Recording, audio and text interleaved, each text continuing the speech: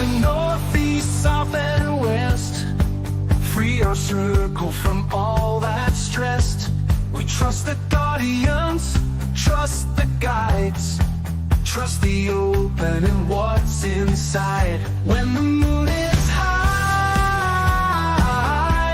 it's time to fly. Open your mind, let it all unwind.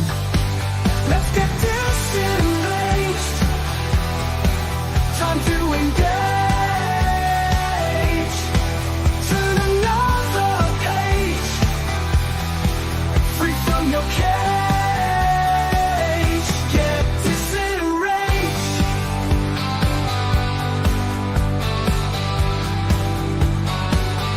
When you feel like you've had enough and the week was busy and tough, you need a break, you need some fun. You need to take time from the run. We'll blow your mind. We're just in time. Seek and ye shall find. Time to unwind. Let's get disenraged. Time to engage. Turn another page, free from your cage. Get disenraged. Aliens, ghosts, spirits in the shadows, spirituality, ultra reality, the Bible, the pagans, all the conspiracies, tarot, astrology, and alternate history. Open your heart to other possibilities and get disenraged. Time to engage. Turn another page, free from your cage.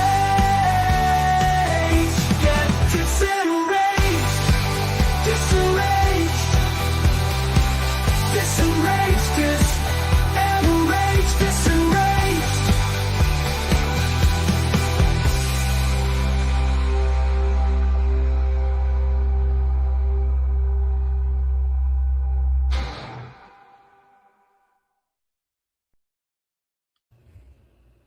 What's up, guys? Welcome to the show. Jennifer, I thought we were going to have to chit-chat about nonsense and wait for Amalek to join us, but Amalek has joined. Welcome, Amalek.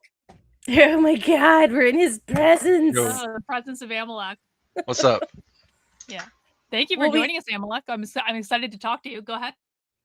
I was just going to say we had a really big event happen in Tennessee today. What happened? Dolly Parton died. Oh, yeah, I heard about that. Yeah. You know what? You can't even be sad about that, though. Like, that woman lived a good life. That Oh, she lived yeah. a good and full life. You can't even be upset. No, I'm not upset for her. I mean, you know, you've lived such a great life, and you're passing in. She's going to be back with her husband now. I mean, it's great, but it's like Tennessee is going to go through it because Dolly is everywhere out here, everywhere. She was in the fucking DMV. She's got her own license tag. They had a big life-size thing of her with like donate to Dolly's something or other, and I mean, like, she's everywhere. And what was the other thing? This feels like there's because I was when I lived in Colorado when John Denver died, and man, the state went through it for there was like a month of mourning. They even changed, I don't know if you guys know, but there's in Golden where I lived, there's the School of Mines. They have a big M out of lights on the side of the mountain. Mm-hmm. And they turned it into a star for a month after when he passed away. It was beautiful. I cried every time I looked at it. I was also very sad because that was like a plane wreck, wasn't it? Super tragic. Yeah. Felt like before his time. But I mean, she was 80. She just released another album like a couple of years ago, and then she had a show scheduled a couple of days ago, and she actually canceled it.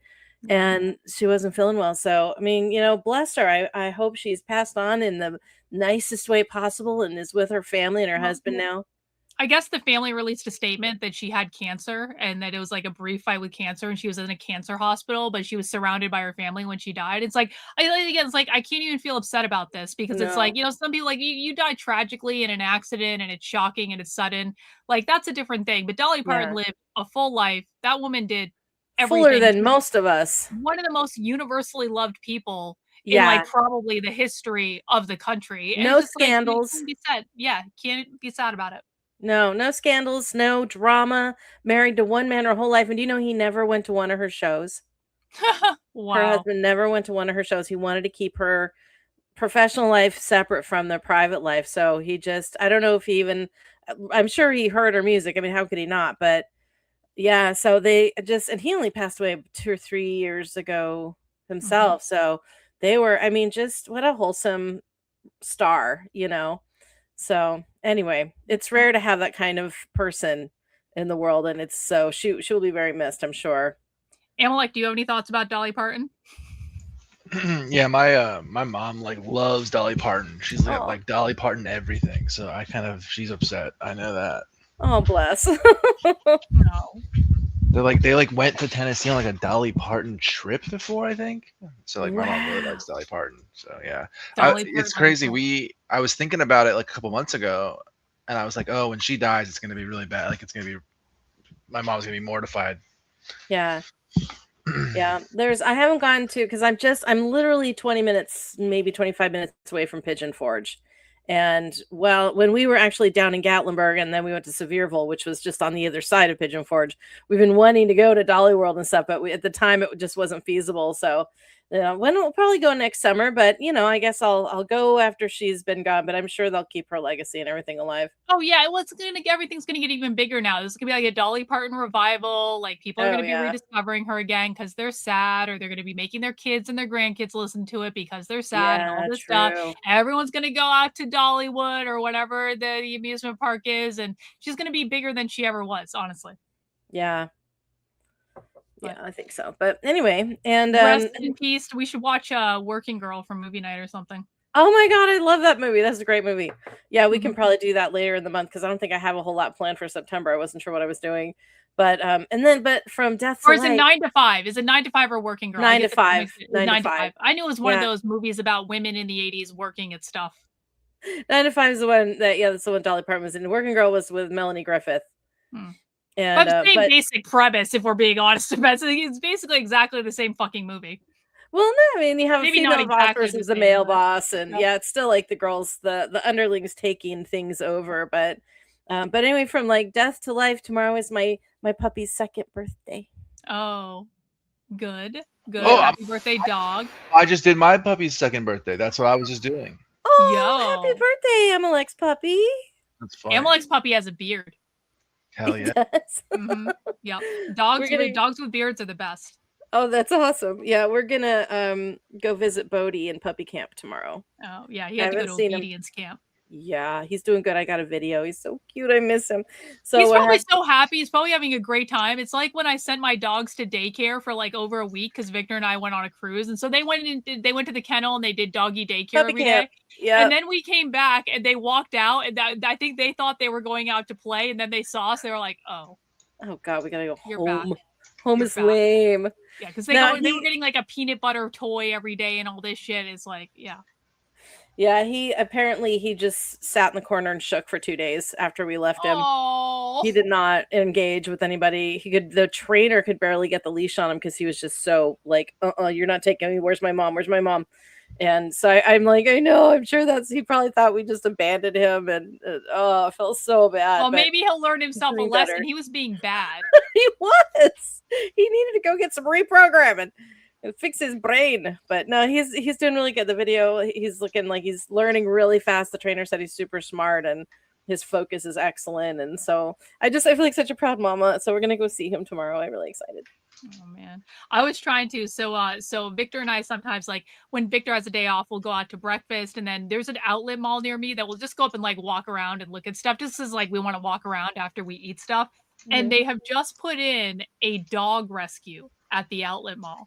And so we were walking, and I went in it right after. There's dogs, there's kittens, there's all sorts of stuff. And so Victor and I were walking around up there last week, and I was like, Victor, the dog rescue's open. You want to go in? He's like, no. He's like, no, Karlyn, we can't get another dog. We can't do it. I'm like, but Victor, do you just want to go in and look at the dog? He's like, no. That's as good as getting one. Do you not get it? Like, so it works. It's the same thing. But I'm just gonna go look, and come back with a new pet. I said, I was like, what if we got Kobe a kitten and he could be in charge of raising the kitten? I don't think that would work. I don't think that would work either. Kobe would be so pissed off.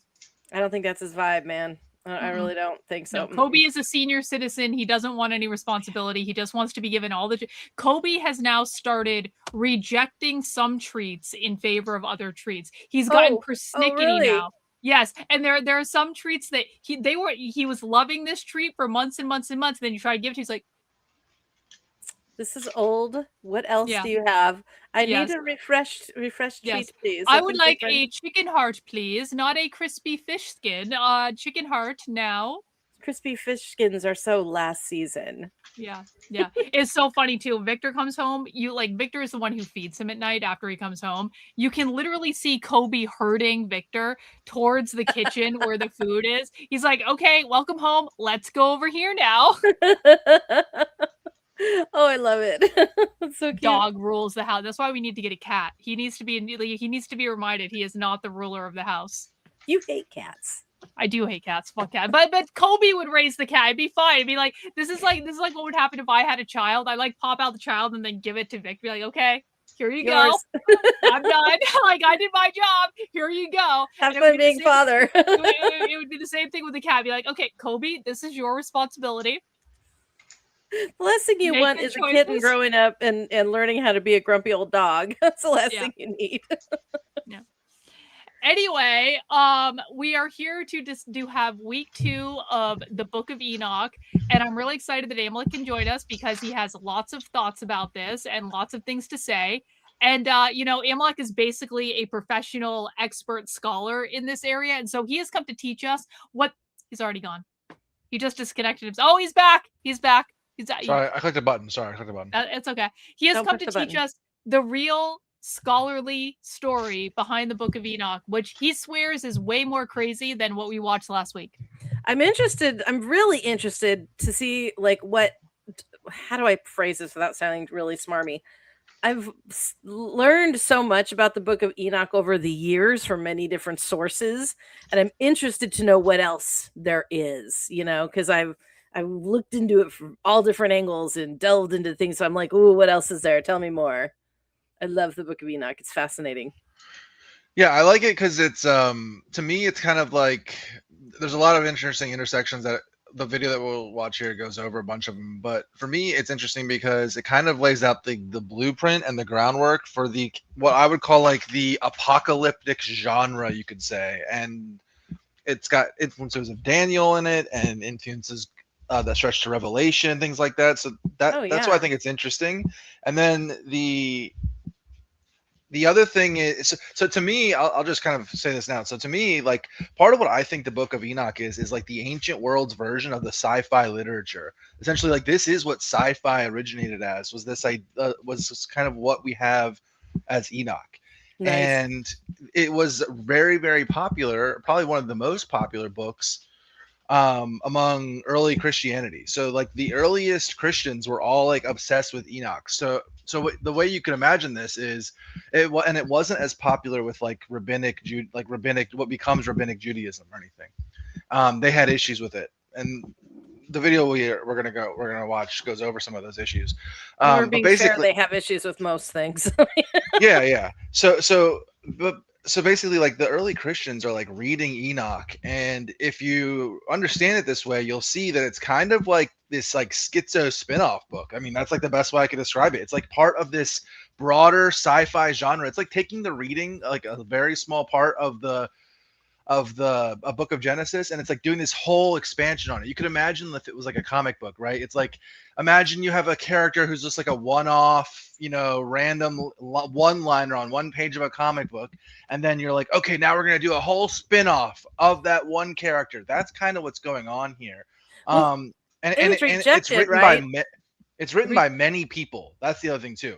And you can Oh, literally okay. like dissect it, and you can see, using common scholarly like literary like analysis to like dissect the different parts. Like, oh, they like label each part like they don't know obviously the author, so they're like labeling each part. But anyway, it's like this part of this broader genre of like pseudepigrapha, which is the idea that the person who wrote it is claiming to be somebody else than who actually wrote it, and how popular of a genre that was. And in the ancient world, you can kind of see it and understand it as sort of like the Weekly Inquirer, Bat Boy type of thing, if that makes sense. Nice. You know what I mean? It was Weekly part of World that. News.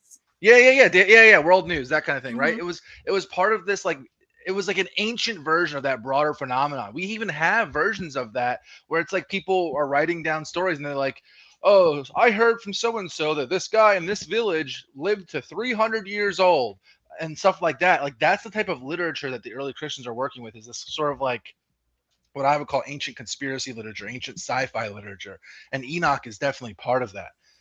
Is And the other thing about Enoch that's kind of important is it does lay out this like what I would call this like apocalyptic genres, big time. Yeah. blueprint or like symbology, right? So you see this happening come back in well, first of all, it's in Daniel as well, but it's Mhm. also in Revelation, where you see a lot of these images come back, the seven-headed beast and all these like images. Like, this is like in Enoch, it turns everybody into an animal basically. It's for like metaphorical reasons, things like that. And then that idea of like symbolizing people or ideas as animals gets pulled through all of, obviously through all of like apocalyptic literature. So that's why I think it's interesting. And then just the last thing I'll say about why I think it's interesting is because,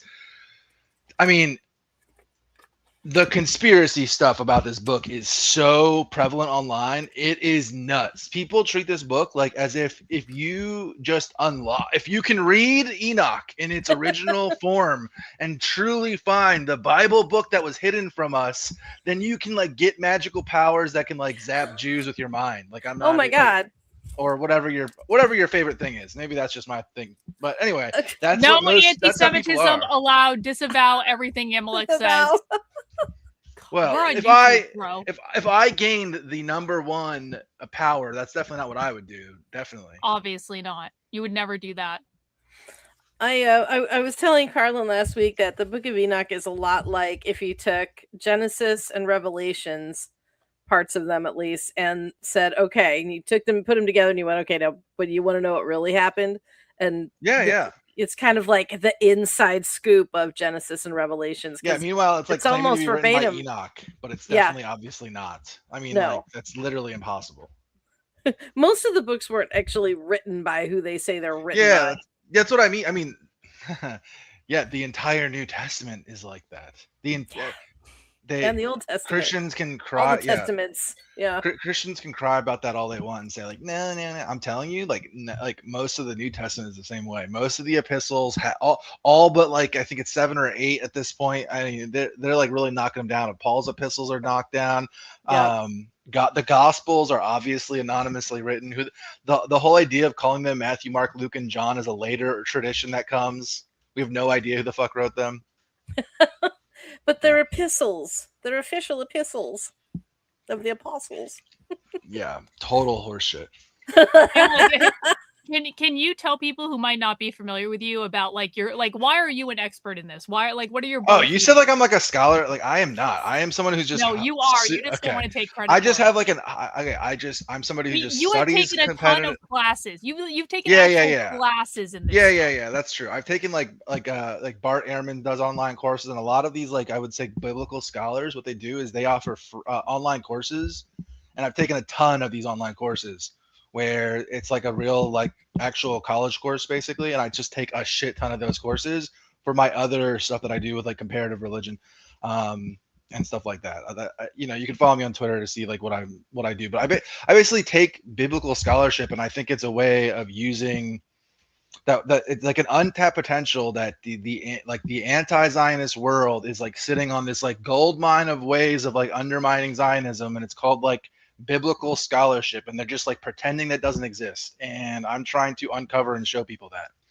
because the entire basis for the state of Zion, Israel, is the Bible itself. So people like to pretend that these are two separate things, and Zionism isn't Judaism, but they're just wrong. They're objectively wrong in every single way. So I try to show people that, and I try to, kind of teach people some of the stuff that I've learned. And but it's basically like I don't know. I do a lot of reading on this stuff, as I guess what you could say. Cool. Well, you have sent us a couple of videos, and so let's see. Which one do I have up first? Why Ethiopian Bibles are misleading. Is that the one you want to watch first? Whichever one you want first, because the one that's like longer is like a podcast hang on. interview. Hang on, you're breaking up. Can you try again? Whatever you're doing. Hear me? Can you hear me? I can hear him. Can you hear me now? Yes. Okay. Whatever it doesn't matter to me. The longer version is like the full going through every single fact you could think of, and then these other two shorter ones that I sent you are just. Oh, did you send me something else? The long one that I sent you, yeah, the very first one. Hang on. Obviously, I was not paying close enough attention. Hang on. I only see two. Yeah. Scroll up, right above that. Oh, there is another one. Okay. We'll be here till Thursday. I missed it. I didn't even see the hour-long one, Amalek. Shit. I saw Amalek set like 2 15-minute videos, and I was like, I wanted to be like, Amalek, this is kind of cramping our style a little bit. 2 15-minute videos. Like, do you have anything longer? Way brief. I had no idea. You sent me an hour-long. Yeah, when you said you like send me more stuff or something, and I was like, that I already sent you an hour-long video. You want more than that? No, I'm good.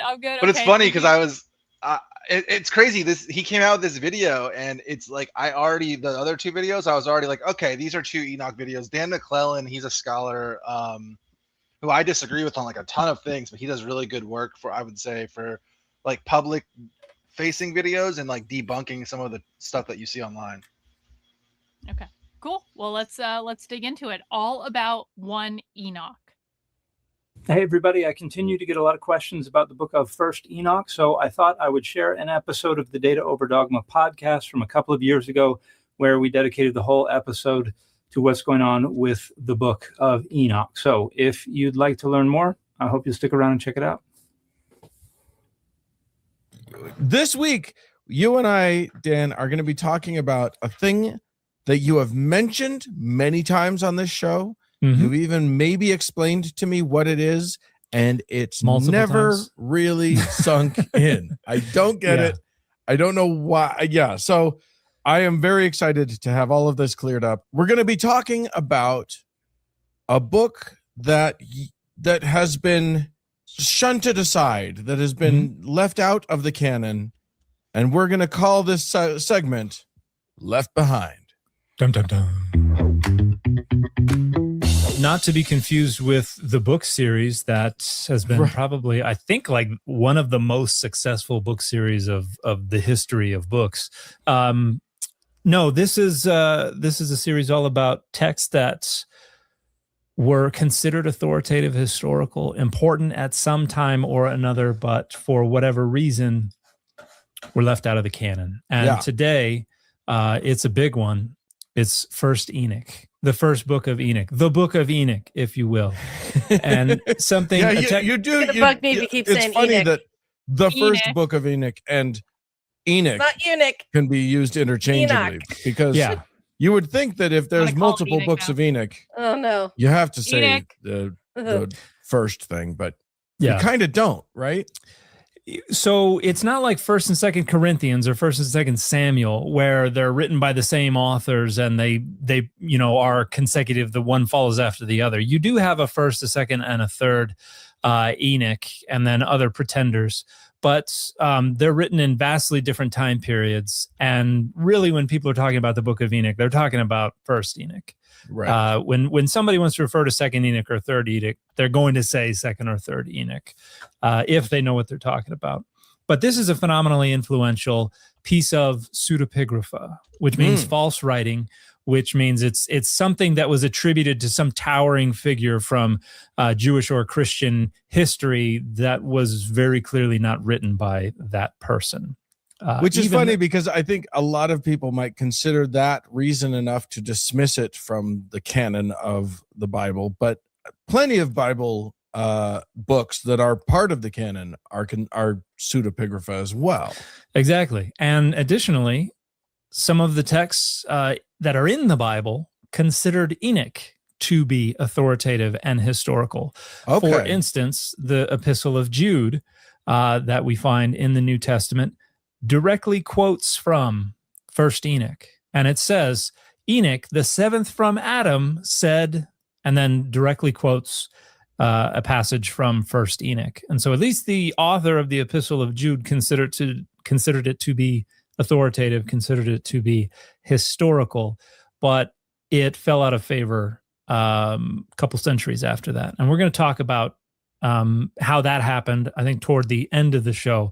But I wanted to start by talking about where this text comes from and then go through a brief outline of the text. And then we'll talk about how we came about discovering it and all that kind of stuff. So by where it comes from, you mean it comes from the seventh descendant of Adam, right? Well, this was one of the concerns with some of the early Christians who were, as a concern for what was canonical and what was not, began to grow. This book purports to come from before the flood. And so actual manuscripts of this book would have been preserved since before the flood. But Enoch is mentioned. And I think we have Enoch in both the genealogy in Genesis 4 and the genealogy in Genesis 5, because in Genesis 4, you mean the person Enoch, not the book. Correct. The person Enoch. Let's just lay the canonical foundation first. Right. In Genesis 4, we have in verse 15, the Lord set a mark upon Cain, lest, that's the KJV. I don't want to read that crap. You almost made a cardinal mistake, a cardinal sin. I'm being facetious, everybody. In Genesis 4:15, Adonai put a mark on Cain so that no one who came upon him would kill him. Then Cain went away from the presence of Adonai and settled in the land of Nod, east of Eden. And again, in Genesis 4, this narrative is not written from a perspective that understands Adam and Eve and their children to be the only people on earth. Genesis 4 is written from the perspective of the earth is already populated. Right. And then in verse 17, Cain knew his wife, and she conceived and bore Enoch. And he built a city and named it Enoch, after his son Enoch. Wait, after his son Enoch. So very good. I think very good writing so far. Okay. And named it Enoch after his son Enoch. To Enoch was born Irad, and Irad was the father of Mehujael. You know what would have really sucked in terms of writing the Bible is making up all the fucking names. That was something that I hated doing when I was writing those fiction stories. I had AI make up the names, and I was I had some ideas about names I wanted, but I suck at making up names. And that's the most important part. That's the most important part in Hebrew. They all their names are their names are like vocalizations with a cryptic message or a cryptic thing hidden inside the names. That's all. Really, it's most all of their coded names. Language. Yeah. That's how they. Yeah. Like putting numerology, applying that to names. That's one of their favorite things. Like the naming of a person and the naming of a character, the naming of a Hebrew in the Bible is one of the most important things. And in the New Testament, a lot of the names of the characters, like side characters specifically, are names that are referring to Greek literature of the time in the Homeric epics. So there's characters whose names are literally callbacks to the Odyssey, callbacks to spin-offs of the Homeric epics, if that makes sense. So the naming convention and hiding something in the name is one of the most, I guess you could say, Jewish things in the Bible. Well, they do believe that if a true name carries power, it's magic, and the true name of something is its magical name. And so that's how you can control something is by knowing its name, which is why when people do say, when they won't even say the name of God. Demons, they have to know the demon's name. Yeah, well, they won't even say the name of their God. That's part of their religion, right? And the names of God are divine and all these, right? The idea of saying something itself being, magic, or I guess you could say, within their lore universe. Like that's part of it for sure. Yeah, that's crazy. And then real quick, I just want to say, so he mentioned that there's multiple books of Enoch. There's the first book of Enoch, and then there's second, third, and then there's a bunch of fakers. I just want to say this tradition went into the 4th century, basically, of Enoch being popular. It was one of the most popular books for a very long time, that they were still doing spin-offs in the 4th century. Think about how crazy that is, the 4th and 5th century, I think, actually. So there's like people who are writing books saying that it's written by Enoch and distributed them still in like the 400, 500 AD. And this is their religion. Like, we get pissed off when someone fucks up Star Wars. I mean, imagine like that. Yeah, well, you kind of understand why the early Christians deny it, right? Like, it's obvious if somebody comes to me and says like, hey, we have this book that was written by like, pre-flood, even back then, like obviously they're superstitious people in some ways, but oh yeah, certainly like that's a little high bar to clear. Yeah, one thing that has always mystified me and that I've really wished I knew the answer to, maybe someday I will, maybe you know the answer, is where the Dead Sea Scrolls and all the original parchments that went into the Bible and the surrounding books came from where? Because nobody has the originals. Yeah, that's like a 6-hour lecture. I'm like, I'd like, can you point me in a place to research? Yeah, I can show you some way to start doing that. But really, the best way to describe it, and this is the last thing I was going to say. This is the next thing I was going to say, I guess. One thing that's important to understand is like our idea of the Bible and what is authoritative scripture is totally like a modern version. Like right now, if you think what the Bible is, it's a modern version. And it's totally different from the 1st and 2nd century version of Judaism and Christianity. It's different than the Middle Ages version of Judaism and Christianity. And it's different than like, BC Judaism, right? Oh, yeah. Second Temple Judaism and pre-Second Temple Judaism.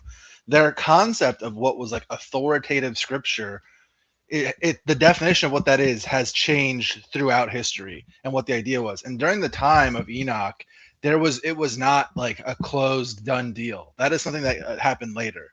So the people who are writing a lot of these things, first of all, they're not writing them thinking like, oh, I'm writing the Bible. You understand what I mean? Like, that's just not happening. No. But at the same time, they are trying to write things that are like going to be seen as authoritative, right? So it's this like fine line that the authors are trying to keep when they're writing this type of stuff.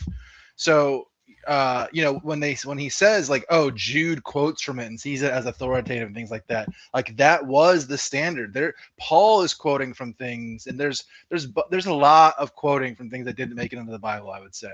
And that's not just the New Testament. The Old Testament does a little bit of that too. So yeah, that's like the better way to understand it, is that like we are trying to project backwards into time a concept that like literally did not exist back then. Yeah. Well, they decided to organize it because they had to do something in Rome, so they came up with the Council of Nicaea and all that fun, happy horse shit. They had to do something to calm down the freaking Christians and everybody. So, in my opinion, they like to assert the Roman authority. They came up with Catholicism and made the Bible and went, okay, this is the word of God. Everybody, shut up. But I mean, that's a nutshell. And Mehujael, the father of Methushael, and Methushael, the father of Lamech. And then Lamech, we get Ada and Zillah and blah, blah, blah. And we go on.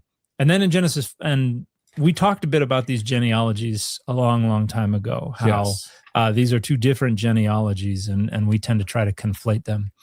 And so if we go to Genesis 5, we get Adam bore Seth, Seth bore Enosh, Enosh bore Kenan, Kenan bore Ivory Wayans, and Kenan, where we go, bore Mahalalel, Mahalalel bore Jared, Jared bore Enoch.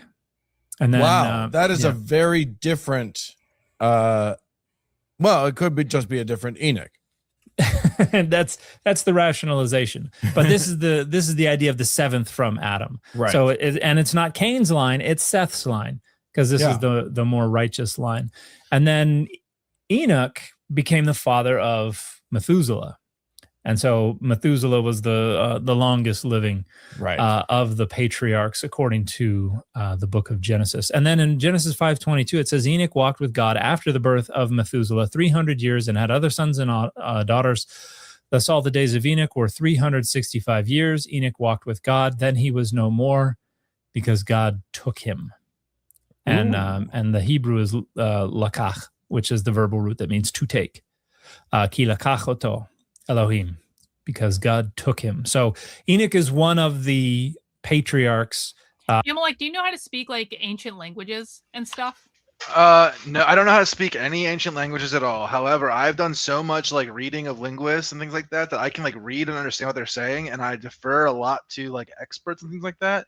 I've been like learning a little bit of Greek with Neil Gnostic Informant, the YouTuber, a little bit. I've been like watching his like crash course on Greek, and I've tried to learn a little bit of Greek. But to be honest with you, like the way I use AI tools for my research and the way I use AI, like it is actually already good enough to do a lot of the stuff that I'd want to do with Hebrew and try to get things out. It is actually insane. I was actually just reviewing a book for somebody, and they had like linguistic arguments in there, and I can literally like take the copy paste, put the linguistic argument in AI, and then I know enough of the Hebrew stuff and enough of the Greek stuff and the way linguists look at things and like what something means and stuff like. I know enough of it how to like pull out the information I'm looking for from it, if that makes sense.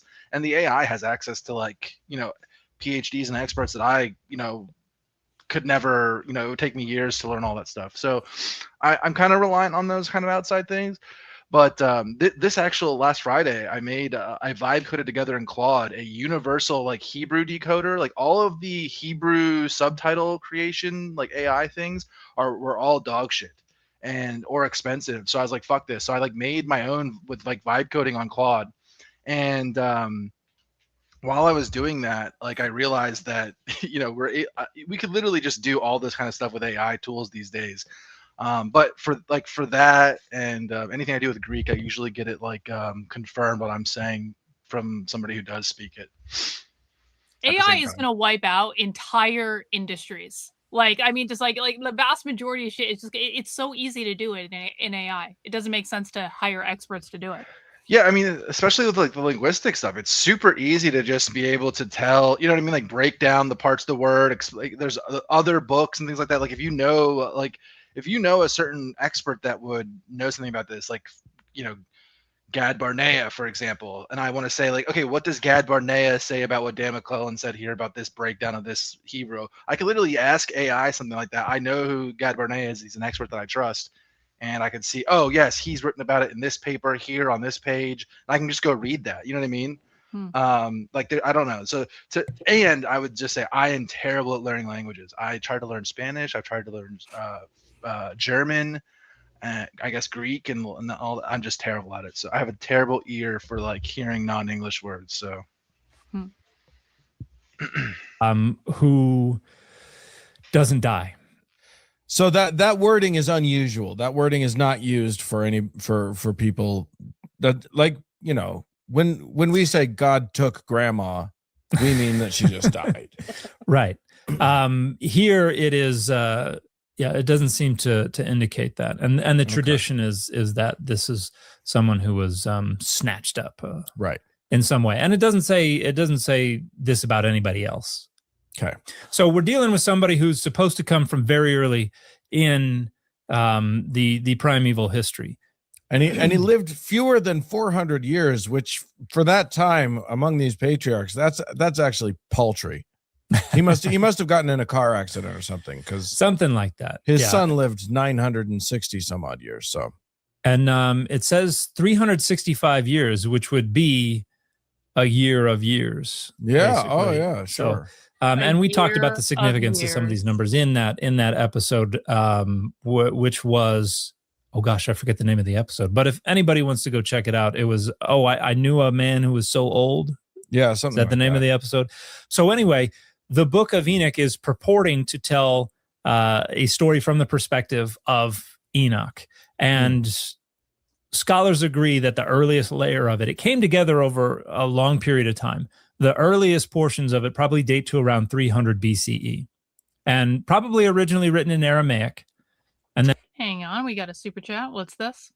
What are your thoughts on starting an AI Bible college? Ooh, that's a good question, Amalek. Yeah, I don't know. I'm already. It's so weird to think about that because I kind of feel like that's where it's already gone or it's already going. Like think about this.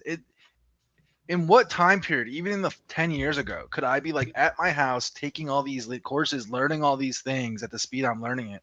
Like just like 100 years ago, the amount of information that I've learned in this last year would have taken me like 10 to 20 years. You know what I mean? Think about how crazy this is. The speed at which we can learn and do research today is so much faster than people used to have to go to libraries and look shit up in a card catalog and then find where the fuck they talked about it in the entire book. Yeah, like we had to learn how to do that as kids, right? For sure. Yeah. Okay. Yeah. But also think about this. Just like 100 years ago to do this, you'd have had like a candlelight oil lamp trying to read this shit at night. And you're like for me to analyze words in the book and like learn all of Enoch, I would have had to sit there and like read through it by candlelight and stuff. You know what I mean? Like this is crazy how. And now in like 5 minutes, I could be like, "Hey, AI, tell me what Enoch said." You know what I mean? Like it's crazy. Well, you Or might just, like, even bring have to up go Enoch. to other cities to find that Yeah. library to see if they had the book because they didn't have Yeah. copies everywhere. So you might have to travel. So a lot of scholars did that. They traveled Europe and Asia looking for a certain book to learn something out of it. Like you said, now you can just be like, boop boop It's pretty boop, tell me crazy. the thing, But as far as like an online Bible college or something like that, I mean, I think that kind of is where it's going. I think that's kind of that's what it's going to be. And also like, it's going to be like weird how it plays out because in my opinion, like biblical scholarship itself, like people who study the religions and just the Bible in general, it's like the most captured field. Like everybody understands that the pharmaceutical industry is so captured, or Wall Street's so corrupt and captured, and all these different industries are so like they're so corrupt and all these other things. I am telling you guys without a shadow of a doubt, the most captured industry that I've ever seen is the biblical research one. It's literally a bunch of believers pretending LARPing as historians, giving authority and saying things as historians, while what they're doing is they're trying to prove their religion is real. Okay, and that's the entire thing. Yeah, it's literally confirmation bias on confirmation bias.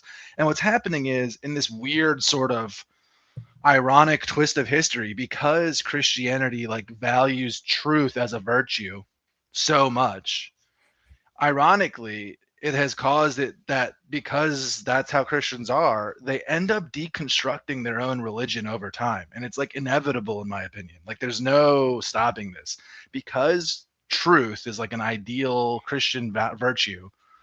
And because their Bible itself isn't true and it's full of problems, it's like their religion has like a shelf life, I guess you could say. And it's because of that built-in contradiction. And especially with AI, it's like fucking throwing lighter fluid on the fire. And later translated into Greek. But the earliest portions are coming from the beginning of the Hellenistic period. So Alexander the Great has already conquered everything and then drank himself to death. And so now we have the diadochi, the wars of succession afterwards, and Greek is becoming the lingua franca. And we're also starting to see the influence of Greek literature, Greek myth, and Greek philosophy on things. But we take up, pause real quick. This is kind of our important. scene. He like kind of painted over this. It's kind of important to understand. So it's originally written in Aramaic, and it's likely like a Hebrew text. Okay, like it's for Jews back at the time, 300 BC, 200 BC, around that time.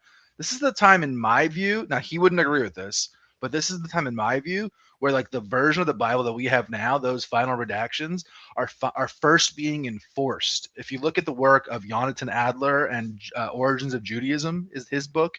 He just came with another one as well. The name of it's slipping me, but basically he is arguing and showing that, and so are many other scholars these days, that like our idea of like the Bible itself, the Old Testament, is teaching a history with like a good chronology, and like treating that as a history book that we can read and understand is totally going out the door, because essentially what they're seeing is that it wasn't until like 270, 250 to like 350 BC that anyone was even practicing the Torah. And then we have places like archaeological sites in Elephantine and things like that that are showing entire volumes of Jewish literature that are missing entire parts of the Bible and entire names. Even like the idea of a Jew being named like Moses or Joseph or things like that, it comes way later. So this idea that they have this like 600 or 1,000 plus year history with this religion, that isn't necessarily true, is what I would say.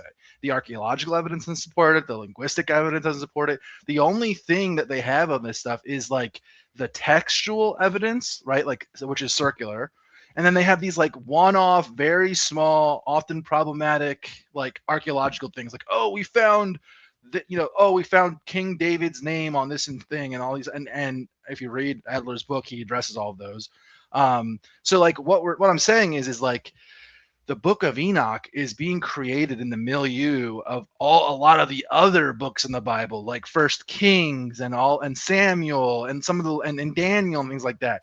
Enoch is part of that time. It's not like people have this idea that's like, oh, the Bible's created and then Enoch comes along. No. All the books that we understand of the Bible are all getting created around this time. So the Greek part that he's talking about is important, because what happens is it's originally made in Aramaic, and then later on it becomes what you could call like a Greek dominant book. So it's not for necessarily like Hebrews speaking or reading in Aramaic in Judea anymore. Now it's a book that's for the Greek world, as well as what you call like the Hellenized Jewish world. So back then, from like 100 BC to like 300 AD, this period, there's different ways you could look at these numbers, but essentially the way it worked, it was a lot like it does today. In Judea, in today's Israel, there was a bunch of Jews who were speaking Aramaic, and they're just being Jews in Judea, okay? And that's like 40 to 60% of the population of Jews in the world. The other 40 to 60% of the population of Jews in the world at that time are living in diaspora already throughout the Roman, first the Greek empires of Alexander, and then the Roman Empire, which eats the Greek empires, right? And the Persian empires as well, right? So there's a whole diaspora network living outside, and that's half of their population, which is just kind of like today, right? That's just, people don't realize how important this is. So when you're looking back and you're understanding like, oh, what is Enoch? Understand that it's a book that starts, like I said, in the Aramaic thing, right? It falls out of favor in the Hebrew. The Hebrew is basically the people who are like the quote unquote real Jews, rabbinic Jews, however you want to look at this.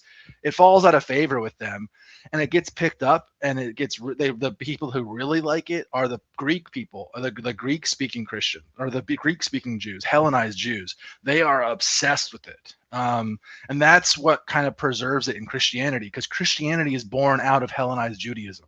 So that's why that connection is there. And that's why we don't have the Aramaic version. Didn't Christianity, though, didn't a lot of them like ban the Book of Enoch, though? Like, because I know the church I went to was like, don't ever read that book. Don't read Josephus. You can't read any of the other false books of the Bible, like the Book of Judah, or the Judas, rather, and the Book of... It depends on the sect and why they do that. It depends on why. I think that there's like this idea that like, oh, they trying to cover up the Book of Enoch, or they're trying to stop you from reading the Book of Enoch. I don't think that is like accurate at all. I don't think that the world knew about the Book of Enoch. The Christian world knew about the Book of Enoch. He'll go over the history of how it was found until way later. And the reason that it's kept out is for all the same reason it was originally kept out, which is that it's like obviously not written by a guy named Enoch who is like surviving the flood. That's why I think most people don't take it serious. You know what I mean? Like, it's not because they're trying to hide something that's in the book, or they're trying to say like, oh, that's sinful or something like that. It's literally because of the authorship being schizophrenic. That's why they don't like it. Yeah, well, the authorities in the church that I went to were basically, if it's not already, because our church wasn't even formed until I think the 1920s, and then it's pretty well fizzled out by now already. I left it in the 1990s, but the reason was it's not in the Bible, therefore it is not the sanctified word of God. If it's not in the Bible, If it's Yeah, anything outside of it, I it is know. not the sanctified word of God. So you can't read those because it's demonically inspired and it'll just confuse I you. get you. This idea of like the sanctified word of God is a completely later theological concept that it comes from the idea of life breath, which is something Yeah. that Paul explains, the Yeah. life breath of the word, and then that theologically becomes what we understand as like God's inerrant word. But that is an older theological concept that these guys definitely did not have that wrote this stuff. Oh yeah, no. And then just one more thing about the Greek language thing. So part of why it was picked up by the Greeks, right? So, or not the Greeks, by the Hellenized Jews and things like that, who are like reading it and writing it and rewriting it in Greek, and it becomes like this like predominantly Greek text, you could say, and that's why we don't have the Aramaic version or anything like that. And part of that other reason is because the very idea of what Judaism became was like this nationalist rebellion, okay, against Greeks, you could say.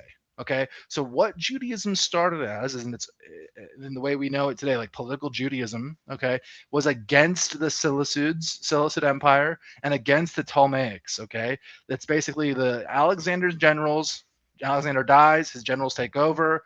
One of the empires is the Ptolemaic Empire, centered on Egypt. They have the pharaohs, the Greek Egypt, basically, and then there's the Seleucid Empire, which is basically almost all of Persia, the Mesopotamian regions, and parts of like Eastern Mediterranean.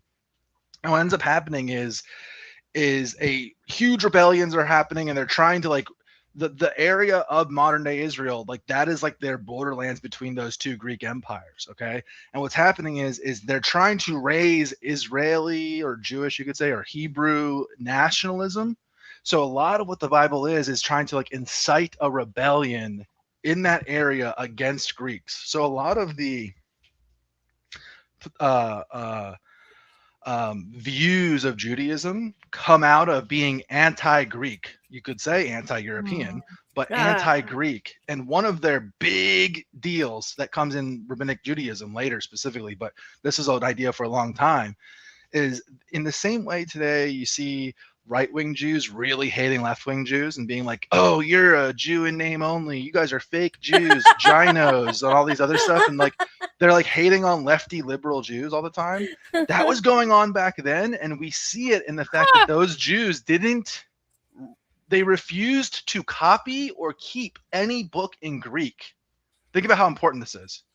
So the reason that we don't have the Aramaic version of Enoch is because the Jews at the time refused to copy and read and understand things in Greek. Now, just go back to what I said earlier.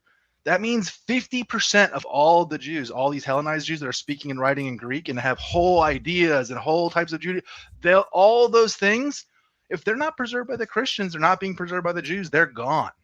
So we have whole branches of what you could call like Hellenized Judaism that totally are gone. We have no idea about any of them. That's what a lot of the Gnosticism, in my view, is. A lot of Gnosticism, what we call Gnosticism as like a category, it's all that is Hellenized mystical Judaism in a lot of ways. And it's like these mystery cults are all throughout the Mediterranean, and they're interacting with each other. They have like a shared symbolic language that they're telling stories using and things like that. But really, I'm just trying to get across the point that the nationalist Jewish view of the time of being anti-Greek language is part of why the story of Enoch is so interesting, because it tells that story. Oh, wow. Around 300 BCE. And the latest part of the book of Enoch, the very last chapter, which is called the final book of Enoch, chapter 108, was probably written around the time of some of the New Testament, toward the end of the 1st century CE. Oh, wow. And so it's coming together over the course of several centuries, but in pretty large chunks, although portions of it, scholars think, have been edited and redacted as it's coming together. I would hope so. If you've got 300 years, you better get some edits done. One would hope. Yeah, but we've got 7 different scholars generally divided into 5 to 7 different segments. And the first segment is known as the Book of Watchers.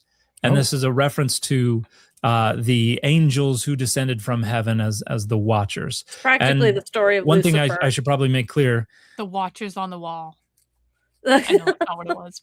His watch. That I should have made clear earlier. Yeah. This is basically taking the story from Genesis 6 regarding the B'nai Elohim, the children of God, who come down and they have children with human women, and those children are, the warrior, the mighty men of old, and there were Nephilim in the earth in those days and afterwards as well.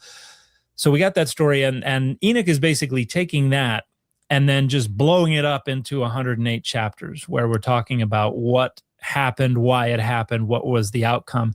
And it's basically trying to account. This is fanfic. What's that, Jennifer? All because angels want to fuck. All because Hold on. Think about what he just said too. It's fanfic, guys. This is Tumblr shipping.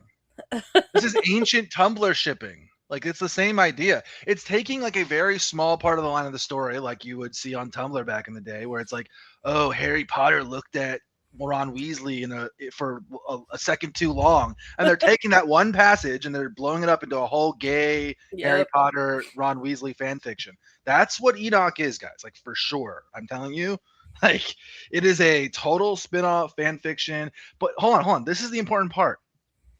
All the Christian, this is the part that I explain to people that understand. This is like, from the get-go, this is captured, because these guys, these two people right here, already are part of this like broader biblical scholarship world. What they're not telling you is this is the same story for basically every book in the Bible. Okay, it's said it's written by one guy, but it's actually written by multiple guys. It's actually written by some other thing. The actual time it was written or final redactions is way later. All this other stuff. So they're not going to mention that here, but just so everybody knows, Enoch is, like, I would say, really bad in terms of this type of stuff, like textual criticism, and that it's so bad that even the Christians wouldn't keep it. But just so everybody knows, it's the same thing with Moses, the books of Moses, all the way up through Paul and the Gospels. How are they proving their timeline about when Enoch was approximately written and the other books? That is like literary scholarship, where they're basically like going in and they're like deconstructing like grammatical, where like if I said to you, trying to think of a good example. What's a good like if I said like, dude, where's your car?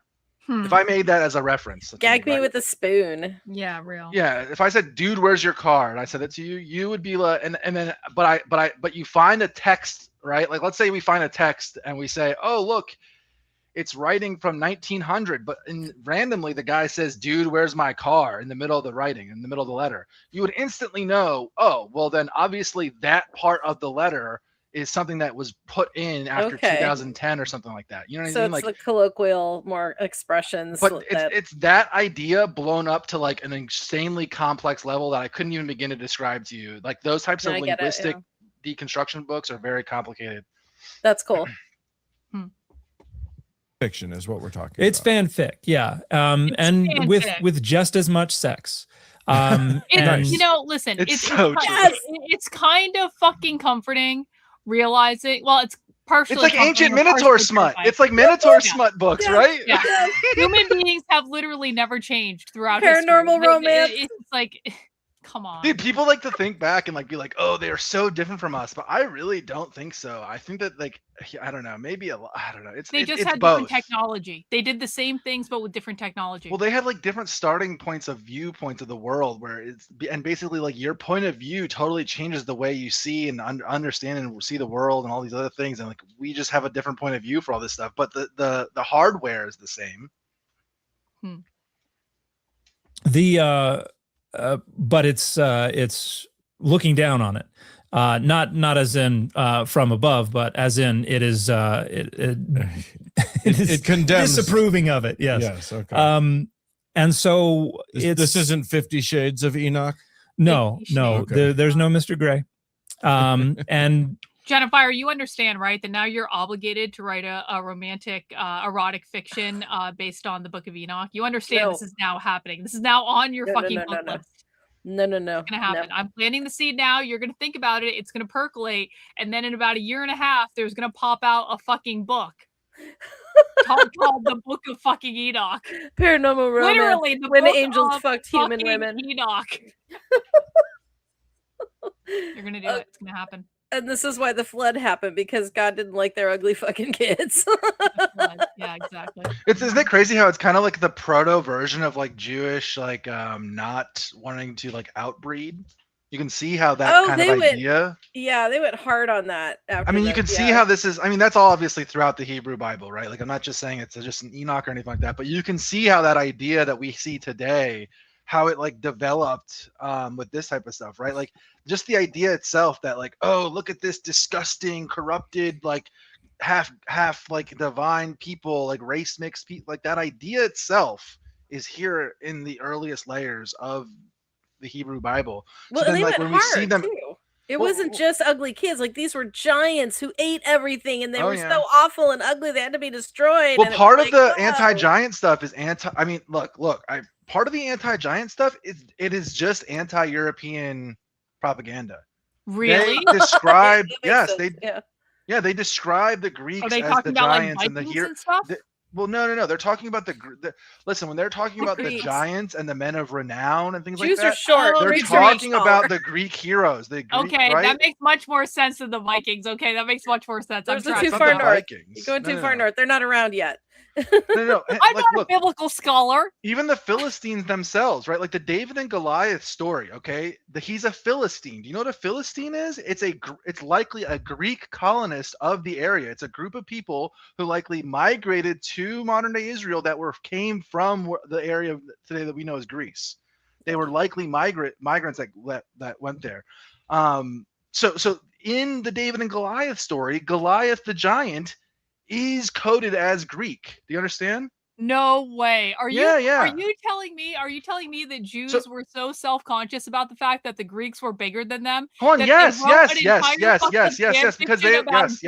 just to demonize the people who are bigger. Because think about their diet. Their diet's not petty people at all. They're definitely not a petty people. It makes sense because they're like a people that are like eating a Mediterranean / like Middle Eastern diet and like eating dates and fruits and things like that. Massaged. Right. Oh yeah. Well, they're getting all those. That's their diet, and then like the Greek diet is using like, I mean, it just makes sense, right? Like they're drinking milk, they're having beef, right? Like it's like the I don't know how much the difference in terms of like skeletal structure is, but I do know that this giant motif, this anti-heroes of renown, it was like an ancient version of like you'd call it like Revenge of the Nerds, right? Like that's why David is killing the giant with like a slingshot. You know what I mean? He's like it's like Revenge of the Nerds. It's that kind of idea that the little tiny nerdy guy goes up against the big giant. And again, this polemic is aimed against Greeks.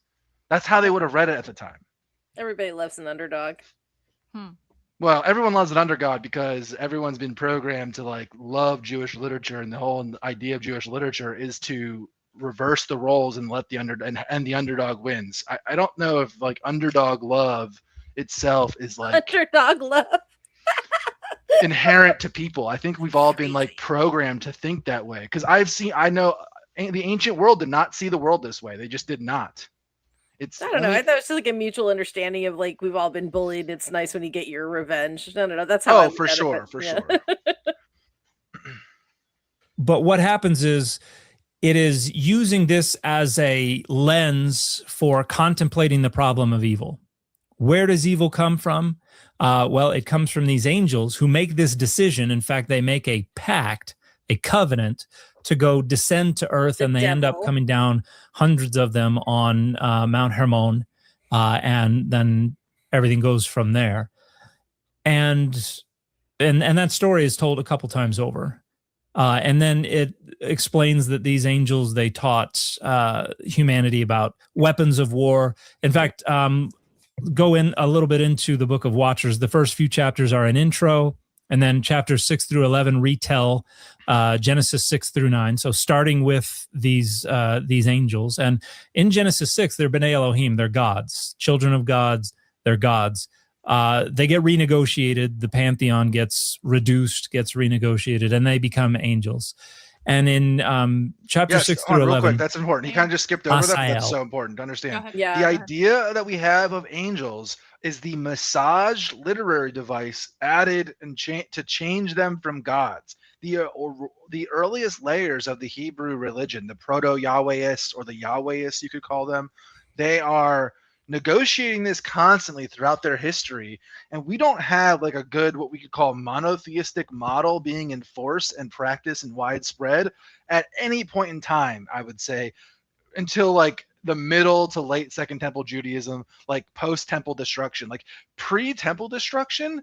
These guys are like henotheists, dualists. Like the diversity of Judaism is crazy at this time. They have all different models of God.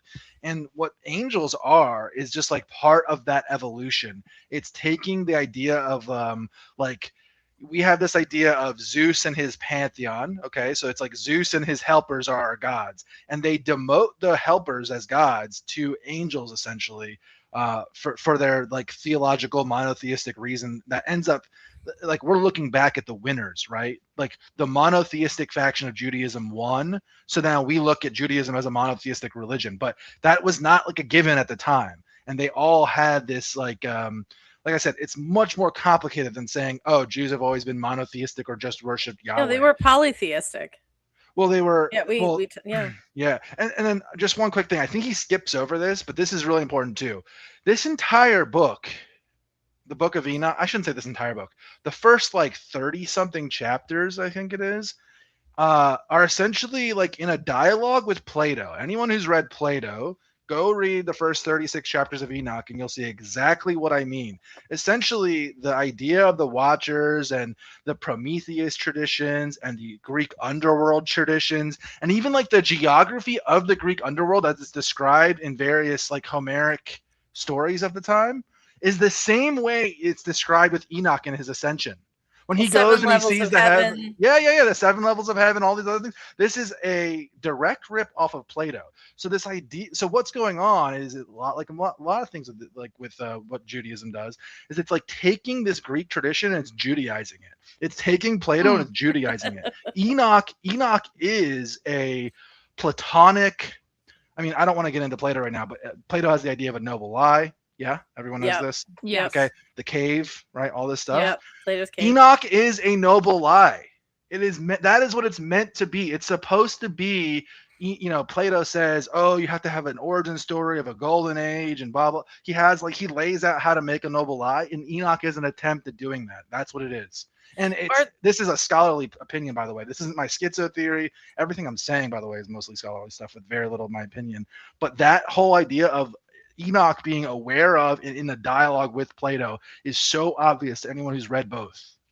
I had a question about the Watchers, because this was like, as I've been learning more and more about it, it sounds almost like a direct parallel to the story of when Lucifer fell and took a third of the host of heaven with him. I mean, that sounds to me like the Watchers came down and went, we're going to be down here now and we're going to teach people all the things. And it sounds like the schism in the Garden of Eden, does it not? The tree of knowledge, and how mankind had their eyes opened, and then like the God went, no, that's, you're not supposed to do that.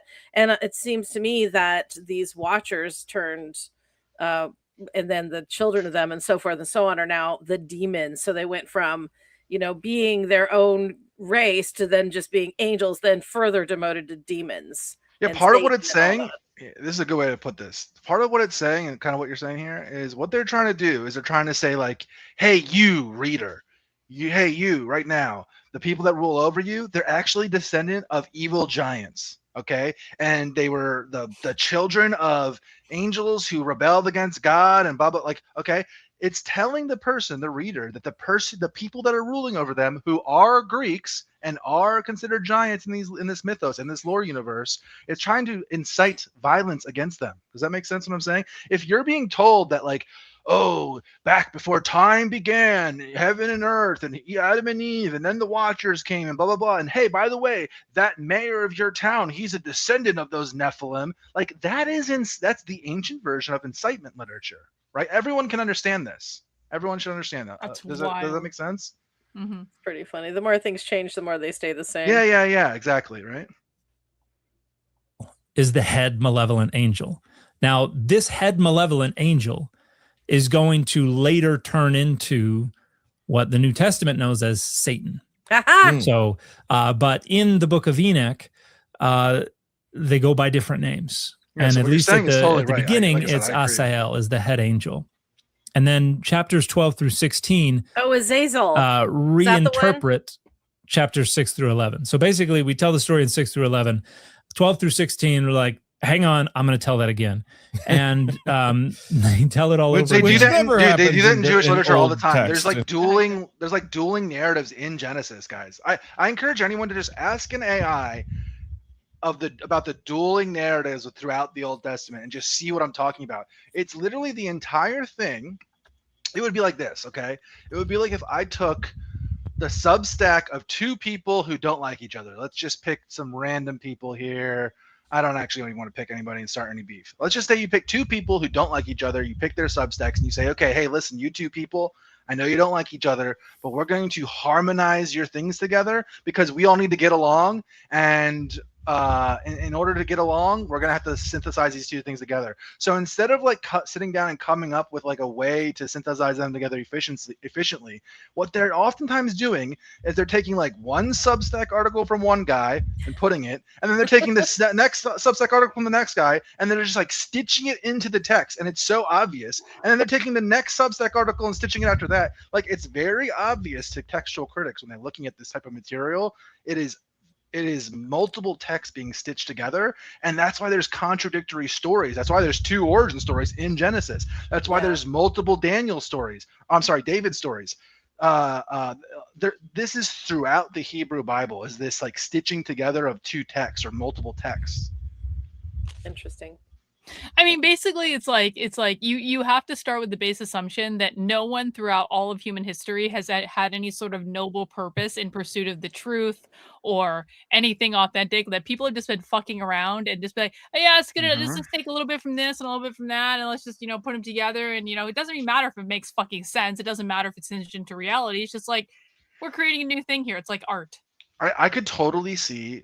Like, okay, like I look around today, and no offense to anybody here who fits this model, but let me just tell you, I look around and like the average person is below a human in intelligence. They're so dumb. They are cattle. They are rats. They are disgusting, and they don't know what the fuck they're talking about. They are basically beasts. Okay, I look at some of the people in this world and I think, how are we even the same species? Okay, and imagine how bad that would have been in the ancient world. Imagine how isolating that would have felt if you're a smart, literate person in the ancient world. I mean, there's literally like one literate person per 100 miles. Like, let's be very frank here. What's going on? That you would be so, the way I feel today about being so isolated by this concept, imagine what it would have felt back then without the internet and all these other things. So I really do think that these religions develop out of that idea.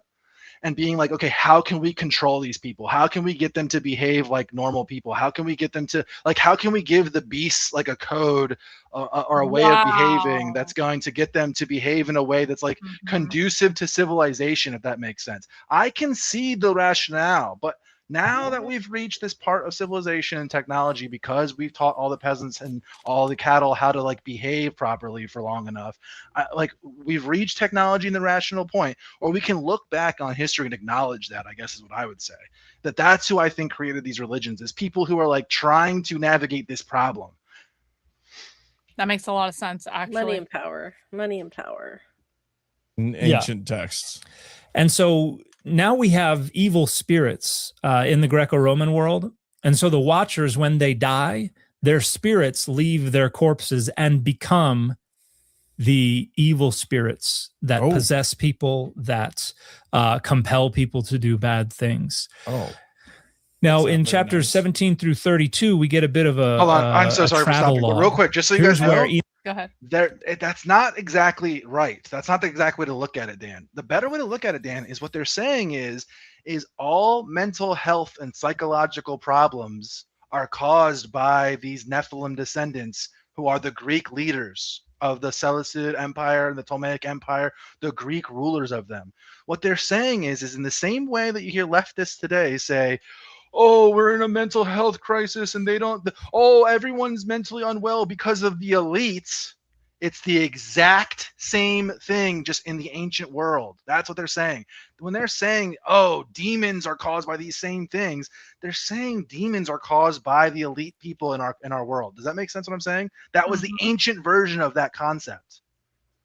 So the demonic possession is identical in the ancient world to our current understanding of like a mentally unwell person. When we go to like Philadelphia or some like, you know, drugged up fucking city or something like that that's just totally a fucking mess with homeless people, and we see homeless people walking around and we're like, oh, they're mumbling to themselves, oh, they're mentally unwell. That concept was very similar to demonic possession and see in the ancient world. Some of them might be possessed. Well, they also had this idea. That's true. If it was real. But they had this idea in the ancient world that ideas came from outside of your mind and came into your brain. They thought they saw the brain not as an organ in the way that, like an internal organ the way we see it. They saw the brain as like an eye. They thought that the brain worked like eyes, and that ideas come into your head from the outside, and that your brain, in the way like your eyes interpret what you see, your brain interprets those ideas and comes through you. So what they thought demonic possession was literally that somebody from the outside was putting those ideas into your head, basically, and that all ideas came into your head like that. It would be like the same idea as if somebody was like blind or something like that, or they were seeing things. That's what's going on there, if that makes sense. That's the ancient world saw the brain as an eye. Is very important to understand. Which is why divine inspiration was so important and could be labeled on literally anything. Could be when called, they say, like, yeah. if they when they liked say it, it like would be divine and revelation, that is what they mean back then. They, you know, Right. like Plato says something like this, like, oh, it's obviously like ridiculous, like super. He says something about like superstition, and like he wouldn't believe. I think maybe it's Aristotle. I don't. I mix the Greeks up. Really, I'm not a philosophy guy, so I mix these guys up. But one of the, I think it's Plato, maybe it's Aristotle, says something along the lines of, you know, obviously I wouldn't believe unless I saw personal revelation or something like that. And people today understand that wrong. They understand that as like a magical experience. Oh, if he would have had a magical experience, then he would believe it. No. What he's saying is he obviously believes that the brain works like an eye, like the other people did at that time. And obviously he's going to believe those things coming into his brain because that's just how they thought the brain worked, if that makes sense. Show the ancient world. So the ancient world saw the brain as a hallucinogen producing object. Do I have that right? Says Not Google. like a no. The brain wasn't producing it. The brain is like in the way that the eye interprets what we see, and what we're seeing is real. What I'm saying is they saw the brain as like an eye to the idea world is a good way to put it, which we understand as like the spirit world and all these other like different concepts and things like that. But really, like if you're going like from a psychological point of view, that's the way I would describe it. Is that they saw it as like a receptory organ rather than an internal, like right now, like today, an ear too. Like it's today, our hearing. concept of what the brain is, we all acknowledge that our consciousness is centered in our brain. Does that make sense? Yes. Everyone understands if you get a hole put in your brain, like your consciousness is fundamentally gone. That is not how the ancient world saw it. They saw the brain not as a computer chip, but as like eyes. Nick is being taken on this tour of this eschatological tour where an angel is acting as Enoch's psychopomp. We've used that word before on the show. But define it again. No, don't define it. You'll kill me if I say that. But what are we talking? What's a psychopomp again? Psychopomp is like the angelic or divine guide that explains what the eschatological visions mean and represent and all that kind of stuff. It's the dragon in Mulan. something I never something saw like Mulan. that. Mulan rocks. Jiminy Cricket. Yeah, to there some you degree. go. Yeah. I was Could just be gonna say, represented I that forgot way. they said this is the fairy There's some- godmother. This is the literary device. Okay, the literary device of the guide and the story is what they're talking about, guys. That's what's in the so the Virgil has one in Divine Comedy, in Dante. It's in Odyssey. There's Hermes, I think, is the. This is so he's describing a literary concept, the idea of who's guiding the reader through the story. If that makes sense. So in First Enoch, it's like the angels are doing it. So that's interesting. Think about this. So the angels are the one who's are leading the visions. Well, at the same time, the angels and the watchers are the bad guys, right? So it's like angel on angel. Oh. It's like an inner angel battle is going on. Like who is giving Good Enoch this versus information? evil. The good angels against who? Mhm. The bad angels. So it right away sets up this concept of like the good guys who are the part of the angels faction and the bad ones. Well, that's like I mean, that's just like a horror movie waiting to happen right there. In fact, that horror movie has happened many times. Yeah, there are other examples. But anyway, every Disney movie's got a psychopath. But Enoch has shown a bunch of weird places, and he's kind of like, Spirit, what does this mean? He's shown all these smooth places, 3 smooth places, and one of them is the place where these are the souls of the righteous, and they're waiting upon judgment. Again, and these Plato. are the souls of the sinners who did not. Come on, Helen, did you see Odyssey? Receive Have we judgment. talked about this? Yeah, I saw it. Yeah. Okay, so you know the scene in the Odyssey when they go and visit Hades and stuff like that? Mhm. It is a direct. This is a direct reference to those same things. The people who wrote Enoch are aware of those scenes, not just in the Odyssey, but other Homeric and that's what I'm saying. Does that understand what I mean? Like these descents into Hades and these descents into the other underworld. Judaism isn't like having their own. Like today, we think of like them having their own version and their own lore universe. That is not how it was back then. It was all riffing off of each other. They're all like giving each other's like memes credit and like living in this same meme world, I guess you could say. Yeah, you know, this is sorry, go ahead. I was just gonna say, and just from their perspective, they are the underdogs getting felted and destroyed constantly by their neighboring empires, the Greeks and the Persians and the Romans, right? So they're constantly in the losing battle. So what ends up happening is they're picking up the literary constructs or the literary memes of the neighboring regions, the Persians, the Greeks, the Egyptians, things like that. They're picking them up, and then they're writing themselves in as the underdogs, and then writing that the underdog wins. You understand how that works and why that matters? Like that is the function going on here. This is like political literature, if that makes sense. That's wild. You know, when you were talking about that, I was thinking about, I got into a fight with someone on the channel the other day who came into the chat and was like, AI art's not real art and it's stealing from artists and all this stuff. And basically, like, my premise is like, first off, if you as an artist can't compete with AI, then you suck as an artist, and you should really stop sucking as an artist before you blame a fucking prompt for your failures. But like what you just described about like, you know, everyone is riffing off of everyone else. It's kind of the same thing with AI. It's like AI has taken a data set, and then people basically riff off that data set to create something new that's different from the original data set in any number of ways. And it's like, this has always happened, literally always happened. People have always taken pre-existing content and riffed on it to create something new, like literally all throughout human history. Dude, people who have been in like what I call like dissident right politics for 10 years, who like pretend like, oh, that was my idea or that was this idea. Like I laugh at it because I don't know where like my ideas begin and like people who have been in this I've been listening to for years end. You know what I mean? Somebody sent me a clip of Nick the other day, and it's like Nick doing a joke about That's So Raven, Candace Owens again. Mm-hmm. And they're like, see, he's copying you. And I was like, dude, honestly, I'm going to copy that from him. We don't even know at this point, right? Like, we don't even know. We have no idea. There's no way of knowing if I said that first or if he said that first at this point, right? Like, I have no idea. It could be either way. And no one's ever going to know. But that is how ideas spread.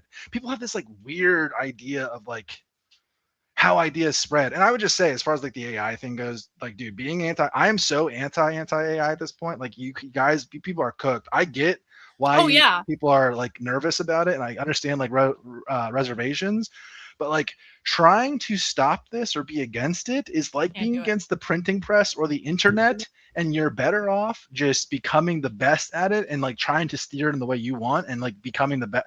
Imagine right now back in like the 90s and being against the internet, and now it's 2026 and you're still like refusing to join the internet because you're like, the internet's for like, that's basically what anti-AI stuff is, guys. Like, I don't know what to tell you. And I am telling you right now, I am, as someone who does a lot of research, a lot of reading, and a lot of what I do, people don't even see. Like, a lot of what I do is I literally like email almost every biblical scholar in the world has like a public email address, and you can literally just email them and just ask them questions, and you can have conversations with them. And because they're mostly all like autistic nerds, they love to argue and they love to have conversations. And if you're like respectful and you like put out good faith arguments and in well-written, organized formats, you can convince and have conversations with basically like the #1 top scholars in the industry. I would never say like the people who I talk to in like private or anonymously or anything like that, but I'm telling you right now, like, that's what I do in my free time for fun, I would say. If you're an autistic nerd. Yeah. And AI is making that so that I have like two brains. Like every book I've ever read is uploaded to an AI that I have on my computer running on my GPU, where it literally has every book I've ever read in PDF form. And all I have to do, for example, is think about like, hey, I read this book a while. I can't remember. It's this like idea of Enoch being related to Plato, but I can't remember. Like, can you remember that? And it literally will bring up the exact page in the PDF of what I'm talking about. Okay. Being able to have like perfect memory like that is literally like the power of gods. That is like a supernatural X-Men power. And it's in our hands right now. So people who are being anti-AI are just totally missing. We could take over the world with like 100,000 people. Yeah. With AI. No, I totally agree. I've been screaming this for years. Like, AI is inevitable. Like, fighting it, you're literally going to win nothing by fighting it. It will defeat you. There is no stopping it. The best thing you can do is learn how to use it to do the things you want to do. Get really fucking good at it, because totally agree. that's just like there is no stopping it. It is a fucking freight train, and it's stupid to even think that you have the power to do it. Imagine getting like left behind. Like, okay, like just go be Amish then. Like, just convert to being Amish. Go be Amish then. The Amish are really happy.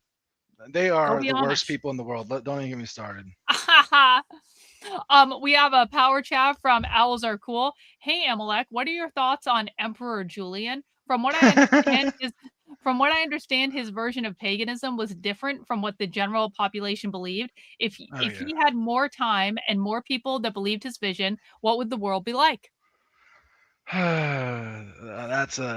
Who asked this question? This is such a bait question for me. I could literally do this for hours. Julian the Apostate or Julian the Great is probably one of my favorite things to read from the ancient world, next to like Josephus or Philo, both Jews, by the way, or Tacitus. But anyway, Julian the Apostate is a phenomenal like thing to read. I think his writing, his letter against the Galileans, is amazing. I see myself a lot in Julian. Maybe that's like some LARP shit, but I think that's part of being a human, is LARPing with other humans. And he literally grew up Christian. He was raised Christian as part of Constantine's dynasty, right? So Constantine converts to Christianity. He's part of that dynasty. He's part of that family. He's raised Christian, and he knows all the same things that I do. He had biblical criticism back then. He's calling Christians thrice traitors. He's saying you're thrice traitors. He's saying you're a traitor. You're a traitor to your Roman people. You're a traitor to your own Jewish scriptures, and you're a traitor to, I can't remember the third one. He basically calls them traitors because because you don't follow the Jewish scriptures, and then you also like don't follow like the government, right? Like he's calling them like he has all this fantastic thing. I think it's Litwa or Richard C. Miller came out with a recent, I can't remember which scholar it is, I always get them mixed up, but they came out with a recent translation of some of Julian's work, and that's never been translated properly before. And it's like amazing the type of things he was writing. Like I can see my worldview in the ancient world when I read Julian, if that makes sense. And as far as like his idea of paganism being so different, like yeah, totally agree with you.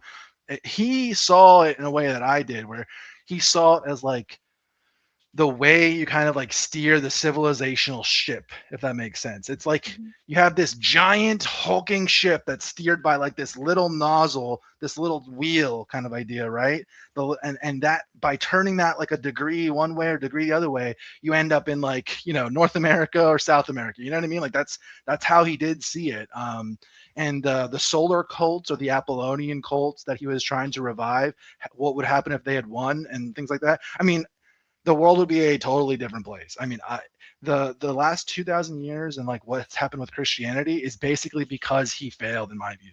And the story of his failure is like steeped in legend, so we don't really know, exactly what happened. The story is that he died in a campaign against the Persians. Essentially, what he was trying to do, I don't want to go too much into this, but what he was trying to do is they saw Alexander.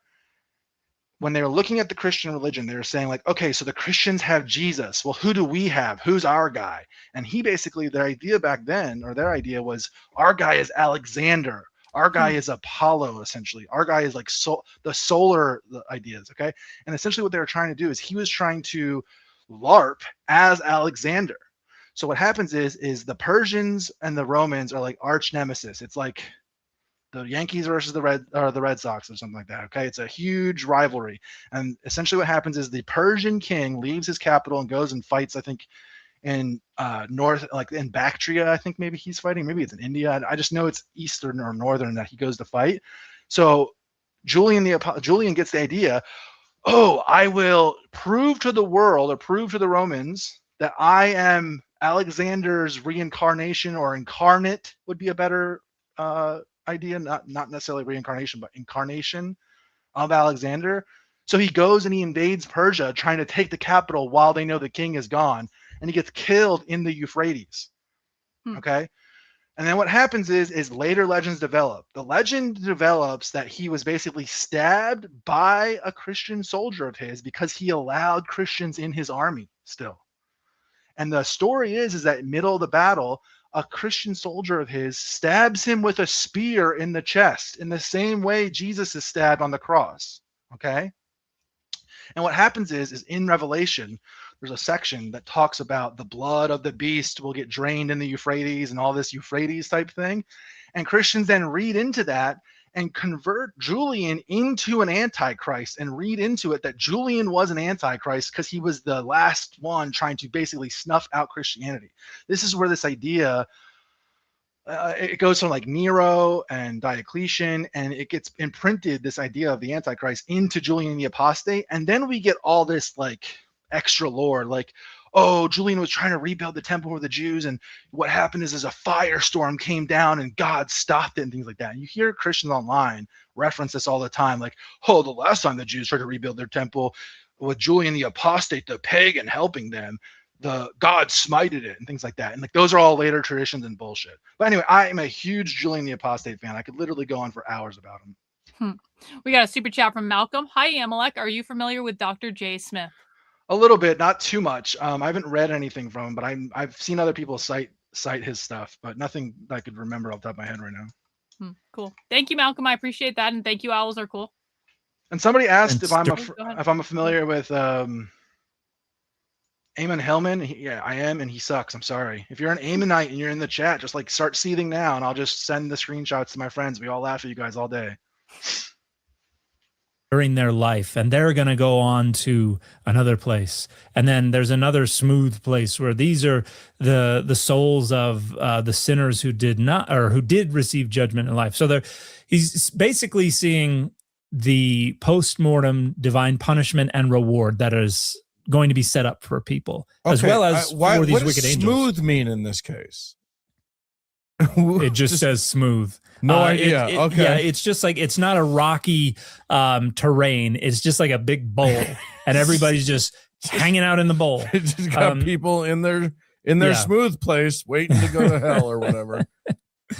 And but the angels, the wicked angels, are also to be punished. And Enoch witnesses Asael being commanded, or not Asael, but Raphael being commanded to go bind the 4 head angels and throw them into darkness and put them in, put jagged rocks underneath them and throw them into this cursed valley and all this kind of stuff. And a lot of this imagery, whether it's they're going to be in a fiery place. He's just wrong. He doesn't know what he's talking about. Listen, Dan McClellan, please stop ignoring me. If you're listening to this, Dan McClellan. Oh God. Yeah, I'm sure he's listening. I'm sure he's listening right now. He is. He might be. He is a YouTube aficionado nerd. Listen, Dan, you got to read about Plato and Enoch, and you got to bring that in here. This whole, I don't know what smooth they're talking about, or we go to a smooth place. It's a reference to Plato's cave allegory.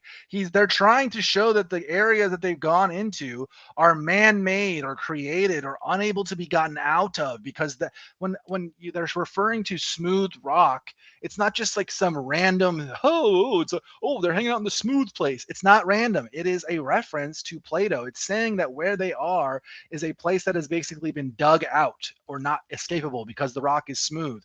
In the same way that Plato's allegory of the cave is. That is what this is a reference to. It's a direct reference to that in the Greek, by the way. This is not a crazy schizo theory. This is what the scholarship shows, Dan. And just in Dan's defense, the problem with biblical scholarship is there's like thousands of things to read and you only have so much time in the day. So I get this because I only know this because it's like part of the other stuff I do.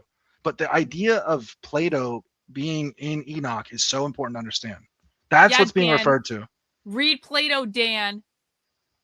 Well, I'm sure he has, but I'm trying to help you here. Dan, dude, Dan would totally call me. Dan would hate my guts. I'm surprised he hasn't blocked me on Twitter. They all hate me, by the way, just so everybody knows. Well, you're kind of an asshole sometimes when you disagree with someone. Well, I would say that these people require philo-Semitism. You know, so anybody who sees it the way I do, like I don't think most Jews who see what I'm doing and see my work, they don't see what I'm doing as anti-Semitic or in the same way as like, you know, another dissident right person or how neo. Are the Jews like, yeah, we did that? No, they just see it as like it's almost like a theological debate to them, if that makes sense. Like they see it as a separate thing all day, basically. Yeah. Like they're very used to fighting with each other. They're okay with fighting over this kind of, you know what I mean? They see it as a totally different thing.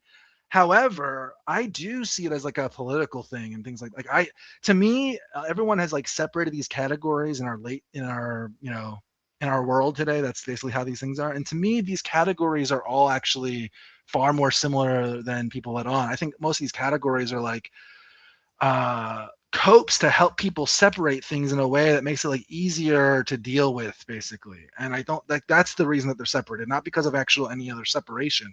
It's usually the person that's doing like the look or like the lens crafting, if you will. The people that are making those like that way of looking at things, they get nervous if there's too much crossover of categories. I just think that religion, politics, like ethnic struggle and an economic struggle and political struggle, they're all one thing to me. It's one thing. It's not multiple.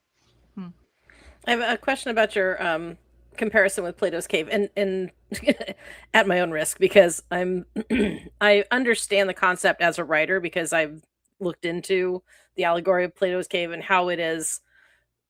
You know, if anybody doesn't know, essentially they're chained to a wall and they can only face one side of the cave, and they grow up that way. And the shadows on this wall that are reflected from a fire behind them or cast because of a fire behind them, they think that's reality.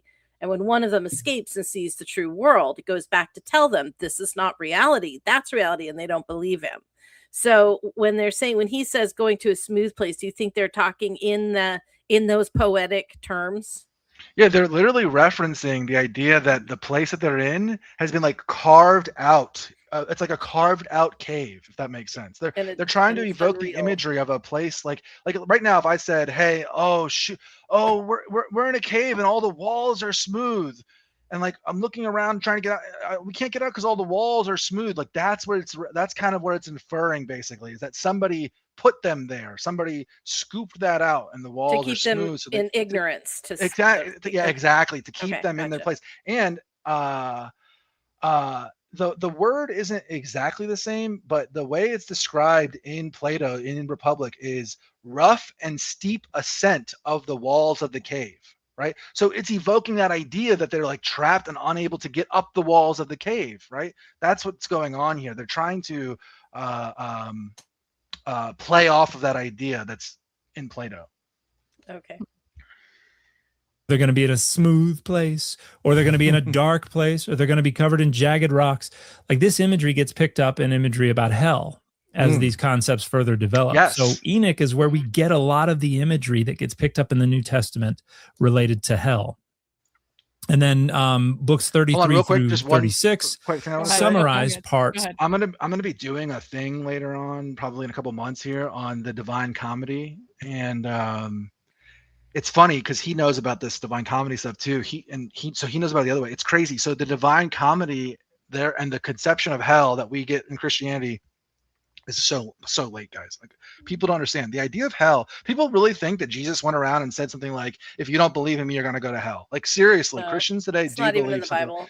The idea of hell, exactly. The idea of hell is a later development that is riffing off of Enoch and Plato and Odyssey and the Homeric epics and all these things. And then it's basically like, I would say solidified or fossilized or caramel. I don't know. It's like hardened, I guess you could say, with like the Galvanized. Divine Comedy.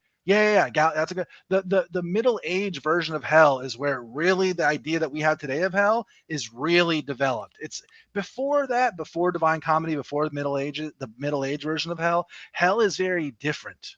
The idea and what that means in Christianity and salvation and all these ideas. These are later theological developments. The first Christians were not they were not doing this. But at the same time, you can see, isn't this interesting? So Divine Comedy in the middle, like their Middle Ages, in the High Middle Ages, he's riffing off of a text, Book of Enoch, that he never read. He never knew. Think about how interesting this is. The meme lasted through 1,000 years, basically, to the Divine Comedy and to the Christian idea of hell. Right? They don't even understand. They don't even have Enoch. They don't have any of this stuff, but it still gets picked up. Think about how crazy that is. How it survives all that. Of the book of Luminaries, and we're going to talk a little bit about those a little later on. The next book, though, is the book of Parables. I guess I should just list all the books in the 7. Sure. So George Nicholsburg and James Vanderkam are scholars who wrote the 2 volumes of the Hermeneia commentary on the Book of Enoch. And highly if you recommend want Nicholsburg. a very detailed, very technical discussion, I would highly recommend that. But they divided into the Book of Watchers, the Book of Parables, the Book of Luminaries, the Dream Visions, the Epistle of Enoch, the Birth of Noah, and then the final book of Enoch. Does everybody see how the New Testament came out of this? Yeah. Yes. Easily. And Revelation. I mean, it's all there. Lake of Fire, the whole freaking thing. We just finished like a 6-week class on Revelation on the Alexandria Substack with Richard Spencer and Mark Rahman. You did a 6-week class on Revelation? Yeah, I taught the whole thing with them. Wow. It was mostly them. I'm just bringing like the scholarship angle and like adding some stuff to it. But they're like teaching their point of view. What we do is we do a straight through reading of the text. Right. So we start in chapter 1 and we just read through it together on a Zoom call, and they are giving their explanations of what it means and what things mean as far as like symbolically go. And I'm just like kind of giving this like the same biblical scholarship take and things like that. And all those are up on the Substack still. People want to check them out on Alexandria Substack. But part of going over Revelation is to show, in my view, how much of it gets pulled out of Enoch. It is so important to understand, and Daniel. These are both very important, and to understand like what was the purpose of those books. Well, both of those books, the purpose, again, it's to like incite against the Greeks. Like, again, this is very important. It's a political book meant to incite against another group. And who is that group? In this case, it's the Greeks, who are Europeans today. Like, that's how the rabbinical Jews see this today. Everybody, they see they see this continuation from, basically they see it as like the short version is Amalek, my name. That's where my name comes from. Amalek and Esau and Edom, and that becomes the Greeks and the Romans, which becomes Christendom or the Europeans, right? So like they have this connection as well, if that makes sense. My idea that, oh, they're in a polemic against like Europeans, or they're being anti-white or against the Greeks. This is like what they themselves teach in their own in their own communities. Well, one thing I wondered about Revelation is because, Christianity is one of the biggest doomsday religions there is. And Revelation is always looked at as this is coming. It's still a prophecy. And I think that it's written about things that already happened. And it was talking about history. And I think that with all the symbology that's in, of course, I didn't take your class. I might maybe check out the Substack. But that if you look at the symbology through the lens of history, will probably be a lot clearer and make more sense versus, well, maybe this angel had 10 heads or this beast had 10 heads and 10 crowns and 10 horns and all the other whatever shit. They're talking about shit that already happened and other wars that already happened and people that already died. Exactly. I mean, that's what I mean. That's what I'm talking about. Exactly. John, exactly. Okay. Right. Daniel. Okay. No, this is exactly what I'm talking about. So let me just, the book of Daniel, okay, the way it works is this, okay? It's a book that's essentially giving a prophecy of what's to happen. That's what it's supposed to be doing, okay? And the first half of the book is historically accurate to the T. Okay, everything that happens in the book is what we know basically happened in history.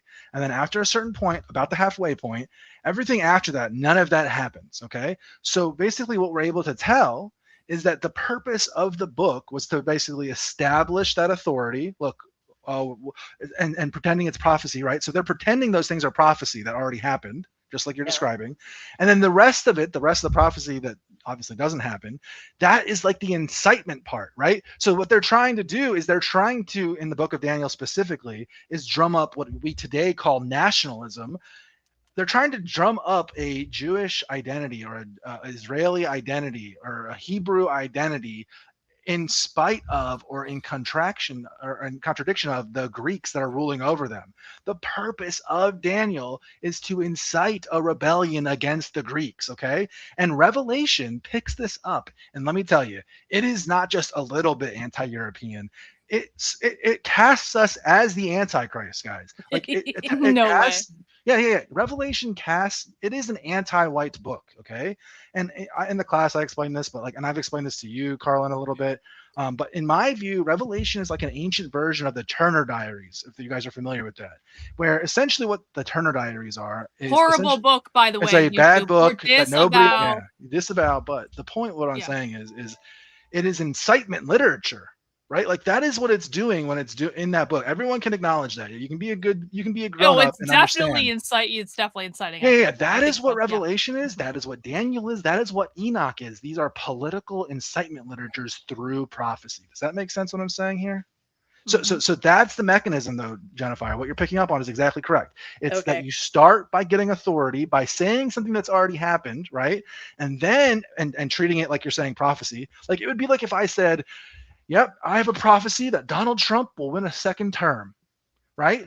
And then I have a prophecy that I will become king of the world, okay? And then we fast forward from today to like the year 2050, and I'm not king of the world, but everyone could be like, well, he predicted Trump winning a second term. No. I wrote that after. Does that make sense? Yeah. I wrote that so that you would be like, well, he predicted Trump, so maybe he will be the king of the world. That's what's going on. It's there's a scholarly term that's slipping my mind right now. It's in Latin. It's like prophecy after the fact. I'll look up what the Latin word is real quick while we. Oh, I almost know what you're saying. I've almost got it's like that. Prophecy after the fact. I can't think of it, but yeah, I know I'm familiar with the phrase. It's just not coming. But yeah, I think I think what they're doing is, and it also is reinterpreting things to keep them in the future, so that it sounds like horrible things are coming as well. So I think it's like a dual purpose. Yeah, if you will. Yes, it's both. Just like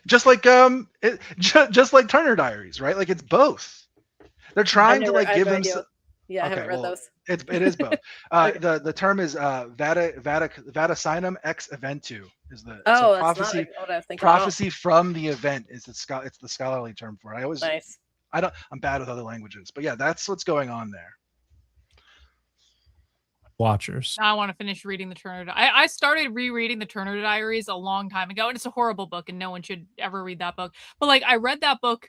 Just like as a side note, I read that book when I was in college because I was like really into like extremist literature. I was like, oh, this hateful book, because obviously. So was I. That's how I figured this out. Yeah. I learned this in the reverse way. Yeah. Yeah. And so I started a couple of years ago rereading it, and I never quite finished it, but I remember I got through like half of it, and I was like, this is actually awful and really awfully wrong, and everything in it is wrong, and it's always been wrong, it'll always be wrong. But I was like, oh shit. So I need to finish reading. I could do a whole thing on this. It's basically the difference. The right cannot. The left does the same thing. They have their own incitement literature, but they are so much better at language and giving out a message and softening the edges and understanding where we are in the Overton window and what they can say and get away with, that they can like put things out in code where only they understand that it's incitement literature. And then outsiders that do think it's incitement, like they have a hard case to make against somebody. Like if I show you their literature and be like, look, they're inciting. I have to like decode when they say that they want to do another what's that thing called in New York again? I always forget the gay thing, the gay riot.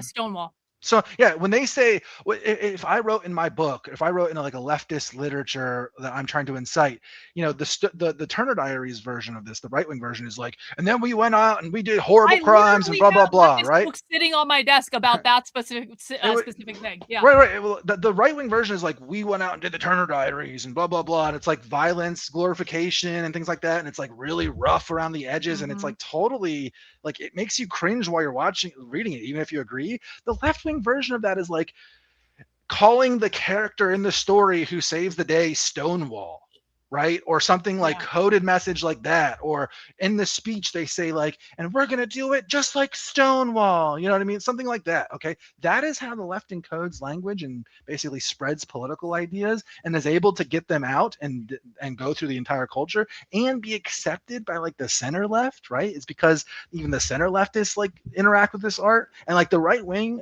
in general just needs to like basically copy paste all of those parts of leftism into right wing, or we're gonna die. Like we need to produce art.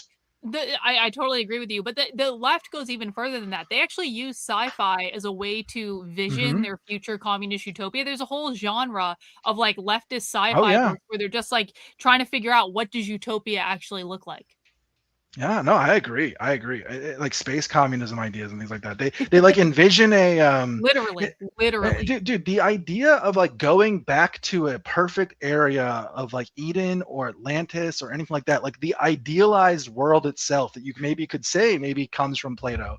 Like that idea of the idealized world that we're all working towards, like structurally is a requirement for ideas to like live through generations, I would say, if that makes sense. Okay. And leftism has adopted that idea completely and like flawlessly and completely, and the right wing absolutely does not have like the right wing doesn't even have the vocabulary to understand what I'm saying and like do what I'm saying, if that makes like they don't even have the ability to talk about these things in public or in private, frankly. Yep, I completely agree. In the Book of Parables, we've got a series of journeys again. We have similar structure to the Book of Watchers, where we have all these wicked angels who have covenanted to come down, and they're going to teach evil things to humanity. And by the way, one of the evil things that the angels teach to humanity is eyeshadow. Oh, really? Yes. So when you go into chapter, I believe it's chapter 8. Okay. Yeah, chapter 8. Asael taught men to make swords of iron and weapons and shields and breastplates and every instrument of war. He showed them metals of the earth and how they should work gold to fashion it suitably, and concerning silver to fashion it for bracelets and ornaments for women. Satan created jewelry. Okay. And he showed them concerning antimony. Hold on, pause. This is not. Okay, hold on. Try to shit. Hold on. Okay, I get it. That's very funny. Exposed. Everyone laugh. Now hold on. Understand this: the eyeshadow remark and the hatred of jewelry. Again, let's practice this from the lens I'm trying to explain to you guys. Let's see if anyone's learning anything in the chat, or you guys might know this. What is that talking about? Attack on Europeans. Okay, but in what way? Like, think about it. Makes perfect sense. Eyeshadow. Europeans have better jewelry than the Greeks were painting their faces. Like, that is well documented. The eyeshadow is likely a reference to the way Greek women were putting eyeshadow on their face. The reference to jewelry is who is wearing jewelry? The elites. The elite Greeks who are ruling over them. Who is the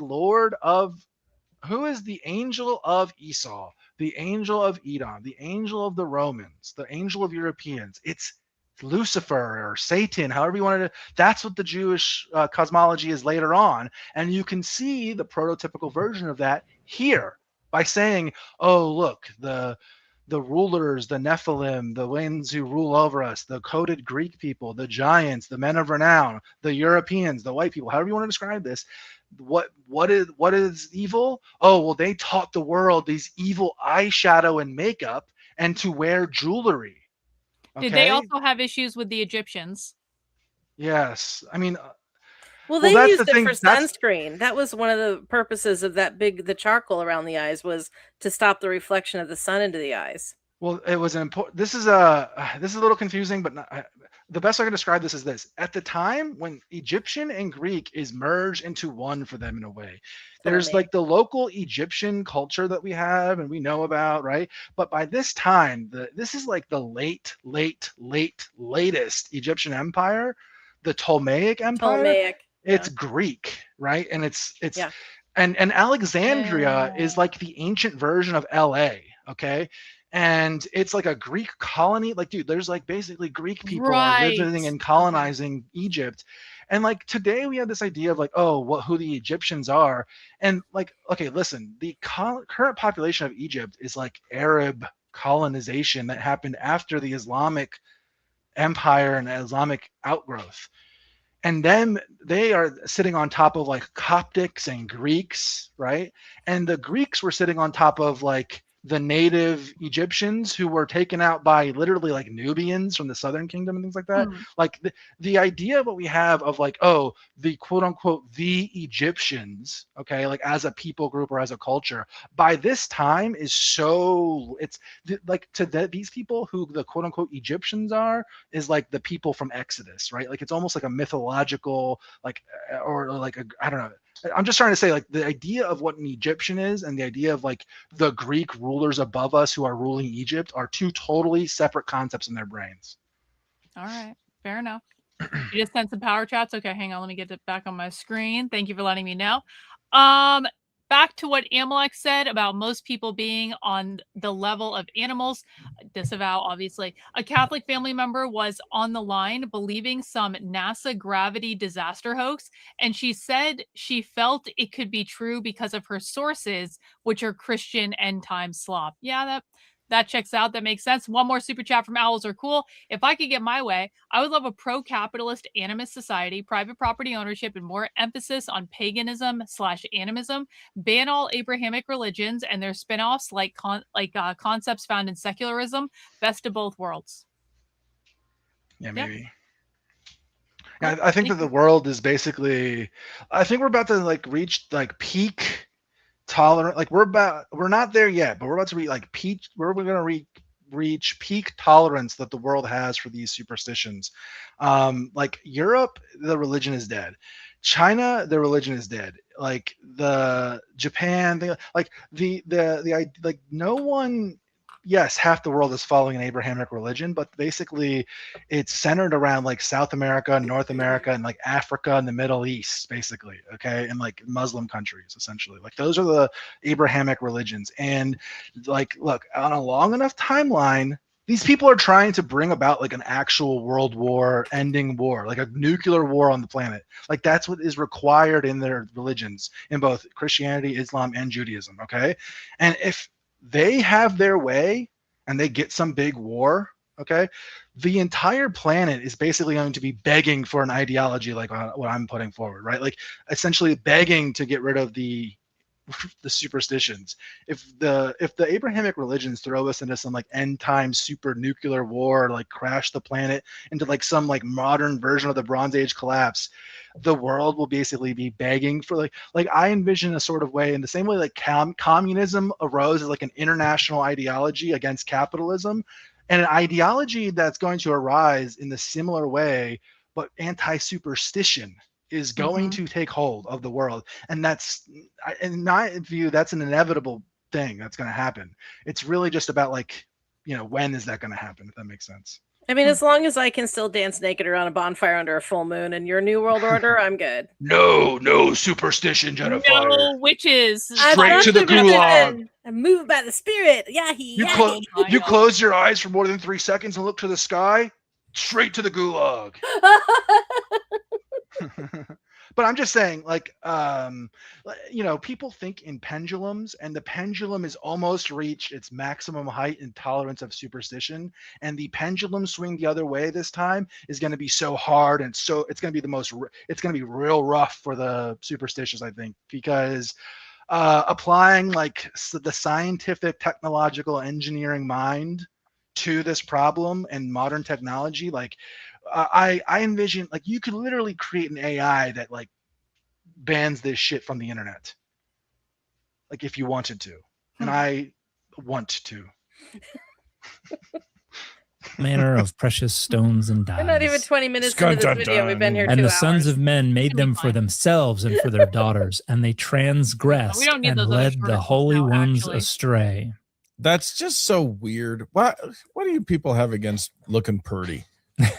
I like a bit of good fashion. I enjoy a bit You of look like bro. a nice shirt every now and then, a nice piece of jewelry. Who knows? I just think that's a very funny thing. But apparently it's from those evil scamps. Yeah. The angels. Jezebel. Yeah. And so in one of the first parables, I think there are two main parables, but the unrighteousness that was let loose on the world by the watchers drove wisdom back to heaven. So wisdom is personified as one of the works of God, and wisdom is like, this party's dead, I'm out, and goes back to heaven. And then they're all wearing eye paint. I'm out of here. Who is wisdom? Jennifer, you know the answer to this. It's not just wisdom. It's not just that wisdom does that, Dan McClellan. You know better than this, Dan McClellan. Who is it?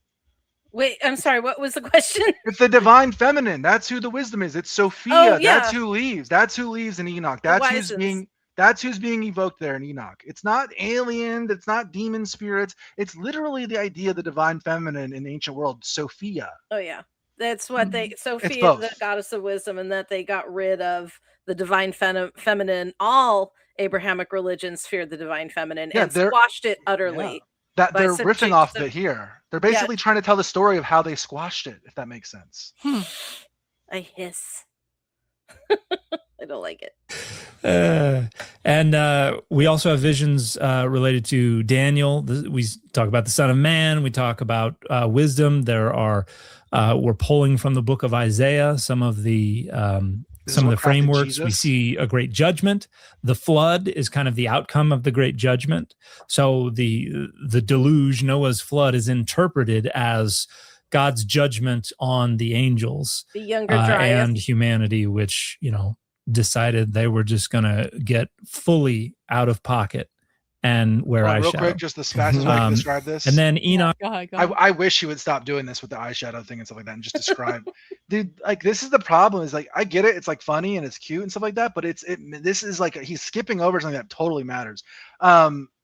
Shoot, what was I just going to say? What did he just say like 5 seconds ago? Shoot. Rewind. Hang on. Yeah, if only we could rewind. But I remember. Okay, Go so part of what's going on is, the book of Job is obviously, you guys know the book of Job, you know what I'm talking about? Mm-hmm. Yep, Job, the patience of Job. Yep, the trial. Okay. Yep. Mm-hmm. So Job has like this problem where everyone reads Job and they're kind of still thinking like God's an asshole, right? Like everyone acknowledges that, and that was like a problem that the ancient world had too, okay? And Job itself is riffing off of an older Greek text, I would say, as well as a Mesopotamian one, maybe even parts of it. But I won't get off into that. But what I'm saying is like this idea of like God is still an asshole is present in the ancient world. And this book kind of solves that, is part of what it was doing as well. Basically, by saying, why did God wipe the world away? Why did God flood the world? Oh, well, because all the humans were evil and because God's an asshole, right?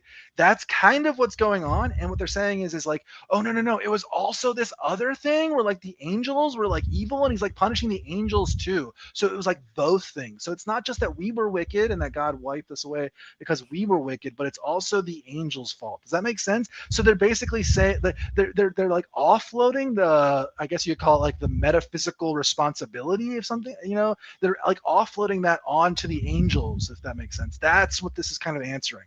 Because angels wanted to fuck and they made giant ugly children and God had to flood the world. Well, not just that, the angels wanted to race mix. It's literally like teaching these people like do not mix with other groups of people, basically. Yeah. Isn't this interesting? Yeah. Wow.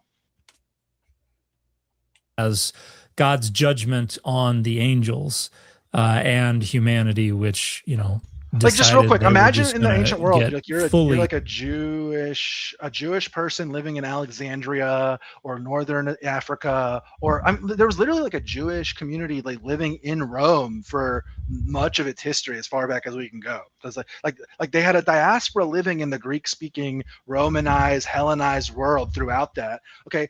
And they were living there for generations. Okay. So imagine like you're like a 6th generation Jew living in Greece.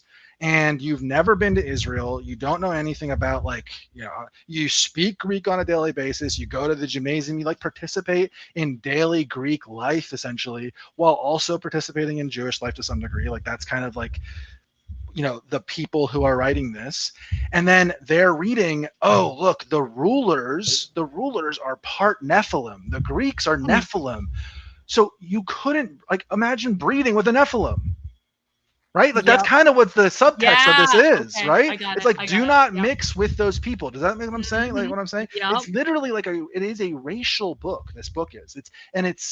When he goes to the symbolism, he's not. Maybe he does go in this. I can't remember. It goes into the symbolism of the animals when they go through and this person is this animal and this person is this animal. It does this whole like part of Enoch like this.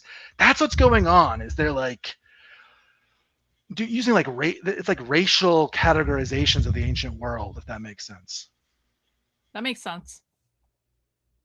Out of pocket and wear eyeshadow. Mm-hmm. And then Enoch is taken from the earth. Enoch summarizes his ascent to heaven and presentation as the Son of Man. Now, we've talked about this. Son of Man is literally title picked up as before, 'cause Jesus. Jesus picks up Yeah. the Son of Man title in the New Right. Testament. On a spaceship. And this is in Daniel. This is exactly the same the words that apocalyptic- Paul uses to describe his vision. You have to, if people have not read Adam Green's book, like, seriously, go pick it up. It's on Adam's Amazon account, or it's on Amazon right now. It's his pinned tweet. I highly recommend it. Go check out what I'm talking about here. But essentially, like, the idea is that Paul had like a vision that converted him to Christianity of Jesus, and all of Paul's teachings were from this like heavenly vision, and he describes it as an ascension experience. This is like Merkaba mysticism, right? We've gone over this before on your show, Karlyn. And this idea of like the ascension of Isaiah, or the visions of Isaiah, or Enoch being taken up to see like the heavens and see the world, that is the same thing that Paul is doing when he sees Jesus. That's who wrote most of the New Testament, and that's where we get a lot of the earliest layers of Jesus from, is a guy who basically claims to have one of these ascension visions. So he goes up. Paul says he has an ascension vision in which he sees Jesus, and that is our earliest layers of Jesus. Do you guys understand that? This would be like if later on somebody wrote Enoch 2, Enoch 3, Enoch 4 and tried to like pretend or say that like keep adding more Enoch literature. It's like, dude, the original character is like a made up, you know what I mean? Yeah. So- it's so like Jesus- Enoch of the fanfic.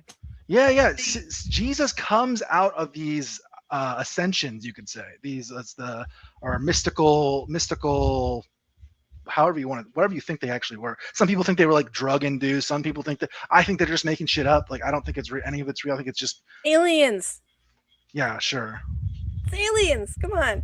It's aliens. No. It Obviously. totally is. Yeah, it's Well, aliens. the Genesis has the word was with God, the word was God, and that when people speak with God, they're actually speaking with the word, and then the word was born as Jesus, which is what the church that I used to go to taught, that it was the Son of Man, the Son of God was the word, and it's still part of God. I don't know. They were trying to like skirt around the Trinity. They didn't want to believe in the Trinity because they said if we believe in a Trinity, we'd be polytheistic. So they went. Yeah, anyway. it's some sort of Unitarian or Arian Christology that is like Noahide compliant, is what that is. Oh, okay. Parts of Daniel where Daniel sees the Son of Man coming to the Ancient of Days. And this is kind of this mediator figure of some kind who, in at least the one version in the Old Greek, it says the Son of Man came to the Ancient of Days. Well, that preposition is altered by one letter so that it says in one version of the Old Greek, the Son of Man came as the Ancient of Days. And suddenly it's like, oh, the Son of Man is the Ancient of Days? What's going on here? So we have this mediator figure who their identity is kind of blurred with the identity of God. Owls are cool sent another power chat. Hang on one second. One last question for Amalek. Have you seen Archaic's series called The Exodus People? At least on part 1, within the first 15 minutes, he put Christianity for the psyop. It is interesting, but for the most part, I don't trust the guy. I don't know who that is. Yeah, I'm right there with you on him. He has some interesting work. I have checked out some of his videos. I might have checked that one out specifically, actually, because you're I do remember being like, oh, cool, he knows that Christianity is a psyop. But that dude is like a little kooky, I would say, and some of his stuff is like too much. And I don't know. I don't want to like start a beef with him or anything like that. But he also like blocked Adam for no reason. Like we really don't even know why. And Adam had him on his show even. And like from what I understand, it's like because we're anti-conspiracy theory stuff. But so I don't know. I think that I sympathize with people like that because I also have this like mythicism thing, right? And a lot of people look at what I say about Jesus not existing, mythicism, as like flat Earth or kooky archaic, that guy's YouTube channel and kooky theories like he has, something like that, and like they try to put us together. And I don't appreciate people putting me in that bin, so I don't like to like attack people in that bin, if that makes sense, too much, because I do it so much. You know what I mean? Like I literally rail against conspiracy theories all day long on my Twitter. So I try not to do it when it's somebody that like, I don't know. I don't think he's the worst guy ever, but yeah, I also don't think he's right. And socially retarded, I think maybe would be a good way to put it. Sorry if you're listening. That's what I think about it. A lot of people in this scene, I'm a little socially retarded, so I sympathize. Pretty much everyone is socially retarded. Yeah, I get it. I just, yeah, I don't know. That's what's good. That's what I think about him and his work. But Enoch is identified with this character, at least in this part of Book of Parables. And then we get the Book of Luminaries, which has to do, this is basically about the calendar and about celestial bodies.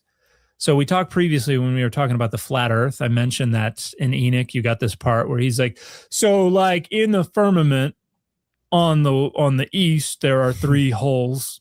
And the sun comes out of the hole and follows the track and then goes. Oh yeah, that's the other thing. The Flat west, Earth is in there. Leaves the firmament through another hole, and this was the cuckoo clock part hole. of the of the firmament theology. Yeah. So just like in you get flat Earth out of Ride Enoch. Pirates of the Caribbean, where you see the people who are on a track come out. I think it's a woman with like a rolling pin chasing one of the pirates or something like that. Or the glockenspiel if you want to get if you want to get you're nasty. Sure, fun about it. If you want to get Teutonic about things. But Enoch is with another angel Uriel, who reveals details of the calendar and the 4 ruling luminaries. So we got a 364-day year that is laid out here. That's the solar year, or 364-day solar year. And then we also have a 354-day lunar year. Oh. So we've got 2 different years. Yeah. And it's divided up into 12 months of exactly 30 days for each. It's because it's in the Greek world with retrofitted Jews running on lunar calendar, living in a world running on the solar calendar. Duh, Dan. Well, I don't understand why he doesn't point. Like he just like a lot of times he'll get to a point and like they'll just like laugh at something because it's funny in this little way and cute, and I agree. But there's a reason for all of these things. None of these things are haphazard or random or just like, oh, they were just so goofy back then. I don't like this like idea that the ancients were goofy. I don't think it's true. I think that these people were highly intelligent. It would be like the people that we have today who are like developing the most highbrow, cutting edge technology in the world, whatever that might be, whether it's AI or whatever. You know what I mean? Cancer research, whoever the smartest people in the world is. Back then they were doing this. Okay, the smartest people in the world were doing this type of stuff. They were creating this type of literature. So each month, and then we have extra days in the 3rd, 6th, 9th, and 12th month, adding up to 364 days in the year, and then the 354-day lunar year that divides into 12. Okay. Sun moves through 6 gates in the east, starts in the east, settles in the west. Not to intentionally quote the great poet, that is the Red Hot Chili Peppers, but and then there's a part about the luminaries kind of breaking down. I've been on the Pirates of the Caribbean when it has broken down, and we have all been on the Pirates of the Caribbean. Yeah. If you've been on the Pirates of the Caribbean. But did they walk you outside to the back lot where you had to walk around? No. Oh yeah, I just had to sit and wait for 45 minutes and then finally go again. They turned all the lights on. They really do. Everybody up. It's a small world reference. Is so good. That is how they're describing it, by the way. Like the world is that's a small world. You know what I'm talking about? Like Mhm. ride from Disney. Yeah. It's a small Yeah. Stop world. it. No, bad Amalek. But that's how that is how it if you read that is how it's if you read, I think it's, I don't remember what chapters it are, whatever chapter section he's talking about. It's like the astronomical part, I think, that the way the translation sections it out, this like astronomical description is like that. So people try to take this with the alien stuff and like it's really, they're trying to hide this stuff from us, and they read into the astronomical stuff and not without understanding that that's like the lens to get what's going on, is that essentially they're trying to rip off of Mesopotamian and Greek and Egyptian at the time astronomy, and they're trying to like give their own takes, if that makes sense. And they're doing it in a way that makes like I said, it's a small world. I thought that the 6 gates in the east was a reference to astrological to star constellations. Yeah, that's what they're doing. Yep. Okay. Yeah, that in that one I'm pretty sure that's what it is. Yep.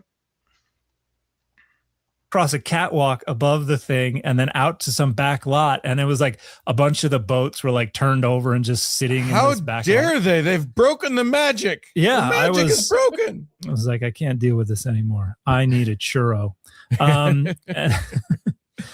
But there's a part where things seem to malfunction, and this is in chapter 80.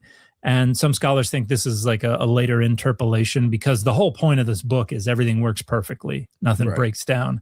But that's also the only eschatological part of that book. So the point is, things are breaking down, it's all coming to an end. Luckily, that's not what happened when we had to leave the Pirates of the Caribbean ride. But that wasn't particularly eschatological. No. Okay. I mean, coming outside to the bright sunshine of it can feel like the of end Orange of the world. County, California. Yeah, it was a little jarring. Okay, and then we move on to the dream visions, which are chapters 83 through 90. And we have two main visions here. One has to do with the flood. The other has to do with what's called the animal apocalypse. And that's the cool one, because that's basically retelling the same story all over again about the angels and everything. Like the third or fourth Only time. now, everybody's animals. Yes. So, yeah. And this starts in... I think he talks about Esau here. The one part that I think is cool is... not the one part, but the main part that I think is cool. It's chapter 86. Oh, and by the way, if you want a good translation, you can find all kinds of cheap translations of First Enoch. Most of them are from the 19th century or are garbage. Okay. But I mentioned Nickelsburg and Vanderkam. They part of their commentary was a translation, and so they took the translation and just published it separately. This is like $14. Okay. So First Enoch, the Hermenea translation, good deal, and that's the most academic translation that's available today. Because this isn't going to be found in, like, if you buy a copy of the NRSV or whatever. No, you're not gonna this is find not a part of the Apocrypha. But we'll get to the whole canon issue in a bit. Okay. So First Enoch 86:1. This is Enoch talking. And again, I saw with my eyes as I was sleeping. I saw the heaven above, and look, a star fell from heaven, and it arose and was eating and pasturing among the cattle. Wow, I did not see that coming for a fallen star. Then I saw those large and black cattle, and look, all of them exchanged their pens Jesus and their is the pastures star. and their You calves. understand this? And they Jesus began to becomes moan. the star. No, He it's is an the alien spaceship that's coming to No. take the cow. Oh God. No, Yes. listen. Do you understand? I know. I've heard this reading. You guys understand? The star. Okay. Again, Adam's book. Buy the book. Read the book. See what we're talking about. One of the basically what they did. Okay, is the people who the Jewish Christians who created Christianity. Essentially, what they're doing is called midrash. Okay, and it's basically reinterpreting or rereading and giving your own like out of context reading of a verse, basically. Okay, and what they're doing is they're going back through the text and they're saying, oh, who is Jesus? Oh, well, he's the scepter. So anytime we see the word scepter in the Old Testament, that's a verse about Jesus, and that's something that he did. Oh, who is he? He's the Son of Man. Anytime we see the Son of Man epithet used, that means that's Jesus. And anything the Son of Man did, that's Jesus. And the star He will come out as a star. That's another epithet of Jesus. That's another title for Jesus. So anytime they see a star or the root or the branch of Jesse, and there's like 24 of these basically. And what they're doing, and you can like literally picture like mystical Jews doing this today with their numerology and things like that in the Old Testament, the Bible code and stuff. It's literally the ancient version of that. They're going backwards through the text, finding these titles. Oh, anytime a sun is mentioned, oh, that was really talking about Jesus. Like that is what they're doing, and one of them is the star. So let's go back, and what is Enoch saying is happening here? And this, again, you got to read the Animal Apocalypse and understand this part of Enoch to understand what I'm saying about the whole idea of this is like racially categorizing people. Look, it's literally saying that the star is doing what? Dwelling amongst the cattle, the Gentile world, the animals, the idiots, the people that I was describing earlier, the idiots, the cattle. That's what the star is doing. So it's, yeah, okay, falling star is herding cattle. Okay, look, can we at least pretend for a second that this is serious and like try to understand what the author's saying? And that's what he's saying. I'm sorry, the author isn't writing Jesus, just to be clear, but Jesus becomes part of this. Does that make sense? This is part of where they rip him out of, is reading these types of text, even though they're not in the Bible or the official Bible later. Well, Chad is saying, like, and I agree, like falling stars are usually the fallen angels or the demons and Satan and all that as well. So how do they, if a star is falling, why did they equate that with Jesus this time? Well, that's the whole thing of Jesus, is it's all out of context. It's all schizo. It's all ridiculous.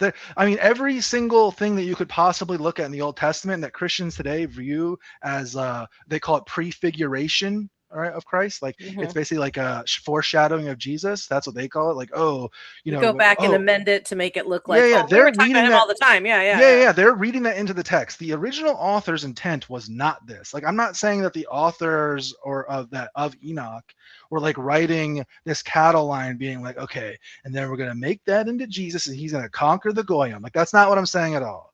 I'm saying that this is read backwards into the text by early Christians and understood that star represents Jesus in that scene. And what does Jesus do in that scene then? He's ruling amongst the cattle.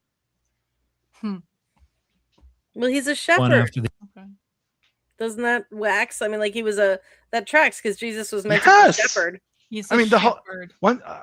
Once people understand that, this is the thing. This idea is just beginning, and if people aren't, with AI and the way things are, people are actually will like learn quickly and see these symbols and cross-reference them and things like that, and like try to kick the tires on. Like, I encourage anyone who disagrees with me on Jesus mythicism, like, please buy the book and please try to debunk me. Please, or not me, sorry, Adam, go through and debunk what we're saying in that book. Okay, go through line by line and try to actually, in good faith, debunk what we're saying. I am telling you that you're not going to be able to do it in the way you think you're going to be able to do it, and we make an extremely strong case.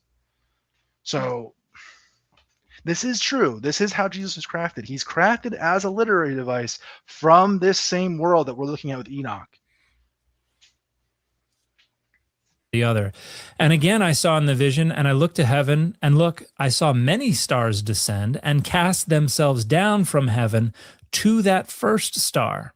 And in the midst of those calves, they became bulls, and they were pasturing with them in their midst. Oh, this is the whole Nephilim thing again. We've got calves and we've got bulls starting off.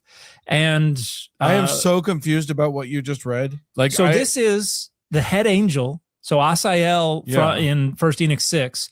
Elsewhere, they're referred to as the head mediatory angel. That's what becomes If you've seen Darren Aronofsky's Noah, I just appeared on a podcast called Escape Hatch, where we talked all about this, and they are actually basing a lot of that on the high priest of the heavens, and he is the Logos, which is what Philo describes as the mediator between God and the people, basically. Well, yeah, but this sounds like Jesus is literally like Nephilim.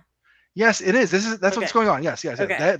That's what the author's doing. The author is retelling the Nephilim story with this animal symbology laced in. That's what's going on. It's the exact same thing. Okay. So it's the exact same story being told over again. With stars and cows. With stars and cows and this animal symbology, right? But this animal symbology gets picked up later and it's reused again, but it appears again in Daniel, but it appears. Hold on, this is what Revelation is talking about with all those animals. It's referencing Oh. all these animals here.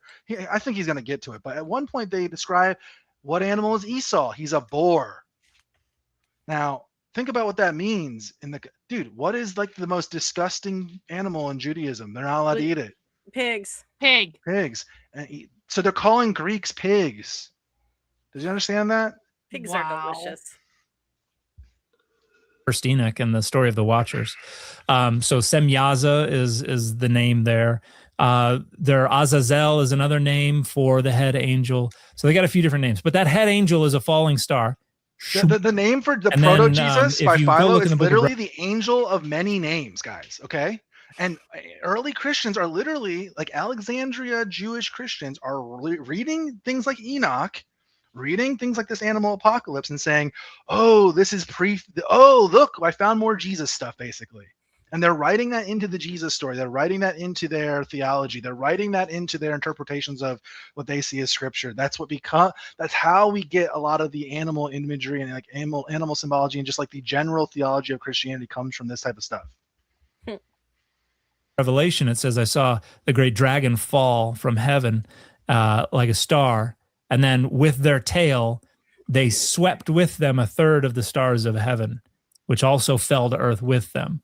So Book of Revelation is drawing directly from He said, what we're seeing in the Book of Enoch, where the head malevolent angel falls. Coming out of the and then all same other language angels. or the same vocabulary, you could say, right? It's literally whoever wrote Revelation was basically like an expert on Enoch. Let me just be explicit about it. Whoever, like, they likely had Enoch open on their desk or something like that. You understand what I'm saying? That's crazy to even think about. Like they're referencing it as they're like writing the story. They literally have Revelation whoever's writing Revelation has, Enoch open likely, and they're literally have these pages open, and as they're writing Revelation, either it could be from memory, but like knowing how these libraries and things like that work, it's more likely that whoever wrote it had it in front of them, basically, and how the scribes wrote things. And like I just from what I understand in terms of like scribal memory and the way these things in manuscripts are written, he likely had it open with him. But that's where Revelation comes from. So then you have all these people on the internet who are like double schizo posting, right? They're like,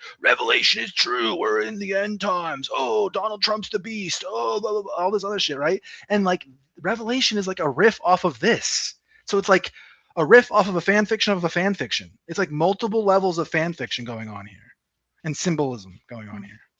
And the point of Revelation and Enoch is both to be anti-European, anti-Greek, anti-white, however you want to look at this.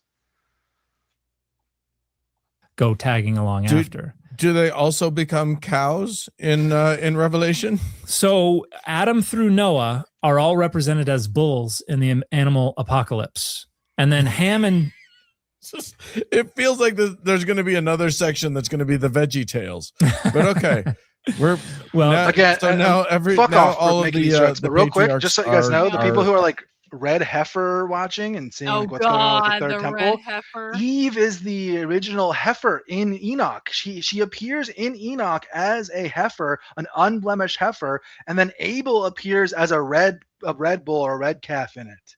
And this whole idea of like the different types of bulls and the blemishing, all this other stuff, it's all going back into the same world. Okay, it's all part of the same story. There's like Cain is called a black bull, I think, and then Seth is the white bull. So what they're trying to say is that like the descendants of Cain are part of this like black, black is a bad color, evil color. So they're part of this black bull, and the people, the righteous people, the Seth, right? That's why the people descendant of Seth, that's the Jews. They are from a white bull in this story, right? So it would just be like today if I was like making a political cartoon and I was drawing my hater and I drew them as like a black, evil looking creature or something, like I don't know, like, oh, they're like a black elephant, and then I drew me and I'm like a white elephant. Like, what does that evoke? Well, it evokes that I'm like the good elephant and I'm like pure and I'm like, you know what I mean? And what does it say about the black elephant? Well, he's like, there's obviously something wrong with him. He's like corrupted. Like, that's what's going on here. They're talking about racial groups here directly. It's not even like coded language. That's directly. And then what happens is they take that coded language from this part of Enoch and they transplant it directly to Revelation, and it completely loses its racial connotation. People don't know it unless they know Enoch. Does that make sense what I'm saying? So all these symbols in Enoch in Revelation that reappear from Enoch. Yeah, nobody could know this. And this is fascinating because this book of Enoch, we've had revelation for 2,000 years affecting us. We had no idea that this was behind it, Enoch and stuff like this. I'm just telling you right now, like scholars had no fucking clue that this was going on. So I think it's That's likely. wild. Yes, how crazy is that? So people sit there and tell me, "Oh, you think you cracked the code? You Amalek, you cracked the code. You and Adam, you guys for 2,000 years, you guys finally." Yeah, actually, because this biblical scholarship thing is like the way it is today, and the deconstructing. No, most people couldn't read, but not only that, but we didn't even have an understanding of the Book of Enoch until the 1900s and 18. Like, I think he goes into the history in this part towards the end here of like how we got the text. And I'm telling you right now, they had no idea. And reading through Enoch makes it. If you read through Enoch, knowing that this is fake bullshit, like knowing what I know as far as all this stuff goes, it is obviously bullshit. It's not like revealing the true inner Earth alien demon people is what I would say. This is like obvious political literature that we're looking at. And it is racially coded, by the way. I'm not making this up. I'm not like projecting my worldview into history. You can just read the text, read the animal apocalypse, and see they're taking the racial origin story of Genesis, right? Like Noah, right? And Noah and Ham and Seth and Abel. Like it's taking that racial origin story for the world. Taking that myth and it's recasting the characters as animals, as different colors of animals, different kinds of animals, and then those animal symbols are later picked up by later Christians and put into places like Revelation and elsewhere throughout the New Testament. Okay, so what does that tell you about the New Testament? That means the New Testament itself sees things in that racial lens. It's understanding the world through that lens. So it's not just like random. Oh, they mentioned a cow. They mentioned a seven-headed beast. It's not random. It's not haphazard. It's not goofy. It's literally racial incitement language. Our cattle. Well, up through Noah, because Noah survives the flood, but Noah had 3 sons, according to the tradition: Ham, Japheth, and Shem. Yeah. Ham and Japheth, their offspring are all kinds of different animals and birds. Oh, wow. Shem is the only one whose offspring are all bulls. Or Japheth. So now we start to notice a theme. The Semites, the fathers of the people of Israel, are staying in that lane of bulls. But Ham and Japheth, because they deviated, they're all different kinds of animals. Okay. And then we go all the way down to Isaac. I wonder why. And then the Isaac Goyim are produces animals. a I wonder wild where that really came from, huh, guys? Like that's what this is. I can't imagine. This is the ancient version of that. You guys understand what we're like? That's what we're reading, and people are just reading that. Like even the biblical scholars, you see how these two are just like laughing it up. This is the root of what's going on in our society. This is what's going on. Zionism, Judaism, identity, and race cannot be understood in our current culture without understanding these types of things, this type of scholarship, this type of text. This is the early version of the earliest layer we can go back to and study. Okay. And this is Esau. And then Isaac produces sheep, a sheep. And this is Jacob. And then Jacob has all of Jacob's 12 offspring are all sheep. And so this is the 12 tribes of Israel. And so they're sheep. And sometimes they go astray. Sometimes they're blinded. Sometimes they're killed by wild beasts. And so the wild beasts are obviously all of the offspring of sacrifice the rams children of Ham. And because it would that be why they would sacrifice rams and sheep, because of this kind of iconography, because it would be akin to sacrificing a human? Or is that just it was sort of I do think that animal sacrifice likely developed out of human sacrifice, and that there is human sacrifice obviously in the Bible, and that whoever the Yahwehist cult is, or the proto-Jewish or proto-Yahwehist cult is, that they likely emerged in a dialectic on this idea of human sacrifice. And the one that won out was the anti-human sacrifice one. So in all their redactions, they basically are against in the Bible that we have today, it's like super anti-human sacrifice, right? Unless it's Jesus. Exactly what I was just going to get to. Exactly. This gets reversed with Jesus. Exactly. So where he basically becomes the final Yom Kippur sacrifice, His essentially, final right? So it's sacrificial lamb. exactly. So that is where it comes from. And like the people who would have invented Yom Kippur it's likely them winning out in this theological victory, or maybe you could call it like a political victory, because I think all of this like theological ideas, these occultic ideas, it would have been the ancient version of the pipe people you listen to, Karlyn, right? Like you're sitting here listening to like leftists and like thinkers in Zoom calls, like arguing with each other and things like that. We have like whichever faction wins out in 10 years, or maybe, you know, however you want to view that, like that's whose writing we have, right? So the only way we know about, and so when we see like polemics like on human sacrifice, or specifically child sacrifice, like we don't really know how the other side was. We only have like the evidence of an argument, basically. And because there's evidence of an argument, we can, I mean, if there's no one doing human sacrifice, then why is there so much, you know what I mean? Why are they anti-human sacrifice? Does that make sense what I'm saying? Like, Why would they have to protest something that doesn't exist? You're not anti-human sacrifice in a world where there's no human sacrifice. Let's just put it that way.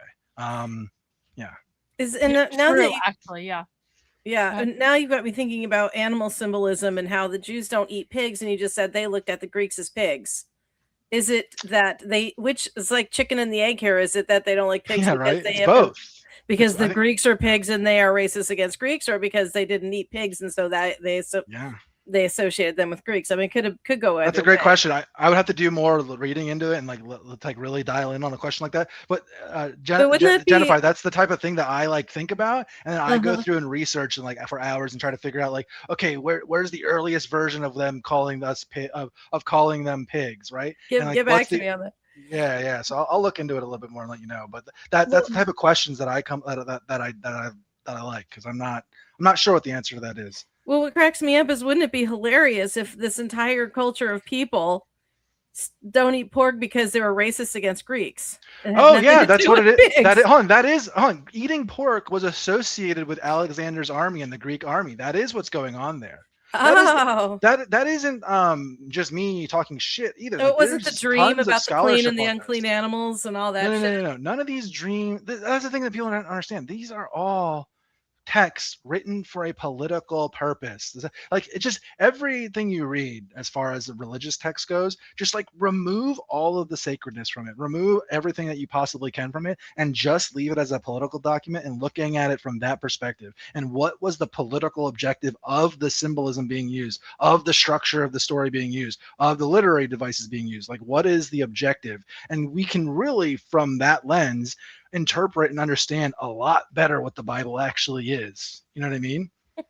I lived by clean and unclean meats for 21 years, the first 21 years of my life. Because I mean, the whole arguing over clean and unclean meats in the New Testament is so fascinating, because it's very clear that Paul is trying to like determine, imagine this. Imagine you're one of those Jews, again, where you're a Hellenized Jew living in the 6th generation, speaking Greek. You're living in Asia Minor, modern day Turkey, or maybe you're living in Greece or Rome or something like that. And you're supposed to be Jewish, right? So you're supposed to be you're circumcised, and you're trying to follow the laws, follow the Torah, right? And the Torah is probably a pain in the ass to follow. First of all, you go to the gymnasium and you have a circumcised dick. First thing, you're already fucked, right? Like, all the other guys think you're like a weirdo or an emasculated. First of all, because the gymnasium's nude. That's the first thing. The second thing is you have to like eat kosher, right? Like, the purpose of doing this stuff, though, from the point of view of Jews, is to like keep their identity, solidify their identity. If your people have this like friction going on, they're not going to like blend in with the rest of the people. They're not going to just become Romans, if that makes sense, right? What were we supposed to say? Be of them, be among them, but not of them. Exactly. That's what's going on here, right? So that's like the purpose the authors have, is they're trying to define those things. So being against pork literally is exactly what you're saying. It is a way of separating themselves from the Greeks, specifically in this case, who were pork eaters. And it wasn't just the Greeks, by the way. I mean, the neighbors of the neighboring kingdom. That's the other thing too. Part of the interesting thing is the archaeology shows that Jews and the people living where we say Jews lived and all throughout the world, they were all still eating pork up until like those numbers I was giving with Jonathan Ladler's work. We can literally dig up sites of where we know Jews lived and dig up their houses, and we find in like their stomachs, in the bodies of the people, or in the floor of the house, or in waste bins in their houses, pig bone. Exactly. Pig bones, right? So we know that they were not following the Torah. No, they're like, feeding the dogs to pigs. Come on now. Oh, dude, they have so many copes. I argue with these people on their forums and stuff like that all the time. Jennifer, you would laugh at some of the copes I hear, but that's what's going on. Essentially, is that there's no one enforcing this like Torah observance thing going on perfectly, like anywhere in the world, until like the middle to late Second Temple Judaism. Gosh, I mean, maybe the Hyksos. I'm sorry, the Hasmoneans, you could say. Maybe the Hasmoneans by then were getting like, because what they are is they're like I mean, they're like a nationalist. The Maccabees are like a nationalist uprising against the Greeks, and really what they're trying to do, and that's probably like one of the final big redactions or edits we have into the Old Testament. And what they're trying to do is they're trying to add like serious nationalistic fervor into the Jewish people, right? So like this stuff gets really highlighted then, and that's when I think from that period onwards is when we have it kind of being actually enforced. And then like all of their mythology saying that, oh, yeah, the Jewish people, they did follow it, and then they fell away, and then they came back, and then they fell away. Like that's all later mythos. They sacrificed a ram. It was fine. Yeah. That's all later mythos. It's all a polemic against what they're talking about now, or later stuff, which is them dealing with the Greeks and Persians. Yeah, that's another thing too. Some of the stuff is from the Persian period, but by the time we get it, it's the Greek redactions. I would say, like their interactions with Greek is most of the book. And probably there are Persian buried in symbolism and shit now that you can barely understand. There are Persian, exactly. There are Persian polemics still and fingerprints in parts of the Bible, like the older parts of the Old Testament, for sure. Oh yeah, I agree. Japheth. In other words, these are the Gentiles. So the Gentiles are causing problems, and this is kind of political commentary because they're in a period after Alexander the Great has died. You got the Seleucid Empire, you got the Ptolemies. They're fighting over this land, and the Judeans are stuck in the middle of it, and they're getting the short end of the stick, and they're being oppressed heavily. True. And this vision is probably written during the Maccabean period when Antiochus Epiphanes. I totally forgot about this whole part. Pushing. Do you want to say something? Oh, yeah, I did. I was yelling at the microphone, Karlyn. I watched this when it originally came out. So this is like a reposting of a video from like a year ago, I guess. You should take a screenshot of that freeze frame, by the way, and use it for something when you call. Yeah, that's pretty good. But do you understand? He's saying what I'm like. He sees it that it's a political book. He understands it, but like. These people have the inability to like okay, Dan, what does that mean today? What does that mean today? So you're telling me that the authors of this book had like racial language where they saw themselves as different from the Gentiles. They're talking shit on Gentiles. You see it as a political book. And then what does that mean about today? It wasn't a happy little accident that they got their state, that they had their state and all these, like, that's not a happy little accident. Part of what's going on is these myths are shaping the geopolitics of the world and the political world. And that's because these have always been political documents. We just see them in this way because of our 2,000-year relationship with them. That is not real. Hard. Oh wait, sorry. One more thing I forgot to say. He talked about the oppression. I'm gonna get you a T-shirt that says one more thing on it. Okay, maybe. But he's talking about the oppression narrative. Don't you see what I'm talking about when I say to you, and I say like Judaism and Christianity developed out of like the same tradition that you monitor on your show and your streams? Yeah, like obviously. It's literally. So it's like basically these people that you're watching are like. They see themselves as oppressed, and they, to some degree, like if we're just being honest, like there is oppression in the world, and those people are being oppressed. They just have like the wrong idea on how that works. Whatever, it doesn't matter. I don't want to get into it, but they are. It is like it's their counter oppression movements, if that makes sense. And that's what Judaism was. That's what Christianity was. Mm-hmm. It's a way. It's a alternative strategy of politics where if you can't win on the battlefield. Right, because your armies can't win, you can win in this way, in this like underhanded way. And yep, the pen is mightier than the sword. Is that what's does going not on sound here. Jewish at all. The Jews would never do that. I'm just saying that is what's going on here. So in the way that Esau or the Romans or the Western world, the way we see like honor and warfare and martial prowess and things like that, like that's like our way of seeing things. They see things in terms of the theological or spiritual or the mental conquest of the world, if that makes sense. Like that's how they are seeing this thing. It is Revenge of the Nerds, right? Like that is a good kind of framing of it. Like they're literally getting their identity is based on their oppression.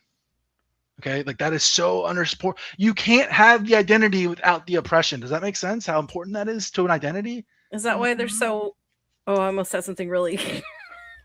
I was going to say whiny and complaining. It's like it's part of their identity. Yeah, that's why the communists are whiny and complaining, Jennifer. That's what you meant, right? The communists, they're so whiny and complaining. Yeah, I agree.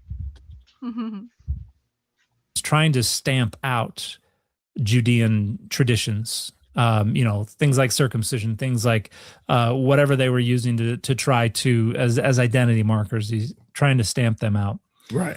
So the animal apocalypse is all about this, and then it's all going to come to a head right around the same time that Antiochus IV Epiphanes is hopefully going to be defeated. So it's very similar to the book of Daniel in that regard. Unfortunately, things don't work out that well. Other than like it's the same as Daniel, other than the fact that everyone in Daniel stays people. yeah. It's got to have a hook. Somehow it's got to have a hook. Right? So you can imagine these people sitting around a table. What if it was Daniel, but animals, but critters? Exactly. Somebody called Julie Taymor or whoever did the Lion King. Hey, can everyone understand? Like, okay, the idea of writers sitting around a room in Hollywood or in New York writing a screenplay or a script or TV show is the same technology as what we're looking at. Do you understand? They're sitting around and they're writing things in a competitive manner. SNL writer's room. Yes, dude. That's who wrote this stuff. Yeah, guys. And hold on. Again, this is the believer scholarship, mainstream scholarship. They just don't have this additional understanding of like connecting these things to today and how they work. But we can now, all of us can look back and see how this stuff works. Dude, someone said proto animal farm. I was literally just about to say that. That's what I was just going to say just now.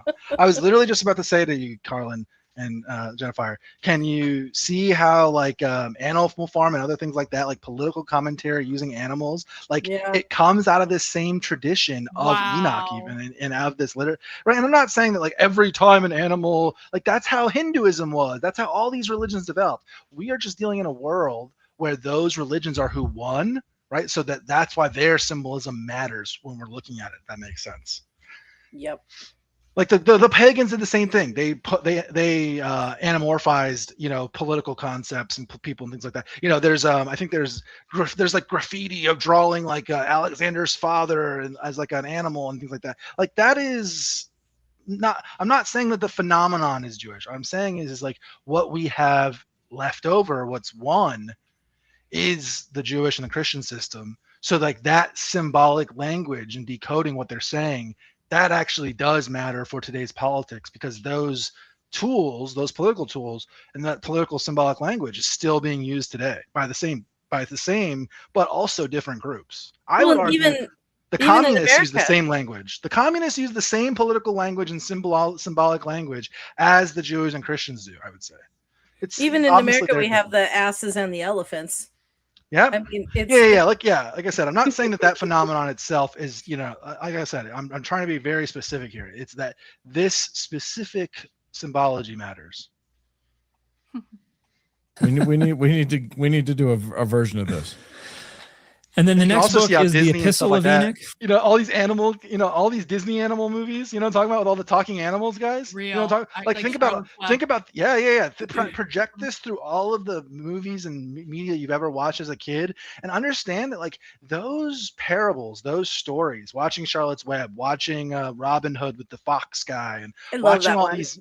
Yeah, watch all the movies, Lion King, all the anamorphized movies. Hold on, do you guys understand? It's the same people are sitting in writing rooms making your morality. So what is the symbolic language being used? What is the political goal Snakes being are used? always What are you being evil. indoctrinated? Yeah, what are you being indoctrinated with? It's literally the same Christian, Jewish symbolic language going back to this stuff. Lions are always regal, snakes are always evil, blah blah blah. Yeah. Yeah. It's Adam and Eve and the lion of snake. the king of God, and lion is Jesus.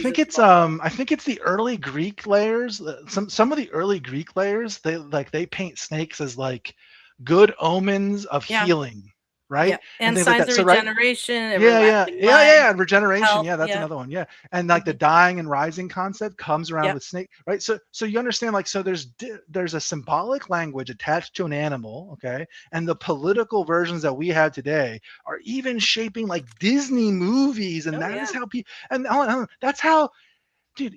Okay, how many people are Christian or grow up Christian in the world? Okay, that's one group. Everybody else grew up on what? Disney movies. Oh yeah. Right?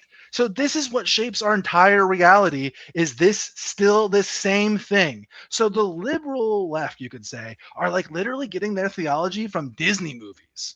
I mean, fundamentally, like, right? Like that's why people that's why some right-wing people complain about Disney. But you know what I mean? Like a lot of the left-wing imagery comes through movies and things like this. And this whole technology, you could say, this technology line, it goes back, and the symbolic language goes back to those times, to Enoch, to this milieu of early Christianity and Judaism, and trouncing on the ideas of their so-called oppressors with getting rid of the pagan gods and the pagan symbols that were beneficial and good, and those are now the bad creatures and the bad things. And now, but ours is fine. Ours are good. Here's our good and noble sheep, our good and noble lion. Yeah, theirs are pigs, ours are bulls. Yeah, right. Yeah, it's like it's like the ancient version of the I drew myself as the Chad and you as the soy jack meme, right? Like that's my god, that's basically what's going on here. They made you a liger. Yeah, whatever. From chapters 91 to 105, and this is Enoch warning his sons, writing these epistles as, you know, the epistolary warning to your offspring, as that old canard. If you haven't written an epistle to your offspring yet, warning them of whatever, get on that. And it's primarily being written to Methuselah. And here we have another apocalyptic text, only this is called the Apocalypse of Weeks. And this is where we have 10 periods, like the whole existence is divided into 10 periods of weeks. So this is sounding kind of like Daniel, and also sounding kind of like different kinds of apocalyptic imaginings that, you know, there are 6,000 years, and so there are 6 dispensations and all that kind of stuff. Only here, the weeks are not all of the same length of time. So we can, there's a bit of an accordion thing going on. Those are less useful weeks. When you don't know exactly, when you don't know how long a week's going to end up being, it's hard to rely on that. I'll see you in a week doesn't necessarily, I mean, I have friends for whom I'll see you in a week can mean anything from tomorrow to, 6 months from now. So I guess it makes sense. I mean, put it in the dictionary, because that's right. A couple of days used to mean 2 days. Now it's like a week or two. Who knows? At least from an academic point of view, that's how we communicate. And then in the epistle, we have 2 sets of woes. One of them is woeing or lamenting, idolatry, consuming blood, blasphemy, cursing, perverting or disregarding the divine law. Whoa. Woe indeed. The second woe is woeing, rich and powerful, abusing the righteous, big houses. Oh, communism. Banqueting in luxury. Hoarding food and wealth and wearing expensive hoarding clothing. food and wealth and wearing expensive clothes. Like, do you understand what I'm saying? Like, this is all of the same thing. What you are studying in communism is a secularized, older, more modern version of this same thing that bore out Judaism and Christianity. It's the same thing. They're literally talking shit on people that have stuff, guys. Like that. Yep. It's literally against. They're like, whoever wrote and like literally this, fuck Abrahamic religions. Literally fuck that. They fuck everything hold on. Do you understand? This is okay. I think he might go into this here, but maybe he doesn't. I just want to say this now. Like one of the things that we find in the Dead Sea Scrolls, okay, or in Qumran and places like this, right? Like the early Christianity texts and things like this. tons of copies of First Enoch. Guys, this was so important to them. Okay, do you understand how important? Like, I cannot stress to you how important this was, and this is to show you that the early creators of Judaism or of Christianity were essentially like Hellenized Jews, okay, who basically believed in a version of what we today would call anti-capitalism, but they saw it from the point of view of being anti-temple because that's who they paid their taxes to. So they're anti-temple, and Jesus is an anti-temple in some ways.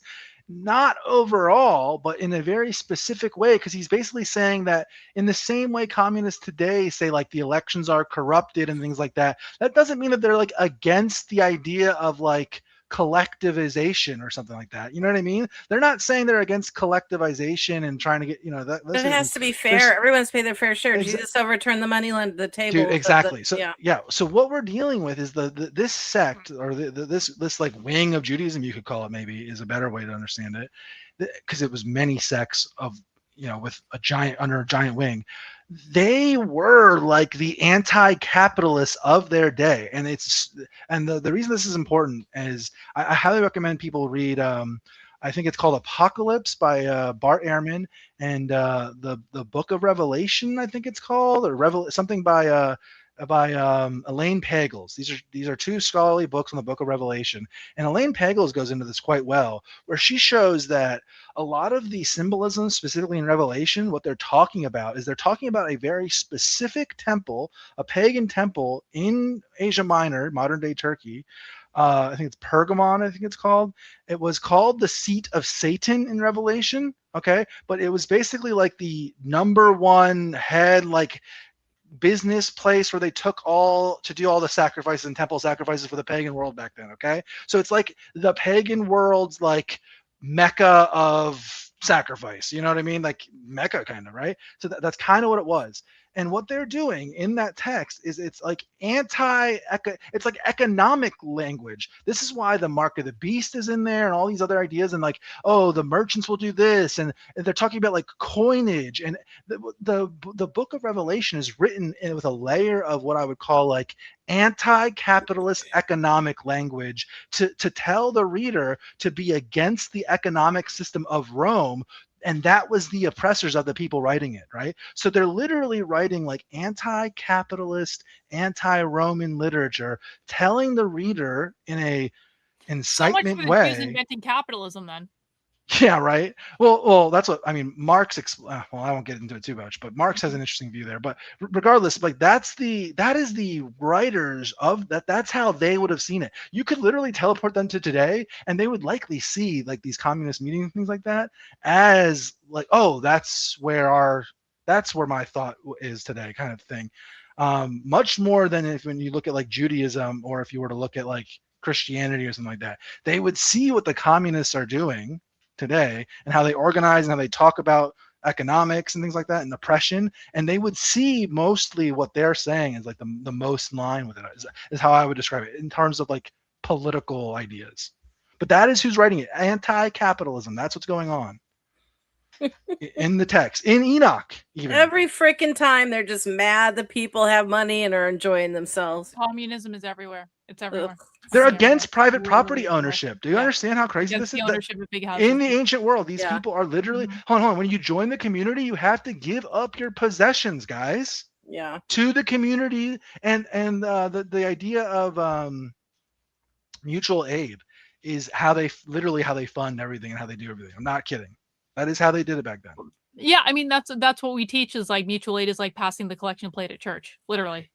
Yeah, and instead of everybody having like money and things like that on them at the time, like obviously that was a thing. But what you did when you joined a lot of these towns is like you literally like gave them all of your property, and then they manage your property for you as part of the collective. That like is how they describe. That's literally how they described it. Yeah. Go read the Book of Acts, I would say.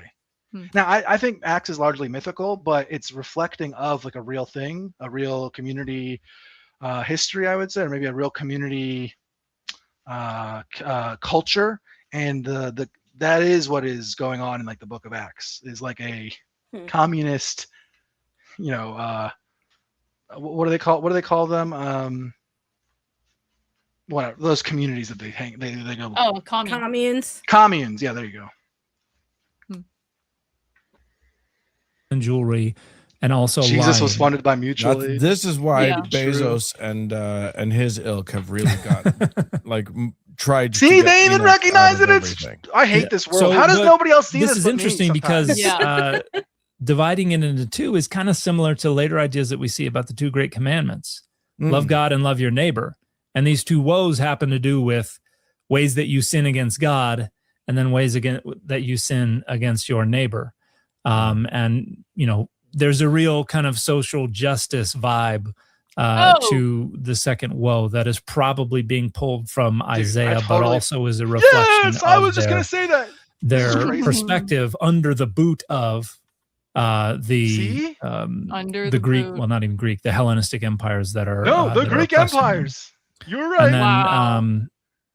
How it crazy ends is with a warning and then an My instruction ideas to aren't that pass crazy. these They're not things that off. outside. No, Hold on. I didn't I know, think they I'm ever just- were. I'm just saying, like, people think that, like, oh, He's you're ranting reading for this, Dan. you're reading so much into this. Oh, you think that it was a giant psyop. Oh, you think that they were trying to concoct a crazy conspiracy against the Europeans for 2,000 years. Guys, mainstream scholars and literal Christian believers are mirroring exactly what I'm saying and saying it themselves. They just don't understand this stuff in the same way, in like a holistic way. I would say that the best way to understand it is that they're all like siloed off. You know what I mean? I think you and I have talked about this, Karlyn, where a lot of people don't understand like the far left stuff that you cover because they're siloed in their like little region of the internet. Like that's all they care about on their topic.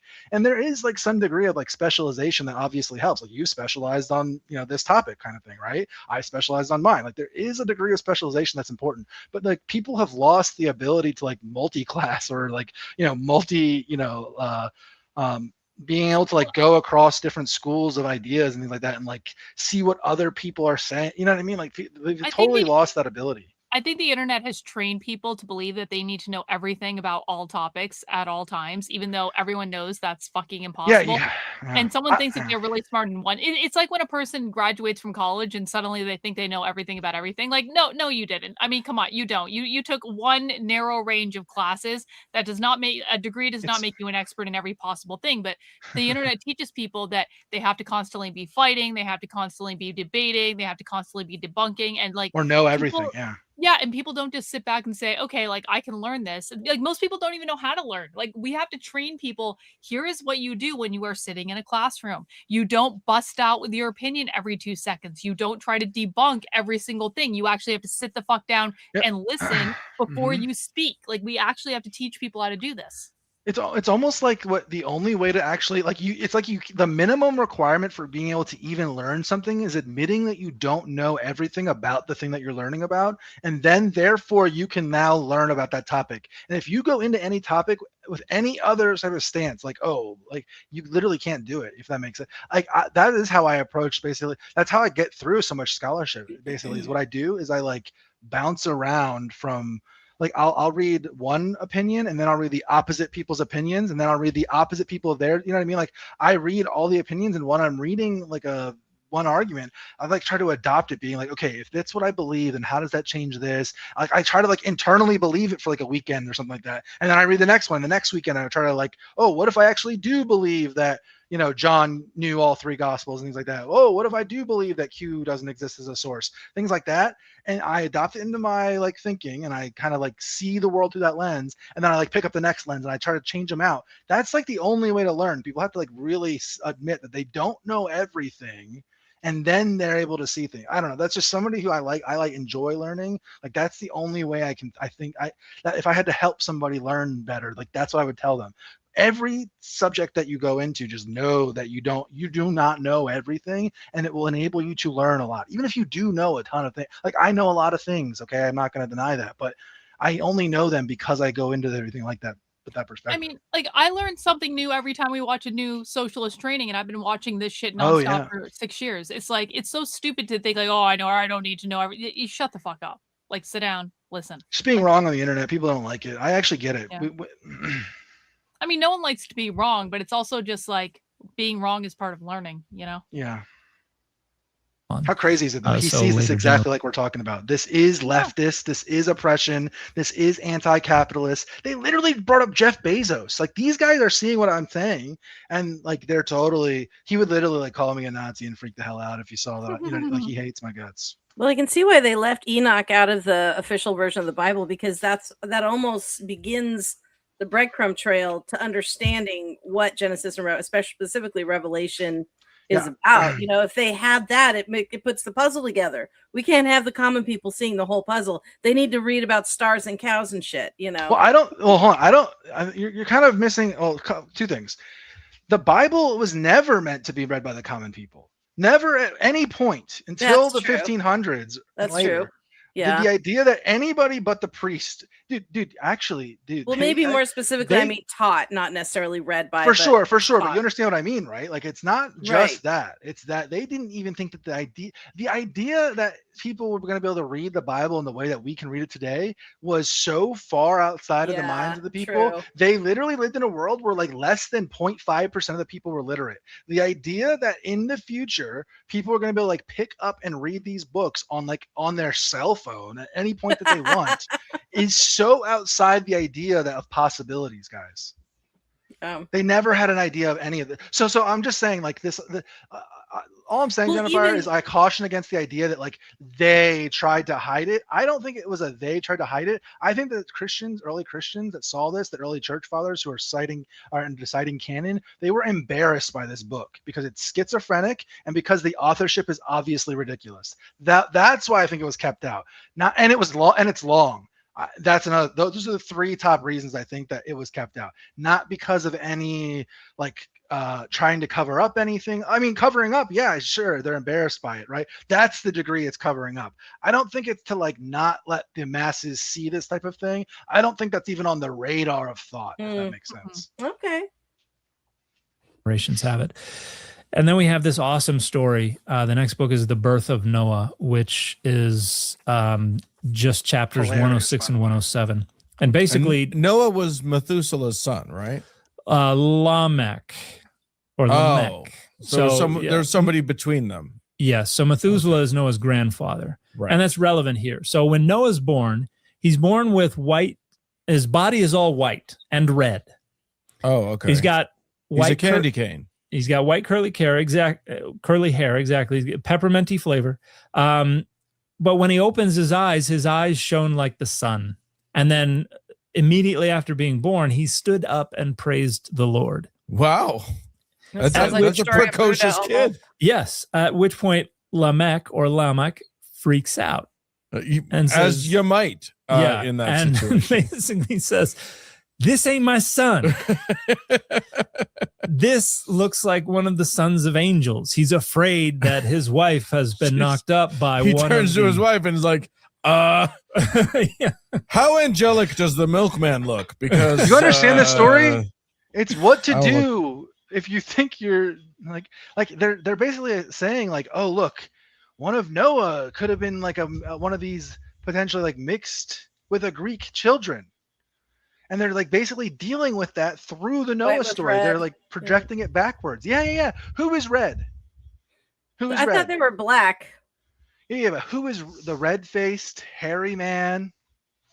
Oh my God. Esau. It's Esau. So they're trying to do this thing where they're trying to like keep it within this. I'm not saying that they are saying Noah is like Esau or something like that. What I'm saying is it's all within this same like meme dialect going on. Blood mixed. It would be like the same idea. Like you see multiple different versions of like the Chad meme, right? Like the Giga Chad meme with all like, or like the virgin walking meme. You know what I mean? Like Chad versus virgin meme. Okay, we've seen thousands of versions of that meme, but all thousands of versions have different things written around, and the Chad is different and the virgin's different and things like that's what's going on. They're all communicating in this same like mimetic language that's all kind of with this understanding that it's them living as Jews in a diaspora in a Greek world. Right. So they're commenting on, so that's the author. So in the story, your patriarch is born and he says, praise God, which is like the most holy thing of all time. Right. Like imagine if a Jew today, like their kid was born and the first thing he does is jump up and say, praise God. Like they would all think it's the Messiah. Right.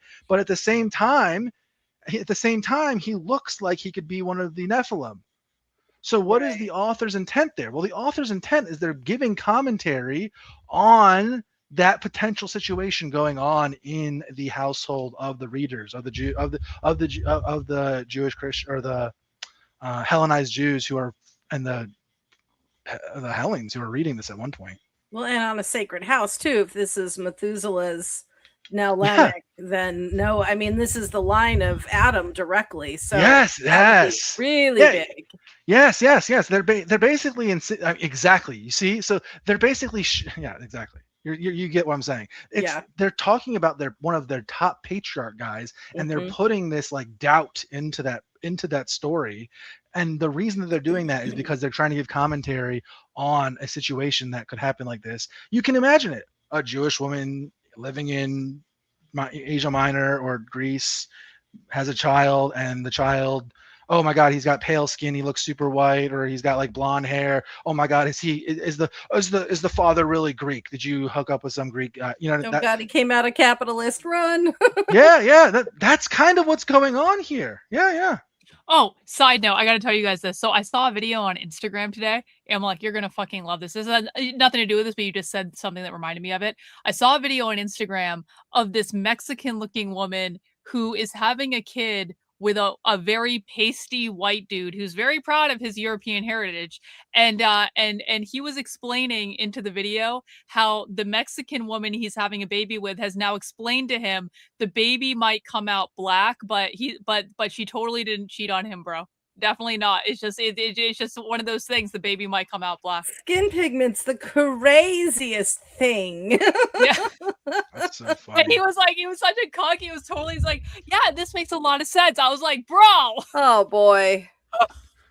Yeah, well, some people. I mean, people like literally, I mean, the idea of like biological race, or like categories of race, or categories of people in any way, shape, or form, or subcategories, or however you want to break this down, and breeds, anything like that, it's such a taboo and so uncomfortable. But we've almost reached the top of that pendulum now, where people are so sick of that type of thing that you just described, that it could be finally getting to its peak and being done with, hopefully one day, because humanity has not lived like this forever. For humans, can you imagine as a man being forced to make a video with a woman you're having a kid with saying, I understand my child could come out black and it's okay, and she definitely didn't cheat. I was like, dude, I just saw a post today that was going around. It's like, if you believe that there's biological differences between races at all, then you're a racist. Congratulations. It's just like, okay, dude, is there biological differences between like a Chihuahua and like a Rottweiler? Yes, obviously. And they have different what? If you can literally Google any dog breed right now, and the first thing it will say is their fucking behavior and the way they act.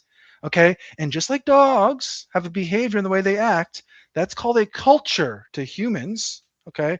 The culture is like the collective behavior of a group of dogs/humans. Okay? And these things are driven by biology. So this idea of like people like, I don't know, pearl clutching over race, it's not pretending it's like totally not a thing, 100%. Like it's not going to last, because reality is just in everyone's face showing them that that's not true. Like this. So he goes to Methuselah and is like, Dad, I don't know what's going on here. And Methuselah goes to Enoch. And Enoch says, no, it's your son. It's cool. Don't worry. You can see it in the eyes. And Enoch tells him that he's going to survive the flood, but that great evil will return to the earth afterwards.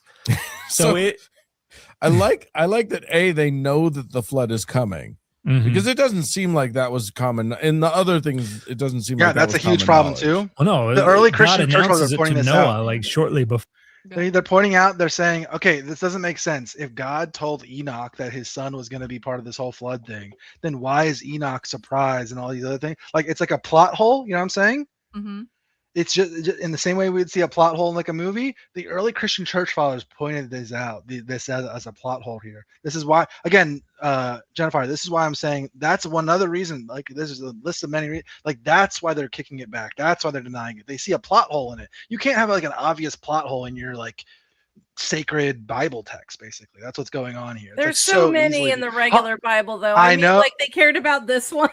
Hold on, I know, I agree with you totally. I mean, obviously, right? But the Bible that we have is it's all attempted to be harmonized with, and I don't think you can harmonize any of this. Is kind of what they ran into, and all the other reasons I said that they turned it down, right? Like the authorship, it's too long. Again, that's a huge reason. I think there's a bunch of that's like that. Those are the reasons it was turned down, though. Is what I'm saying. It's Yeah, well, it's I mean, all these like little things. They could have explained it away like they do so many other things, like, oh, he knew.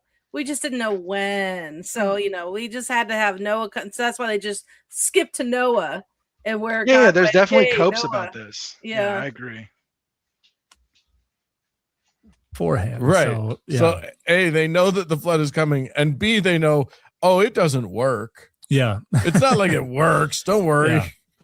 And then the final book of Enoch, which again was probably written around the same time as the New Testament. So this text is kind of coming together cumulatively. It's accreting more and more chapters, but it's still in circulation. Sure. As it's accreting these chapters. The final book is a summary, an interpretive conclusion of the whole book, and then it promises this eschaton, the end times, the believers will be delivered, the sinners will be eradicated. And you have a few different perspectives. This is so important. The ending, he just like skates over this. It literally explains the allegories. This is a very rare situation. Now, the problem with this is it's later, right? So the people who are explaining the allegories and the meanings are not the same authors as the earliest material, the earliest layers of Enoch. You know what I'm saying? Mm-hmm. But it gives us a window into what those early Christians were thinking about the text, right? And thinking about what they thought, what they were reading into the text. And it's very important to a lot of the people who think that like there's like a crazy thing going on or conspiracy or aliens with this thing. I get that stuff's fun, but if you read this section, you see what I'm saying is basically like as far as like the sociological view, I guess you could say, of this text, the writers had a sociological view of it. If that you can read it and understand and be like, oh, I'm reading an ancient intelligent person with like a sociological view of what he's written, explaining what he's written. I just encourage people to read those chapters and you'll see what I mean right away. And you'll understand that, like, again, it's not a far-fetched idea that the people who wrote this had like political aims and were trying to do like a political project. Like the book of Enoch is just as much of a political book as as Das Kapital. Okay. Like that's straight up what it is. And maybe like one alien. Yo, if there's aliens, then the Jews are definitely the aliens in the story, by the way. And they just rewrote themselves as the real humans or something. But I don't think there's aliens. People. Yeah. It was on post-mortem divine punishment. There's some like, oh, they're going to be destroyed as if they never existed. And then you've got, they're going to be punished. And then they're either going to be destroyed or they're going to achieve some kind of salvation. Or you've got the idea of eternal conscious torment. So because there are many different people contributing to the book, you got many different perspectives on post-mortem divine reward and punishment, which then get taken up in the New Testament. And they don't really get systematized until afterwards.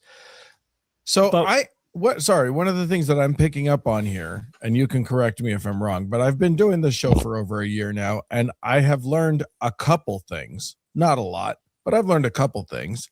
And one of the things that I'm picking up on is, though this book purports to have been written from before the flood, it's got a lot of ideas that were very late ideas, like all of this eschaton stuff, all of the, like, I remember you talking about those. Dugan. For those of you who are like into politics today, Dugan talks about the eschaton stuff. You guys understand? This is all, you cannot understand modern political factions and ideas without understanding these ancient texts fully. I mean, you can't fully understand them, is I guess what I'm saying. I guess you could understand them on their modern levels and the players today and things like that. But like, understand that like these ancient texts, these texts have just as much influence on our politics today as they did back then. There's no degree of difference here, I would say. It's like maybe it's gone up and down over time, and maybe we're at a time.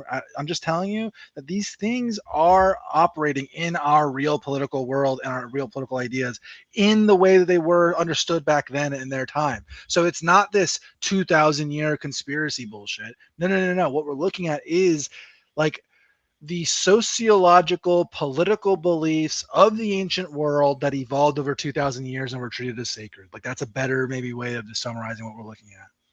I had to look up eschaton because I was not familiar with that, but it's the final event in a divine plan, the end of the world. For those in the back like me who didn't have that vocabulary word. Late BCE, like ideas, correct? Yeah. These are Me too. These are conceptual packages that get put together comparatively late. So they're coming Persian period, perhaps influenced by Zoroastrianism. Certainly the afterlife concepts are being influenced by Greek and Roman mythology in the Greco-Roman period. So this is all pretty late stuff. And as you pointed out, if you've got Enoch saying, hey, remember the flood thing that's going to come up? Like that's very clearly someone writing from the perspective of well after all of that. It's basically assuming the knowledge of someone who is coming after almost the entire Hebrew Bible has already been composed. And so, yeah, it has a bunch of giveaways that it is quite late.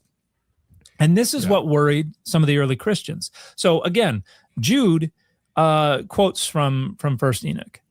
We have 11 different manuscripts, fragmentary manuscripts, just shards and fragments, but different manuscripts that were found at Qumran, meaning of all the books of the Bible, the only books that were better represented than the book of Enoch, First Enoch, by the way, would be like Genesis, Deuteronomy, Isaiah, and Psalms. Oh, wow. So think about how crazy it Isaiah is. or First So Enoch. they don't have an idea of what a Bible is. They don't have an idea what a Bible is in these communities. They just have like scriptures basically like laying around that they keep. And what they do is what they're doing is their religious practice, this is kind of important, I guess, is that their religious practice is memorizing the Torah, memorizing the scriptures and writing them. And then they put them in these jars, basically. Does that make sense? So like the process of writing and copying the scriptures is the sacred act. If that's like the ritual. Well, much like the monks that would be in the church copying correct. the Bible. This is exactly perfect. Yeah, exactly. And Enoch is among the top 5 books in all these sites. Not just this one, but other sites, guys.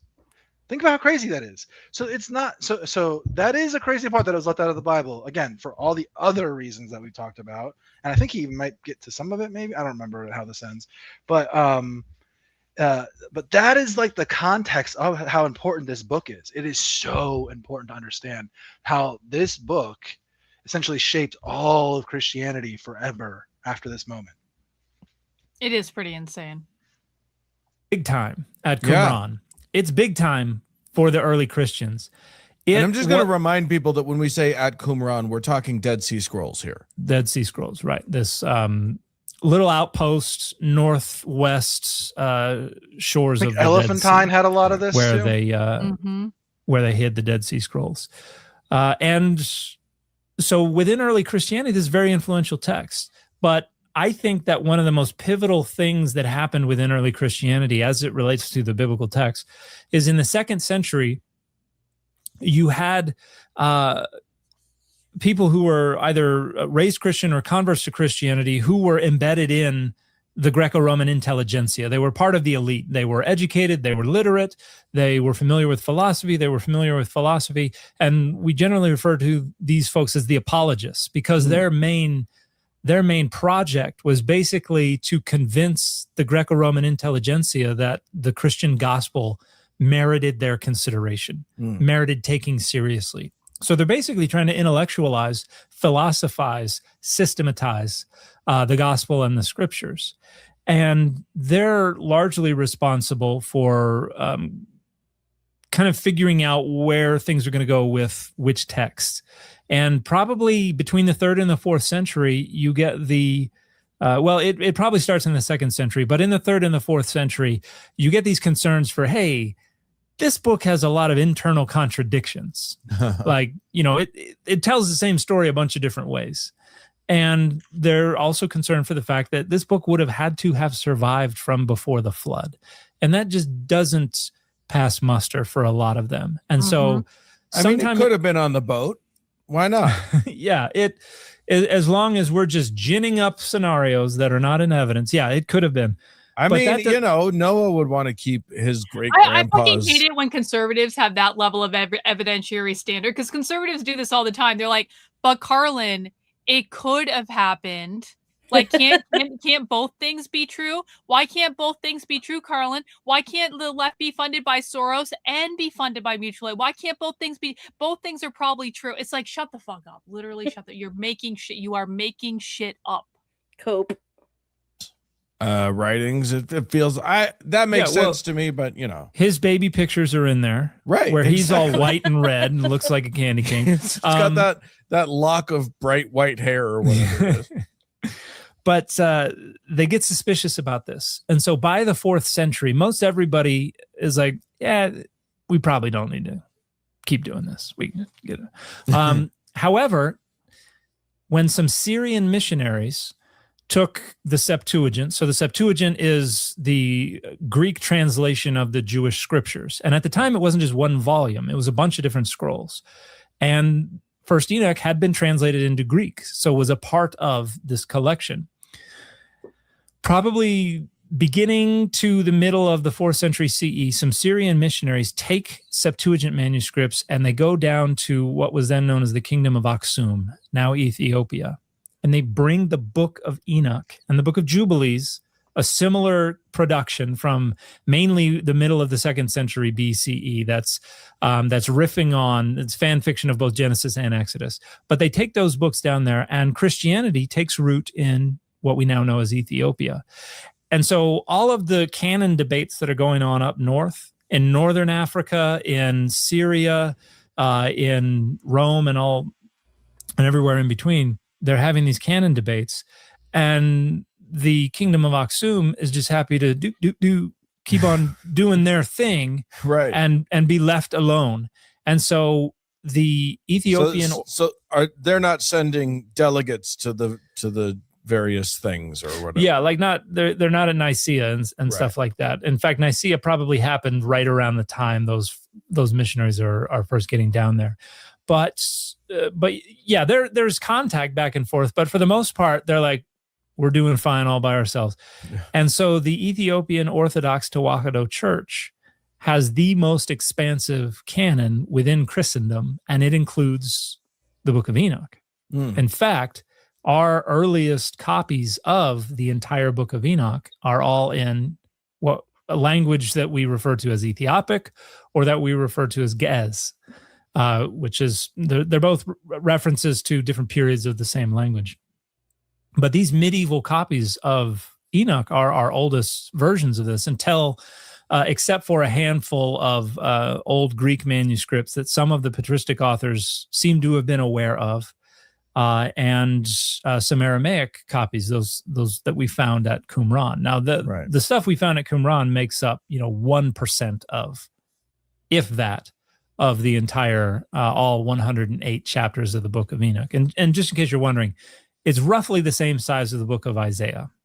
So, the chapters are a lot shorter. I think there are chapters with like 6 verses in the Book of Enoch.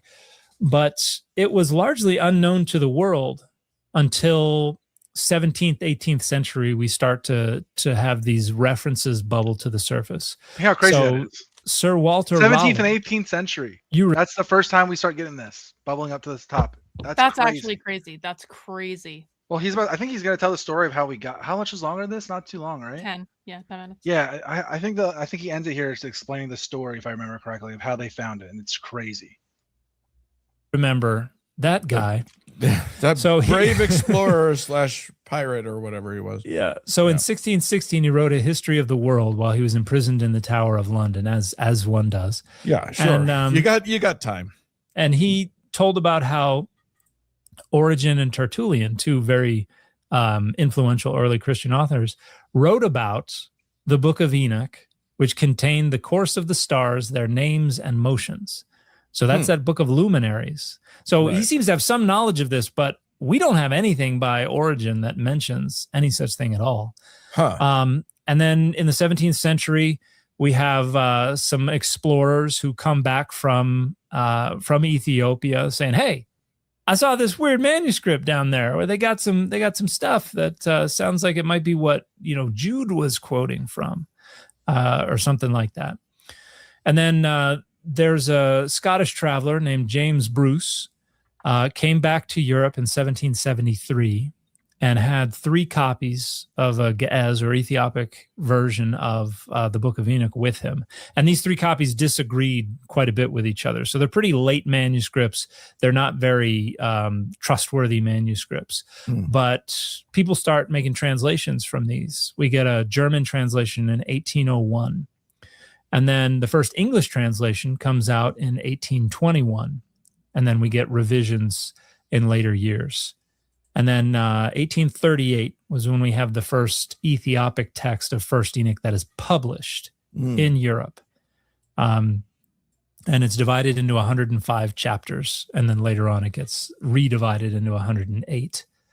And then the first critical edition comes out in 1851. So critical edition would be like an academic edition. We're trying to reproduce as accurately as we can what the manuscript says. And then there was a German translation that was released in 1853.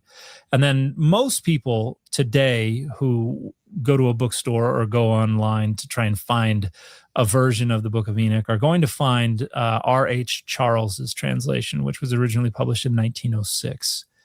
And then in the early 50s, we have the first Aramaic fragments that were discovered among the Dead Sea Scrolls that were published. And then you can actually see all of those fragments if you go pick up a copy of there's a multi-series set called Discoveries in the Judean Desert, which is the critical editions of all the Dead Sea Scrolls.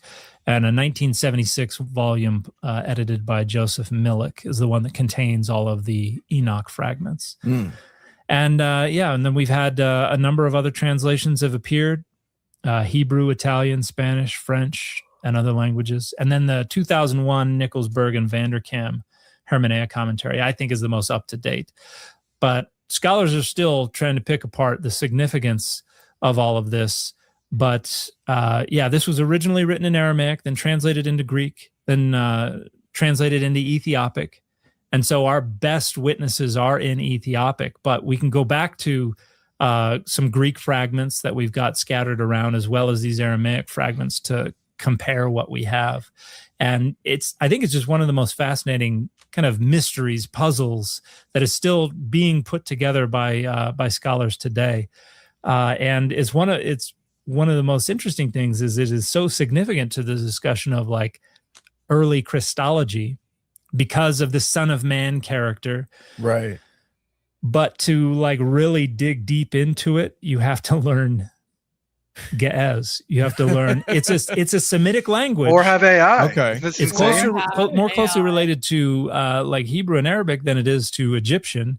Interesting. But the script is entirely different. It is a different language.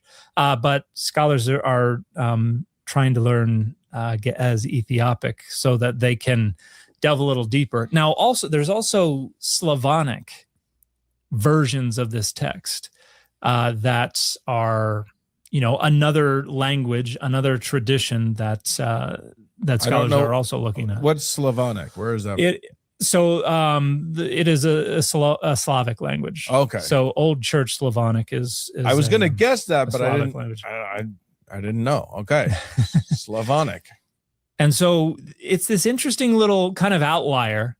It was considered authoritative for a long time among early Jewish folks as well as early Christian folks. It was phenomenally influential. Our concept of Satan, our concept of hell, our concepts of angels, our concepts of so many different things that we find in the New Testament Our concepts of bulls, cows. Smoothness. All of these. It's all deriving in some way or another from this Enochic tradition. It's at least playing a role in how these things are developing.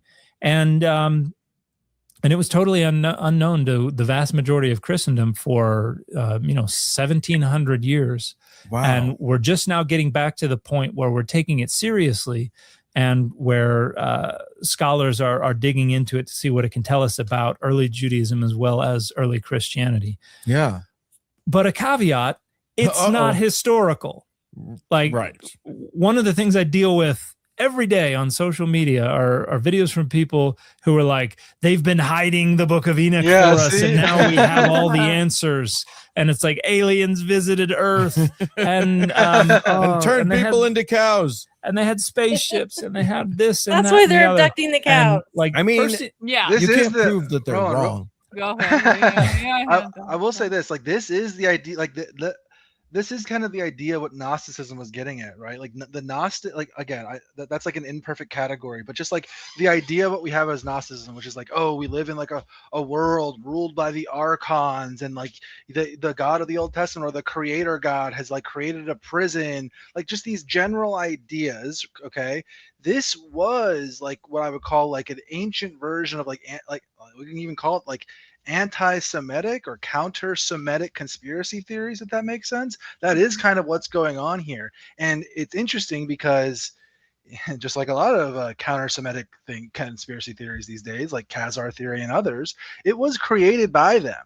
Like they created this, right? Like it was, today they might call them like a self-hating Jew, right? Like other, like, religious Jews or Zionist Jews, they often call like Max Blumenthal and these types of Jews, like, oh, they're you know what I mean? Like they call them self-hating Jews if they don't like kind of like fall in line, things like that. That's kind of what you could say about a lot of the quote unquote Gnostics. Is basically what they're saying is the Old Testament God is evil and it's this big conspiracy, right? And you can see how under that lens, reading Enoch would be extremely interesting, right? Because it's like this like additional lore that you could read both ways. You know what I mean? You could read it as like, oh, was God actually doing this as like was that actually a good thing that he's done all these things and stuff like that, right? Like you can see I guess what I'm saying is like Gnosticism's engagement with this material is evident, I guess you could say. It's almost like a sign of rebellion to read Enoch. Right. It's like like I said, they're like 6th, 7th, 8th, 9th generation living in diaspora. It's like they're seething against their grandfathers, if that makes sense. You know what I mean? Like, stick it to the man. Read the. I'm not gonna read your Torah, Dad. I'm reading the Enoch. That's got the real truth in it. Like that is kind of what's going on in the earliest version of Enoch, right? So it's actually not surprising that, with TikTok and things like that today, that like that is still kind of going on, I guess, is a good way of putting what I'm trying to say, I guess. So now we're back to Russell's teapot. Why do I always find myself at Russell's teapot? It's a useful metaphor. Yeah, it is. And so it is a fascinating text. It is a weird text. Yeah.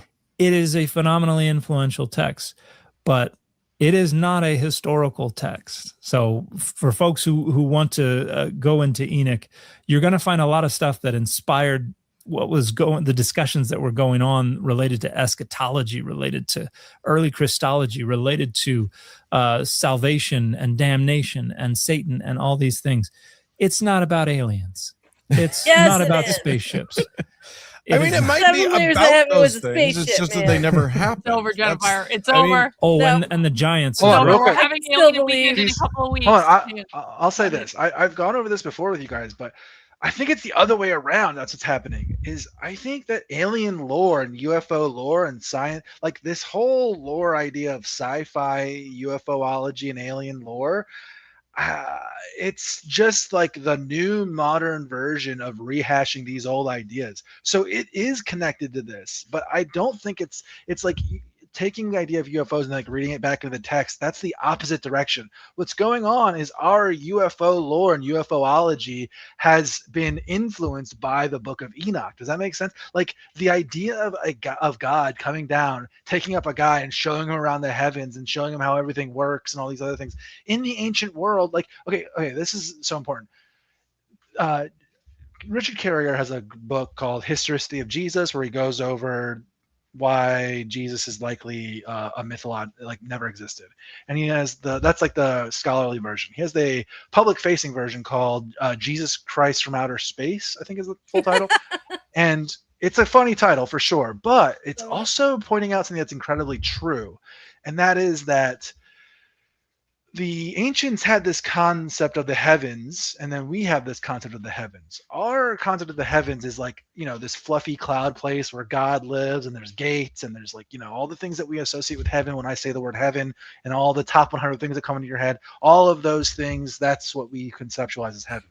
However, in the ancient world, when they're saying you're caught up in the seventh heaven, the third heaven, they're having these ascension mystical experiences where they're saying, oh, I went up into this heaven or that heaven. This is not a metaphysical, invisible dream place that they're talking about. This is the literal way that they were describing outer space above them in the sky. Okay. So when they said they were taken up into heaven, it would have been like saying you were taken up into the stratosphere. Does that make sense what I'm saying? Yeah. It was a no, physical, real I place think, in the yeah. real world. Right. Oh, Yeah. exactly. So you see why then out of that comes the UFO lore, not the other way around, right? It's that the people who are writing this are basically that is how they saw it, right? Like I said earlier, Paul, he sees Jesus in a vision, and he talks about going up into the seventh heaven and things like this, right? And it's from this same tradition, I guess you could say. So if there is any like alien stuff, it's the opposite direction. It's not that they're actually describing real things. It's that sci-fi literature itself, and the idea of what we have as sci-fi, the ancient version of like going to space and seeing beings from outer space, that's literally what we're reading right now. We're reading the ancient version of sci-fi. I think that, I'll happily concede that ancient alien theorists are retrofitting Enoch the same way other religions have retrofitted Enoch, and how Enoch itself is kind of retrofitted. So I can totally see that, because once you, and I try to be careful because I do love ancient alien stuff. I think it's rad as hell. But I do try to be very careful with that lens, because you can look at something and go, oh, well, that must be aliens. Maybe not everything is. Let's calm down. But some of it. My dad is like that. It's so fun. Oh. That's kind of why I'm like this, by the way, is my family is all addicted to this stuff. They love this stuff. And I just kind of let them have it. I don't really. I don't see any reason why there couldn't be some truth to it. Because, I'm very eclectic. I'm kind of a we'll never really know kind of a person. And if I want to think that Enoch went into a spaceship, I'm going to think that. Whether or not it's true, it doesn't really matter to me. I just think it's fun to think of. And it's, and the fact that it's in the Bible and it's such a literal like rendition of what a spaceship is like is really fascinating to me. But I mean, did it really happen? Who the fuck knows? I mean, probably not, but it's still it's kind of like I kind of look at these people in the ancient world, and they lived in like the worst time of all time, like basically the worst place. Like life sucks the farther back you go. In the desert, in the middle of some of it wasn't desert back then though, right? So. I mean, it's Greece, right? Like they're living all throughout the Mediterranean, and it's just like you literally 50% of women or something like that, or maybe a quarter of women are dying during childbirth. Yeah. Like, raiders could just show up at your farm at night and kill you and your whole family. Like it is a terrible time, basically. Yeah. And people today are, I wouldn't say things are, perfect or anything like that, but we're so much better off today in ways that the modern person is soft now, I would say. Right. But you can see the coping mechanism that conspiracy theories and alien theories and these myths provide for those people. I see it in my personal life. I see it online. I actually do get it. It does provide an escape. Oh, what if we were seated here by aliens and things like that? It does kind of do that. But what I would say is it's almost time for us as a species realize that that's what it was or that's what it is, and kind of grow out of it, because we do have reason to be soft, because things aren't like that anymore. We don't actually necessarily need to take those things like that seriously. But what I would say is this idea of it being some sort of like escape, like this metaphysical escape, or this like fiction genre escape, and it's like where you're playing with the idea of like, oh, maybe it is true. It's kind of like that idea I was saying earlier, like the National Enquirer, or the, what are they called, like the weekly reports or whatever they were, like Bat Boy and things like that. It's like part of reading into Bat Boy, part of reading those, like, oh, we found a guy who is 600 years old in Kansas. You know what I mean? Like part of reading into that is like believing in it. You know what I mean? Like you don't just read the conspiracy, you know, comics or whatever those, you know, these types of things I'm talking about. You don't just read those and think like, well, these are obviously stupid. Like, you know what I mean? Like there's like reader I totally buy-in. did. I had I a did, subscription to the Weekly World News at one point. I was like, this is fucking great. This is But you know what I mean, right? Like, yeah. I knew it wasn't real. Yeah, but you understand what I mean? Like it takes reader buy-in for the masses, I guess you could say. Even if you understand that it's not real. Well, it's kind of like, I think it is fun to like suspend disbelief for a moment. Yeah, like, suspend disbelief. Even though like you know it's not real, you're just like, okay, well, this is just like a fun escapism. Yeah, I think that's what a lot of this stuff is. That a lot of this literature we're like looking back on and we like treat it as sacred, but that the original or earliest layers, that a lot of the people were like, you know, that's a better way of understanding how they viewed it, if that makes sense.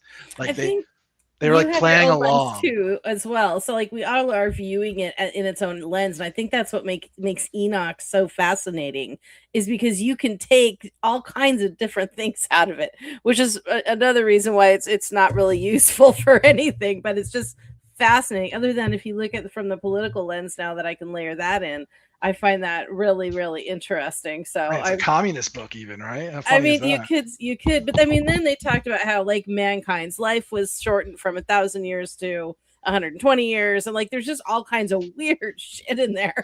But how crazy is it? They're literally blaming. They're saying that, listen, we all used to live 1,000 years before you Greeks came along and were ruling over us with your evil ways. That's basically the implication that's going on. How funny is that? Yeah. So I mean, the whole thing is it's just fascinating to me. But I'm still gonna believe in aliens. I don't care what you think. But that's fine. Yeah, I still believe we were created by the Anunnaki to mine gold. And that's just gonna be the way it is. It makes most sense to me. I'm sorry. I'm fascinated by those. I'm fascinated by those mythoses and how they develop, because they are just they're playing off of old stuff and putting like a new coat of paint on it. I think Young's, I think it's the essay on UFOs kind of has like some interesting perspective here that talks a little bit about this, where it's like this is like the modern version of the myth, the same thing that was happening back then. And it's not to say like, yeah, so like that, I don't know, that's like a better way from, I don't know, maybe there's something, I just think that I'm not convinced. I'm just not convinced. That's all. I've never seen anything. I've never seen anything that I've not been able to like thoroughly debunk with like rationality and logic, and just like remove like the part of my brain that wants to disassociate or wants to like get away. I can literally like put that guy in a little box and like push him into the corner and like tell him to fuck off, and then look at the thing without seeing that lens. Don't neglect your inner child, Amalek. Yeah, he's in like in a little box in the corner. Poor baby's in a timeout. Oh. Well, the problem is like I don't think this is about you guys or anything for sure, but I think men are being like self-indulgent and when they participate in this stuff specifically. Like we have to like get serious, if that makes sense. We are approaching a very tumultuous time that's about, I think, is going to. Oh no, Amalek's a doomsayer.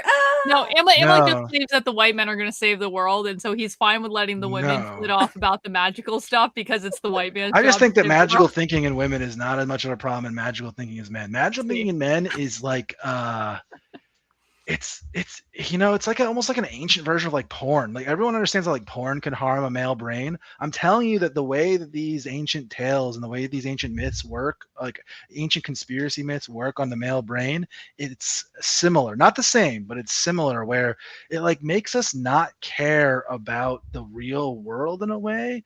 I think you let it take you over, sure, but that's where you got to have a strong enough brain to go, this is the fun part, this is the work part, here's life, here's, you know, fantasy. And you have to have that differentiation. You don't want to get stuck in your mom's basement playing freaking World of Warcraft, eating Cheetos for the rest of your life. Maybe. I mean, it could be fun. It could be fun. It's not a good life necessarily. Well, who am I to say? Maybe it's a fantastic life. Maybe I'm wrong about, you know, working and living on my own. You get a good AI girlfriend and you're all set. There you go. Exactly. Mhm. Oh, Well, Yeah, the Kandahar giant is not real. Oh, how dare you, sir? How dare you? So what They about did Andre debunk the all Giant? those He was bones. real. that is a myth. No such person. He's making fun of mythicism. Yeah. Carrie Elways was He performed. calls mythicism, That's like the right. idea that That's I right. have that Jesus didn't exist as a historical guy. He calls it a dogma, and has this whole video where he's just Oh, like, come on. I know. Can you be any more intellectually dishonest? Yeah. Wait, I missed exactly. what is he calling a dogma? Jesus mythicism. So like the idea that Jesus didn't exist as a historical guy, that like me and Adam Green kind of like try to promote and try to argue, and like that Adam's book is about, and things like that. Like proving that as a scholarly argument, I guess you could say. Okay. The idea in scholarship, in biblical scholarship, of that idea, it's a whole thing, but like a lot of what they do to try to like keep the lid on it is they associate it with like flat earth and conspiracy theories and this type of Enoch alien stuff. Okay. Okay. This is why I do so much debunking of this stuff, because I get grouped up with these things, and I understand what Dan says when he says like the book of Enoch conspiracy stuff is like not true. I get that. But what I'm saying to Dan and the other biblical scholarship people is they're wrong about that mythicism being in that lane. And they're all citing the same 3 or 4 scholars for historical Jesus. And those scholars have been absolutely refuted in both peer-reviewed literature, but also just go read the books by Carrier, Price, etc. Read Richard or Adam's book, right? And see what we're talking about. We are not making this up. Dude, the number one pillar Bart Ehrman has on the historicity of Jesus, he's got 3 main arguments, I would say. His 3 main arguments, and this is like the number one Jesus existed book. It's Did Jesus Exist by Bart Ehrman. And whenever you bring up that Jesus didn't exist, the first thing every Christian says is, oh, even secular scholar Bart Ehrman agrees he existed. Adam has a whole chapter of this on his book. But like Bart Ehrman has like 3 main arguments. Essentially, he spends like 40 to 60% of the book basically arguing about a consensus. He's like, it's the consensus, essentially. And he's going over all the biblical scholars who believe it was a historical person and all these people. And he's like, look, they all believe it's true. It's like, yeah, dude, they're all Christians. Like, yeah, they're all Christian captured. Yeah. They're trying to prove their own bias. Yeah, they're trying to prove that like the gospel is true. Obviously, they think they're not going to be like doing a true look into Jesus mythicism or something like that. So yeah, and our point isn't that a consensus doesn't exist. We acknowledge that consensus exists. Our position is a minority position. We acknowledge that, and we are challenging your majority position from our minority position. Describing the majority existing is not an argument. Okay, we understand that. Okay, that's the first thing. The second thing that Bart Ehrman does is he argues that, oh, well, if Jesus never existed, then Paul would have been, that would have been weird since Paul talked to Jesus' brother. His brother would have loved to hear that, as if mythical Greek characters can't have a brother. This is circular logic. I know. And also the line in, and this is important, again, read Adam's book. He has a whole chapter on the brother of the Lord, and it explains very clearly that what's happening is Paul uses the word for brother like 100-something times or 90-something times, and almost every time, how is he using it? The way Christians use it today, my brother in Christ, my sister in Christ, my brother, like the black people use it. That's how he's using it, my spiritual brother. And the brother of the brother in that scene is then given his credentials. And if you're the brother of Jesus and someone says, hey, what's your credentials as an apostle? What's your credentials? What's the first thing you're saying? Oh, I'm Jesus' brother, correct? Obviously, if there's a historical guy, brother, a follower, he doesn't even say it. He doesn't even mention it in his list of credentials. Okay, so there's huge problems with this brother of the Lord argument. Again, addressing Adam's book. But the third and the biggest one is this idea that, oh, Jews never would have had an idea of a suffering Messiah. Carrier has absolutely obliterated this argument. Okay, he just had a new paper that's peer-reviewed come out, absolutely obliterated again. But you can go through the scholarship, and you can obviously just read the Dead Sea Scrolls, and you can go again. Adam's book goes over all these arguments in detail, and you can clearly see that the idea of a suffering Messiah was Jesus, first of all, and second of all, it's just an extension of the Jewish idea of them as the suffering people. Okay, they're already the suffering people through the whole Torah, so it's not that weird that the Messiah would be a suffering one, or there would be a dual Messiah or a suffering. Like, this isn't some like crazy idea. So yeah, so these guys, these all these like biblical scholar types, they think that like what I believe with the Jesus stuff is like kookery, basically, in the same vein as like the Enoch stuff, and they're just objectively incorrect. They don't know what they're talking. Like, this is the thing, it's totally gatekept. Like, if you even say there's a chance Jesus didn't exist, they remove you from everything in this sphere. It's incredibly gatekept. I think there's a chance he didn't exist, but I kind of tend to think that he was a political radical that was taken out and retrofitted into the Messiah role for Christianity. Well, there was dozens of like messianic claimants, right? And like that's I obviously don't deny that. I mean, like that's just for sure. But the problem is that every single thing that Jesus said, taught, or commands in Paul, like that Paul says, every single time it says, "Oh, Jesus said," "Jesus taught," "Oh, Jesus did," Paul then quotes the Old Testament scripture. Okay. There's nothing independent or separate from that. Every single time he says something, or, "Oh, Jesus said this, Jesus taught this," in Paul's epistles, like the earliest letters we have of Jesus, it's something like that. Okay.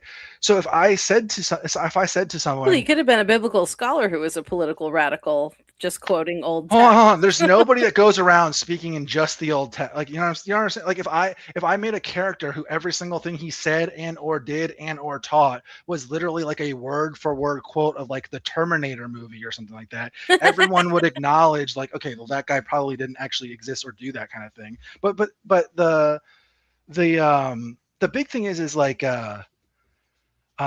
he's like a literary device being used here, if that makes sense. He's not Sure. like he's not like a historical true rabbi that was like later historicized. He starts as Paul's midrashic reading of the Old Testament. Basically, Paul's having like a his own readings and interpretations in the Old Testament. That's what they're like finding Jesus, basically. And that's what Jesus conversation for sure. He's born out of the scripture. He's not a man born that becomes scripture. He is the scripture. He's like Scripture Man, basically. He's like a superhero called Scripture Man. Scripture Man wasn't actually a real guy.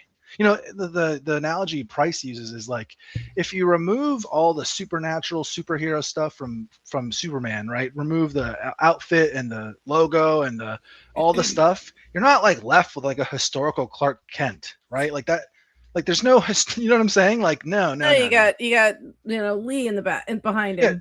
And just because there were Stan like Lee. there's reporters, right? Like like Clark Kent's obviously based on like reporters, right? That doesn't make like the Superman character that gets like made any a based on a historical guy. Does that make sense? So does that make Paul the Stan Lee of Jesus? Oh, for sure. I don't think Paul invents Jesus in that same way, actually. I would say like the idea of what Jesus was it's hard to explain this. Philo of Alexandria has this idea of the word as logos, as the divine mediator between the people and the Torah and God, basically, and all these other philosophical ideas. And I think that Philo sits on the tail end of a long tradition that we no longer really have access to outside of seeing the tail end of it through Philo, of what I would call like Hellenized Judaism. And basically what they're doing is those Hellenized Jews are unable to like learn Torah efficiently in the Greek world. Basically, think about it. Like I said before, they're 6, 7, 8, 9 generations speaking Greek, living in a diaspora outside of Judea, and they're expected to like follow the Torah. Well, like how can you convince your kids to read Torah? You know what I'm saying? Like Super Jesus. It's literally in another language. It's like, how do I teach these morals to my kids? You know what I mean? Like, how actually do you teach the lessons of the Torah and the morality to these like Greek speaking Jews living in diaspora? That's like the problem, right? And the answer is you basically have what I would call like an omni-Jewish omni-Jewish mediator figure who basically takes all of the stories and rolls them into one, right? So what's going on is it takes like the Noah story, being in the belly in 3 days, and like the lessons of Noah. It takes the lessons of Joseph going down to Egypt and like, you know, his brothers betraying him, right? It's taking the story of David and Daniel and Solomon, all of the main figures of the Hebrew Bible. It's taking all of those stories and it's condensing them into this one angelic mediator figure that they're kind of using to tell the stories in like a Greek context, if that makes sense. So they're telling the stories and they're teaching the Hebrew lessons of the stories, like the moral of the stories, through this angelic figure who's like all of the stories wrapped up in one. It's like an easier way for Hellenized Jews to learn Torah, if that makes sense. That's how Jesus, in my view, started, as like a celestial heavenly messenger who is like basically like a learning device for Hellenized Jews. And what happens is Paul, that sect of Judaism was already kind of like reform, where they had what's called like God-fearers, or, you know, Noahites as we know them today, like non-Jews attending their synagogues and like worshiping and things like that. And what was going on is they had to like still participate in like circumcision and eating kosher and all these other things. And Paul's change is he changes it so that the Gentiles don't have to do that, basically. And what that does is it totally reorients this sect of reform, ancient reform Judaism, with the angelic logos teaching the Torah concept idea that I just laid out, and it totally changes what it is to a totally different thing. It's like it's like a myth aimed at the Gentiles, meant to essentially fight theological or spiritual war or political war against Rome. That's what's going on there. And now we have Christmas. Yeah, right. So it Even like, though Jesus is a Pisces, and this makes sense because Pisces men apparently cause all the fucking problems in the world ever in the history of the fucking world. But yeah, and Batman is Jewish. Somebody said Batman probably Jewish too. Yeah, Superman is super Jewish. Superman is an absolute. I mean, Superman is literally a modern retelling of like the Moses story, and it's like it's in like I would say it's like in a. Richard talks about this in his new book, Myth of Power. What he thinks about it. But one thing it's for sure that we know is that like there's already so much Jewish symbolism going on with Superman, and he's almost like locked in this like dialectic. With like Nietzsche's Uberman, right? Like, and it's almost like the Jewish version of that. Yeah, exactly. So it's hard to explain exactly in an easy to understand way, but Superman is obviously like a Jewish character. He's literally sent to this world. Don't ruin Superman for me. Stop it, Amalek. Enough. Yeah, don't ruin stop Superman. It, Amalek. Amalek, you write a whole book about Jewish that. psyop. Even I love Superman. Shush. Superman is super Jewy. Like they're not. He's so good. It's like it's just he's literally, his name is Kal-El. I know, it's an angelic name. I get it. It's over. It's over. Superman exposed. Jor-El, Kal-El, all of God. I know. It's. Think about what that meant. Just again, I know this is like, I keep drumming on these things, but listen, guys, think about the writers of Superman, what they're doing. You know, it's the World War II times, right after World War II, you know, that's around the time it's getting developed. Like, what are they trying to say when they have Superman, like, beat up Stalin and Hitler, right? They're basically saying, like, they're trying to say, like, the reason that the West won World War II is because of the Jewish guy, the super Jewish guy. I said Stanley did Superman, but he was in DC. Yeah, Stanley's he was Stanley's Marvel. Yeah. Yeah. So sorry, nerds. My bad. It's late. I'm tired. The point still stands, right? Like that's, you know, think about that in terms of politics, what that means, what the writer or what the author was communicating to the audience in that, if that makes sense, like through just very simple metaphors, very simple ideas. Like obviously Superman is like a coded Jewish character, and obviously like putting him next to Hitler and Jesus. Putting him next to Jesus. Yeah. Sometimes Superman. He's literally this. Yeah. He's space Jesus, but can't he just beat Hitler? Well, Jesus literally started as like a Jewish superhero, guys. Like seriously, that's a good way to understand it. Like I know that might be really offensive to people, but like I mean, that is, how could Why you would it be not see offensive? that? We love Jews. Jews are fucking awesome. God's chosen people. No, Amalek. not that way. I mean, offensive to Christians. Not offensive to Okay. No, Jews. space Jesus is a Christian concept. I mean, I'm just the saying, whole like, that followed Christianity. We support Judeo-Christianity. even if you think that there was like a historical guy, it's obvious that the writers of the book of the Gospels and Paul himself are obviously all like ethnically Jewish writers writing these stories. I think It's all literally the the same thing. Superman comic books are just a retelling of the book of Enoch. Huh, yeah. Jennifer, yes, this is what I'm trying to tell you guys. Yes. These the They X-Men had giants. Hold on, They listen. had freaking all aliens. They had freaking animal things. They had all the stuff. I have a fun project for anyone who wants to like look more into this. Go ahead and go to AI and ask it if it thinks that how much overlap there is and how much references there are to the Book of Revelation in the Marvel universe alone. But specifically, hold on, specifically X-Men. Okay, X-Men is a whole story about Jews and Christians living in the Gentile world. 100%. Comic books too. Damn And it, the whole, Alec. hold on, the He whole ruins thing. everything. The whole thing is literally like a retelling of Revelation. It's like Revelation takes all of these like concepts and like puts them together into one Jesus thing, and then the comic book breaks them down apart into their simplest parts with like Beast and Nightcrawler and all these things. They're literally reference Angel. They reference Revelation itself, and like an AI will pull it up for you. You'll show what I'm talking about. So what I'm just saying is like the idea that comic books are like riffing off of this like symbolic language and lore universe, it's totally true, and it's supported by like it's obvious, but it's supported by like outside literature, if that makes sense. Probably. It was Like, a- why not? Oh, sorry. this is over. Is this not done yet? No, thought we it have like was. 3 more minutes. Is it Oh, Thursday okay. already? Blue screen back then. We're almost done. They hadn't discovered the shut color up. green They yet. hadn't figured out Um, green yet. Yeah, but if you want a wonderful translation, I highly recommend the Hermenea translation by Nickelsburg and Vanderkam. If you just want to get elbow deep in the scholarship, go get the 2 volumes of the Hermenea commentary, and yeah, be amaze friends and confound enemies at your next party by knowing Or do all the about the opposite. book. You can also confound your friends and amaze your enemies. You can do anything you want. Yeah. There's a lot of semantic overlap between the concept of amazement and confounding. So Yes, indeed. yeah, we're not here to tell you how to amaze.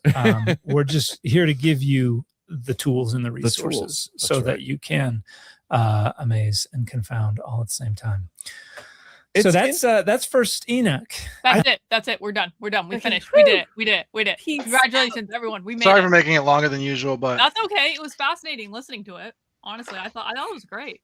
I love learning about this Enoch stuff because I really think it matters for politics today, and I think I made a pretty good showing of why that's the case, right? Everything is communistic. You Psyop. should make a whole bunch of clips from the show, Amalek.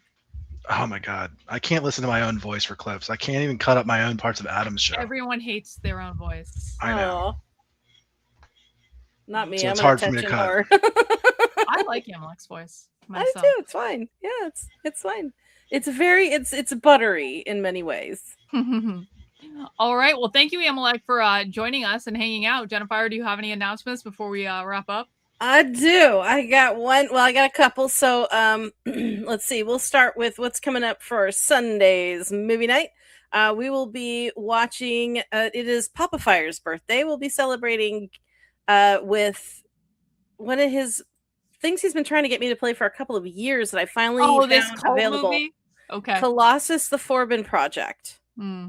Okay, and it is one of the first AI films. This came out in 1970, and it's actually a really good movie. I was shocked at how good it was. I was surprised because some of those movies get a little cheesy, and it is a little cheesy, but it's really good. So we're going to be watching that, and then Mac B will be showing Terror of Mechagodzilla on Monday. Awesome. Sounds good. Thank you for hosting movie night, Jennifer. Appreciate it. We'll look forward to your movie night and Mac B's movie night. And I'm taking tomorrow off because Victor and I are going to go to the White Mountains because it's Victor's birthday on Thursday. Aw. And we're staying in a fancy theme hotel where we have a jungle suite. And it's going to be awesome. You're going to get so freaky. Yeah, well, you know, it's going to be a very wholesome trip, I'm sure, Jennifer. Okay, it's a family-friendly place we're staying at. Fucking settle There's down. not going to be kids in your room. Well, you know, that's true enough. That's true enough. It's Like going to be fucking awesome. You can swing from in the room. No, there's not vines, but there is a massive hot tub in the middle of the room with a massive waterfall behind it and a fiber optic sky so that it actually looks like you're outside even though you are in the room. Oh my God, you get so freaky. I'm so jealous. It's fun. Victor and I stayed in this room literally 15 years ago on his birthday, the first year that we were together. And so we've stayed at this place many times because all these different cool theme suites, but we've never stayed in this specific room again. So 15 years later. Awesome. Congratulations. Be awesome. So I'm taking tomorrow off. I'll probably be back on Thursday evening. Thank you, A&S, for the final super chat of the night. Big kudos on making that apology early. Yeah, well, you know, we'll see what happens with that. I apologize to Big Pisces, Jennifer. I was very mature. Well, he demanded a very specific apology for an incident that apparently caused him, that he has been hanging on to for 3 fucking years. Did we find out the incident finally? Yes. Yeah, I knew what it was. I always knew what it was. And the thing of it is I actually tried to apologize to him about that multiple fucking times, and he wouldn't talk to me. And so it just never happened. And so I was talking to him today, and I was like, what exactly is it that you want? And he insulted me 27 times. And then he said, I don't think you're going to do the right thing. And I said, what exactly is that specifically? Like, what do you want? And he said, I want you to say all these things on your stream. And I said maybe 25% of them because most of the stuff he wanted me to say I was not going to say because it was some of not it's personal. It's not your stream's business either. Yeah, well, no, it's not even just that. It's he was you were coping and you're bossy and me. And you need to say that everything that you ever did was a cope because it did it. So a lot of it was actually bullshit. I'm sorry, pot meet kettle.